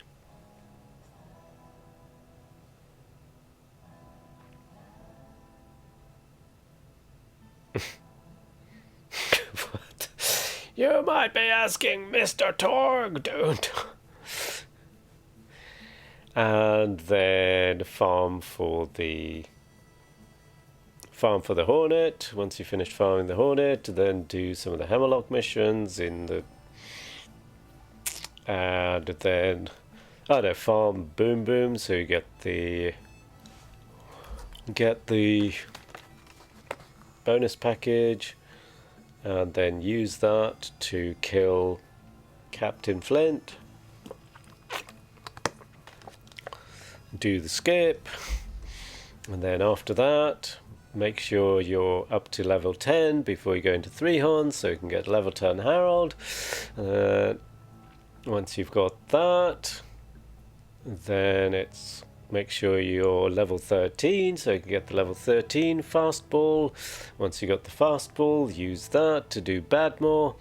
Once you've got Badmore, make sure you get up to level 16 before you go into the Bloodshots. And then farm Badmore, get some stuff from him.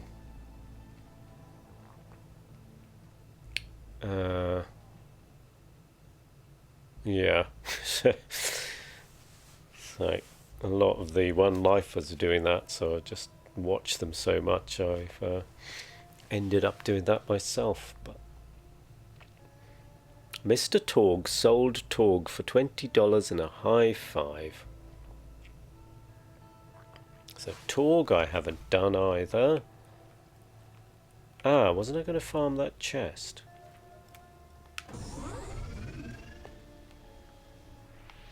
Yes, I was going to sell some gear and then farm that chest.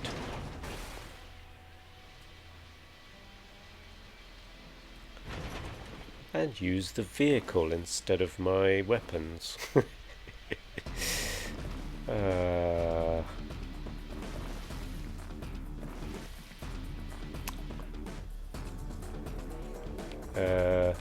No, I missed it.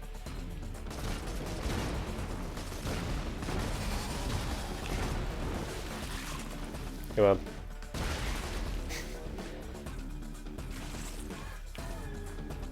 Are they all gone? Yeah. Music stopped. Yeah, I was about to say it must be like what, 2 a.m. or something?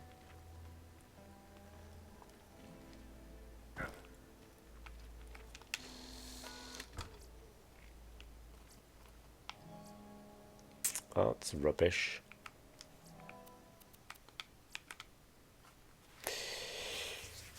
Yeah, 3 a.m. Oh my god. Okay. well, nice to see you, and thank you for stopping by. Good to see another BL2 fan. Yeah, hope you sleep well, and catch you next time, probably on Vanilla's stream, I guess.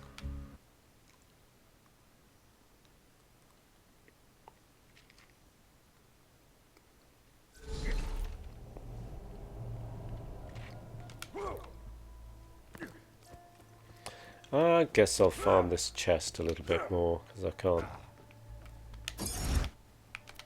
can't be asked to do anything else, really.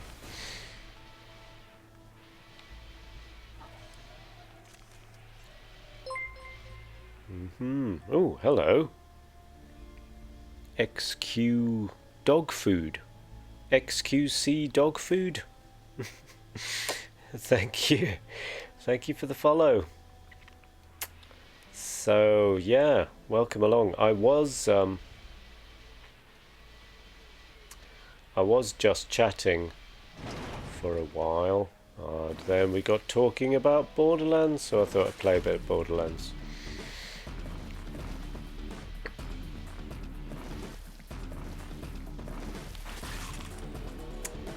But not much of a plan here other than farming this chest here. I've just got a nice-ish sniper from it. But what I really want is a decent shotgun. Something to upgrade from my Triquetra.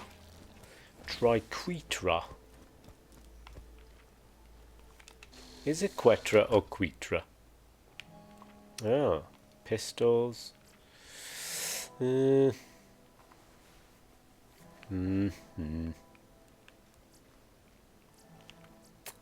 really. Why am I looking in here? Oh, okay. Yeah, I think I'm just going to farm this for a little bit and get off.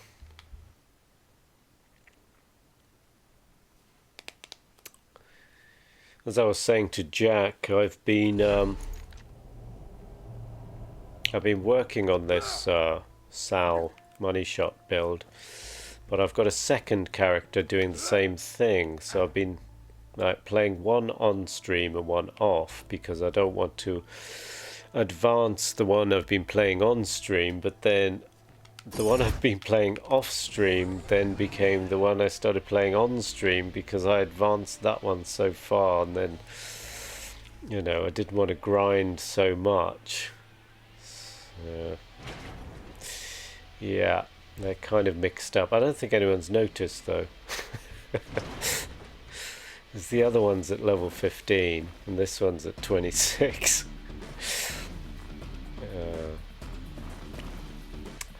But there has been a lot of farming for the A lot of farming for a rustler's orphan maker.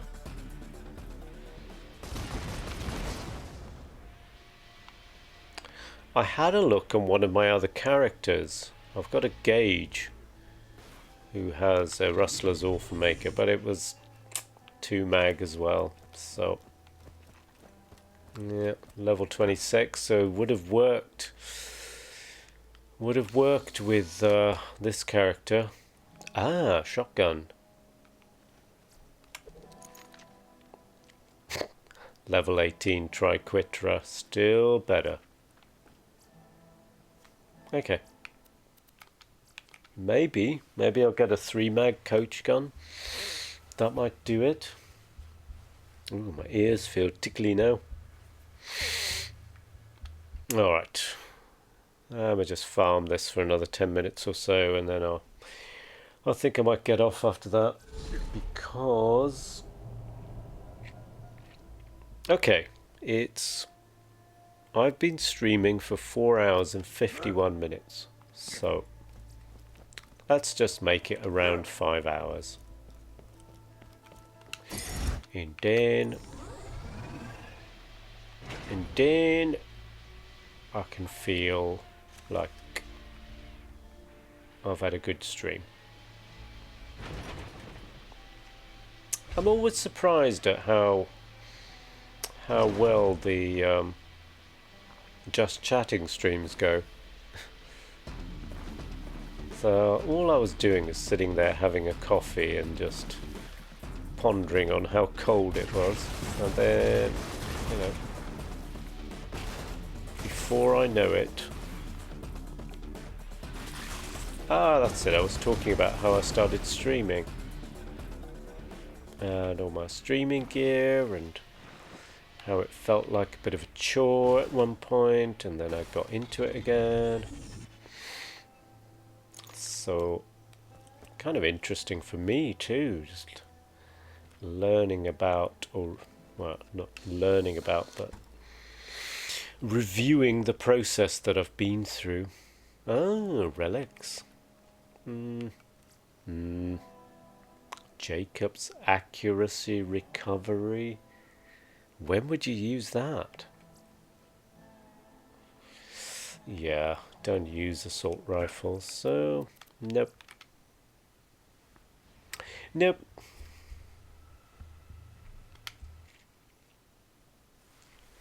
Ah, Vladov AR.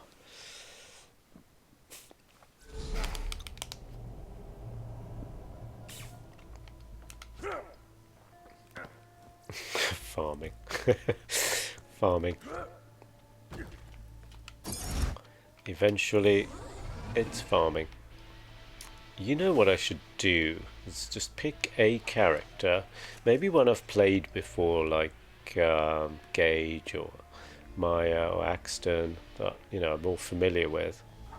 Oh, sorry, wrong way. And do a no farming run, or like you only do one farm or something like that. So you just pick up whatever you get and you just have to make do. I suppose that's what you do if you're a new player and you don't know about farming. So you just fire up the game and you just... Maybe I did that when I first played.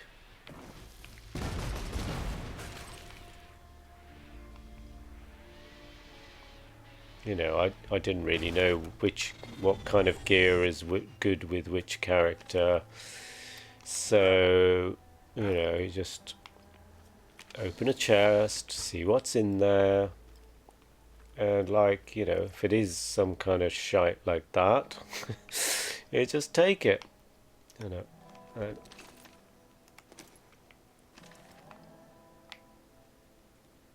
I guess the Nukem I got first drop, so that would count. Because I only killed Black Queen once, and that one time I got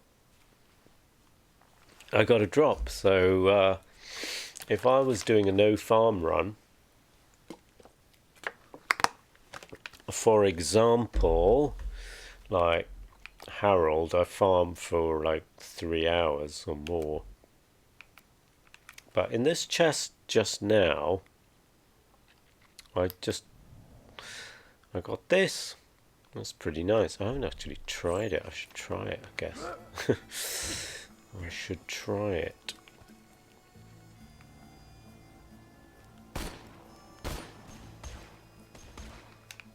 Oh, has he got an E-Tech?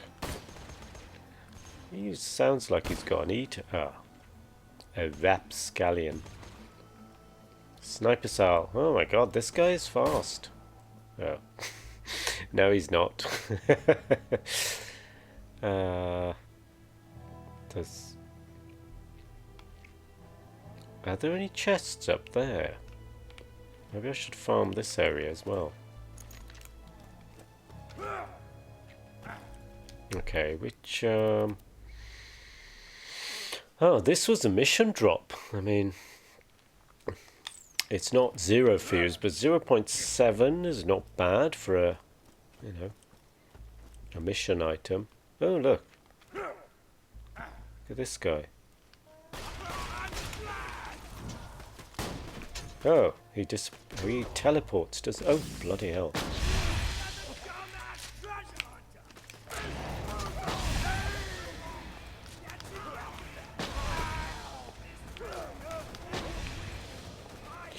Let's do a bit of this.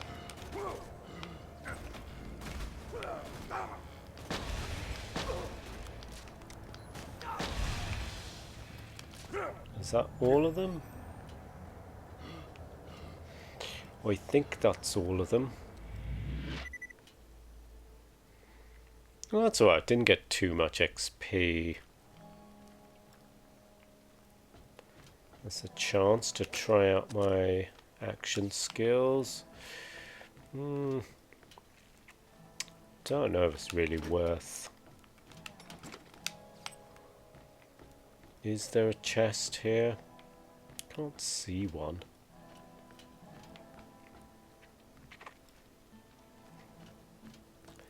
I can't see a chest. I can't. So I don't need to bother about ammo because I'm Salvador.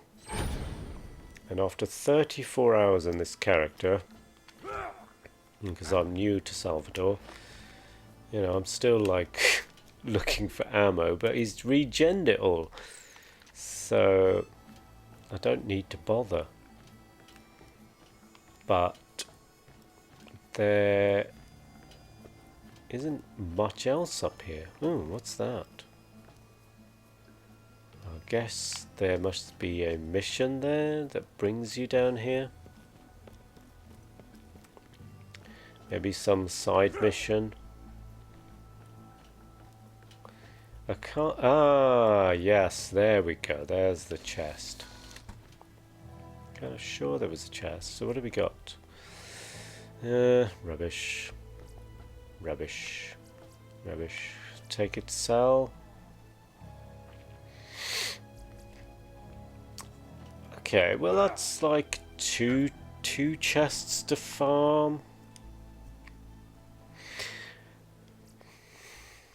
Hey King Logan, welcome back. You have 200 plus hours with each character.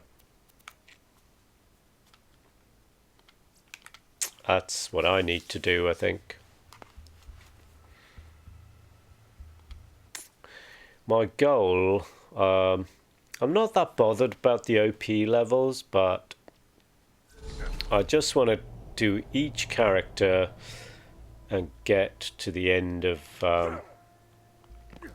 get to UVHM and do all the DLCs with each character. If I can do that, I think, you know, I'll feel like I've played the game.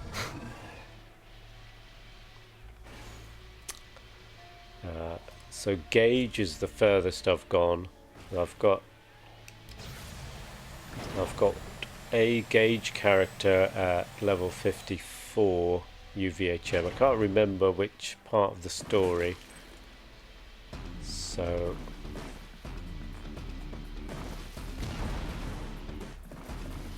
But yeah, this is like, look, you know, I've spent like half an hour just doing this, so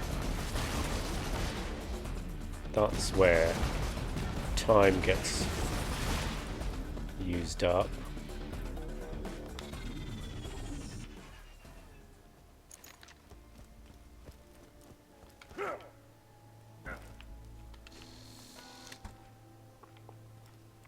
So because I watch people so much,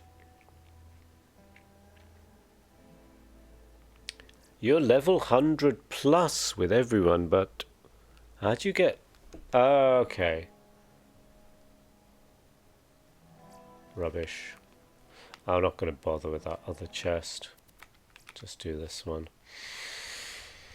Oh, well, there it is. I've now been streaming for 5 hours.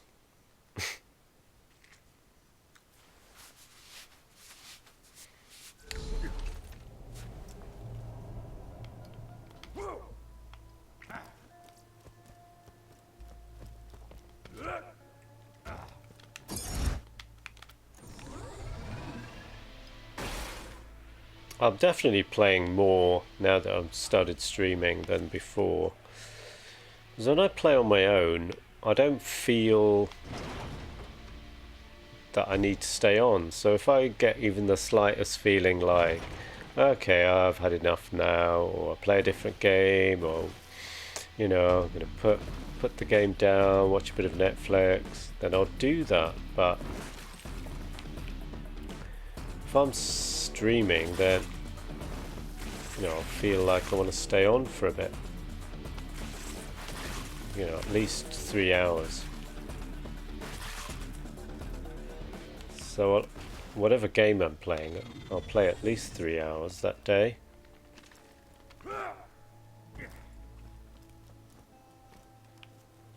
But, you know, if I was playing this on my own without streaming, I might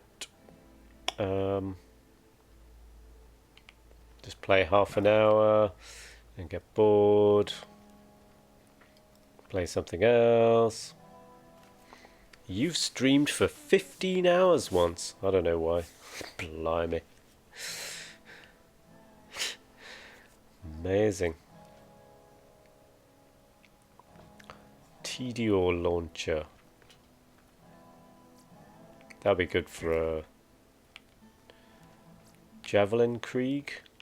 I've seen Jolts doing the Javelin Krieg.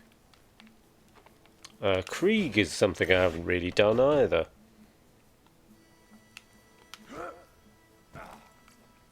And 9 hours is the longest I've done, which was on Christmas Eve.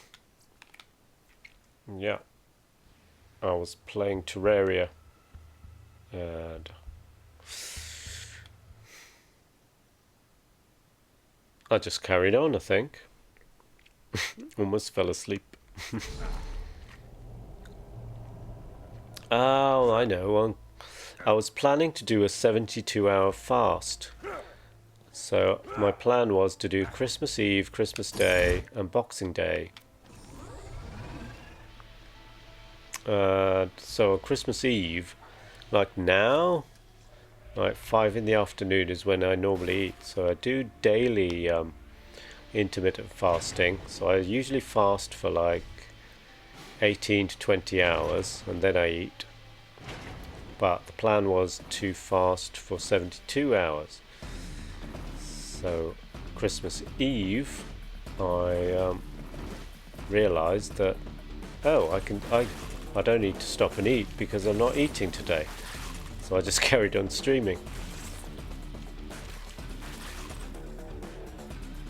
Farm for all this gear, and then just just use the vehicle.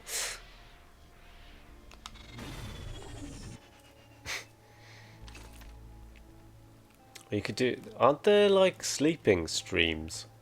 When I was doing my stream title, there was like an option for just sleeping or something. Ooh, is this any good? No. Damn. 500 though, that's not bad.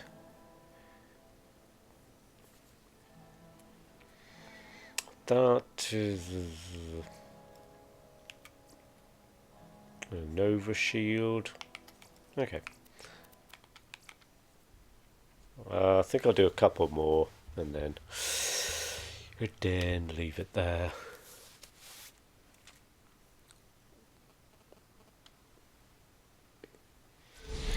So some bad RNG and some good RNG.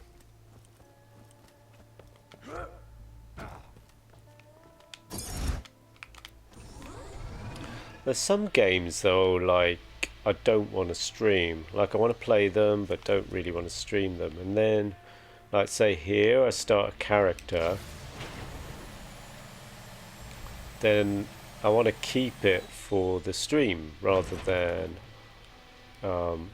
just play it offline. But if I've been enjoying it, that character on the stream, then kind of feel like playing that character or that build offline as well. Like, you know, come off stream, have a bit of a break, and then think, oh yeah, I want to just progress that character, but I also want to save it for the stream, because if people have been watching, then they're going to feel like, oh, I've kind of gone ahead and they missed it. Or if I was farming for something like the Orphan Maker, they want to see me get it. I keep these to sell. Nah.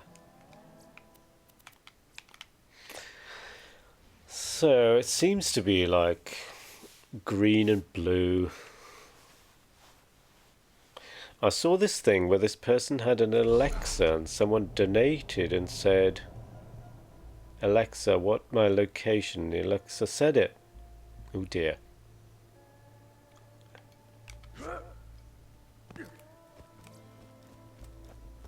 Oh dear. That's a bit of a reveal. I mean, I tell people I'm in London, but London is so big. I mean, you won't know where I am. Because I hear so stories of streamers getting stalked and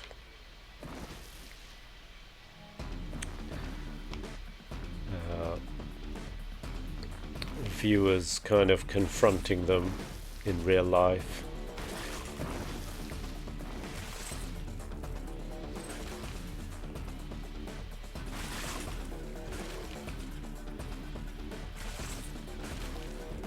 Were there more this time?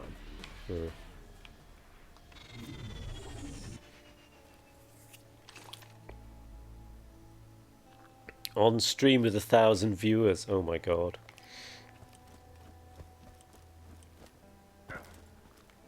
Oops. Oops. Slag. Don't really need slag right now, and that is rubbish. Nice fire rate, but... Oh, and dull. I'm tired of that, tired of that burst fire. Alright, I think I'm just going to do one more, and then I'm going to call it. My throat's getting a bit sore from all the talking. But it's been good.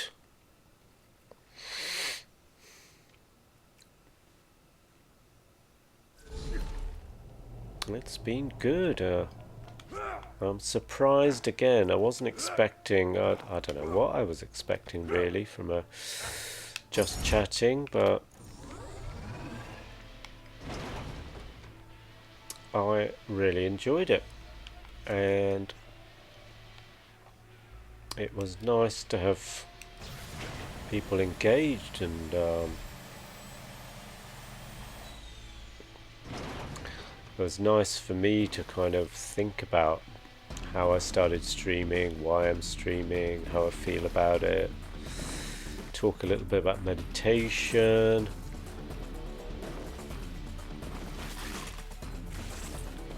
Just, you know, get to know people a bit.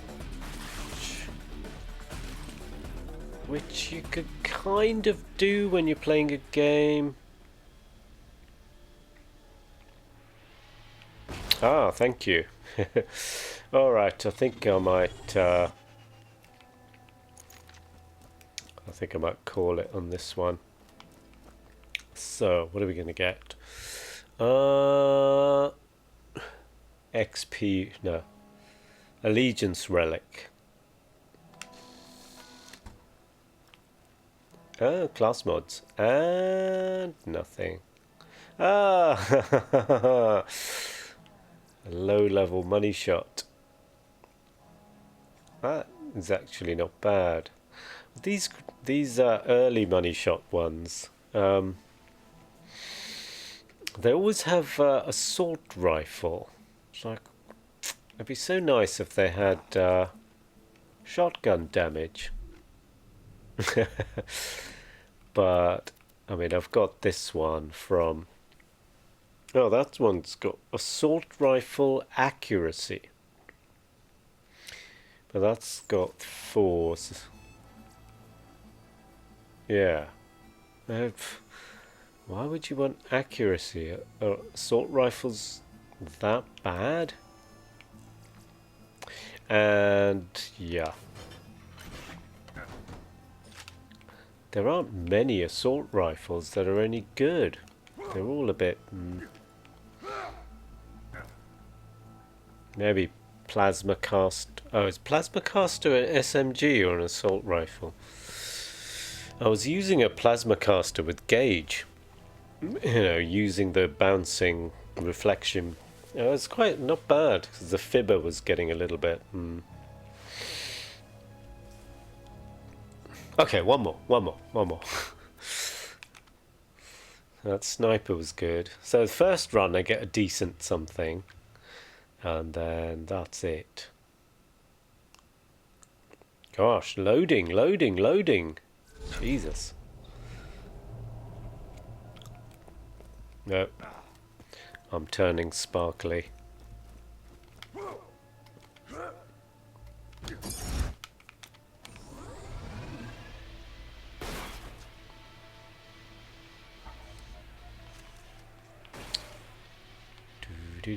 Do.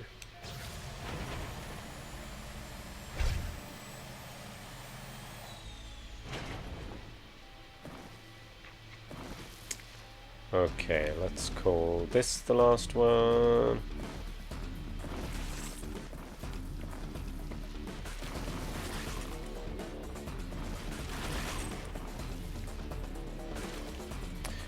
I guess the XP isn't really doing that much. Guess I should just go into opportunity and do that guy. So opportunity is pretty low now. 23, so I've already 4 levels above. Oh dear. All that farming.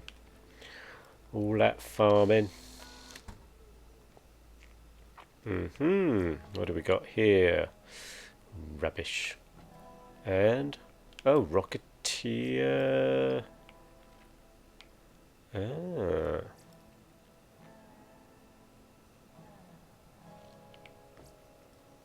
Ooh, the fire rate is a bit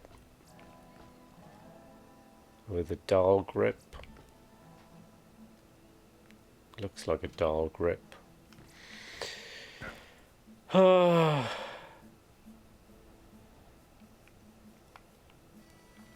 Okay, but this sniper's not bad. Not that I was looking for anything. I just thought, we finished just chatting. We were talking about the game, so I thought I'll jump into the game, but I didn't really have much of a plan as to what to do. Probably should just carry on with the story.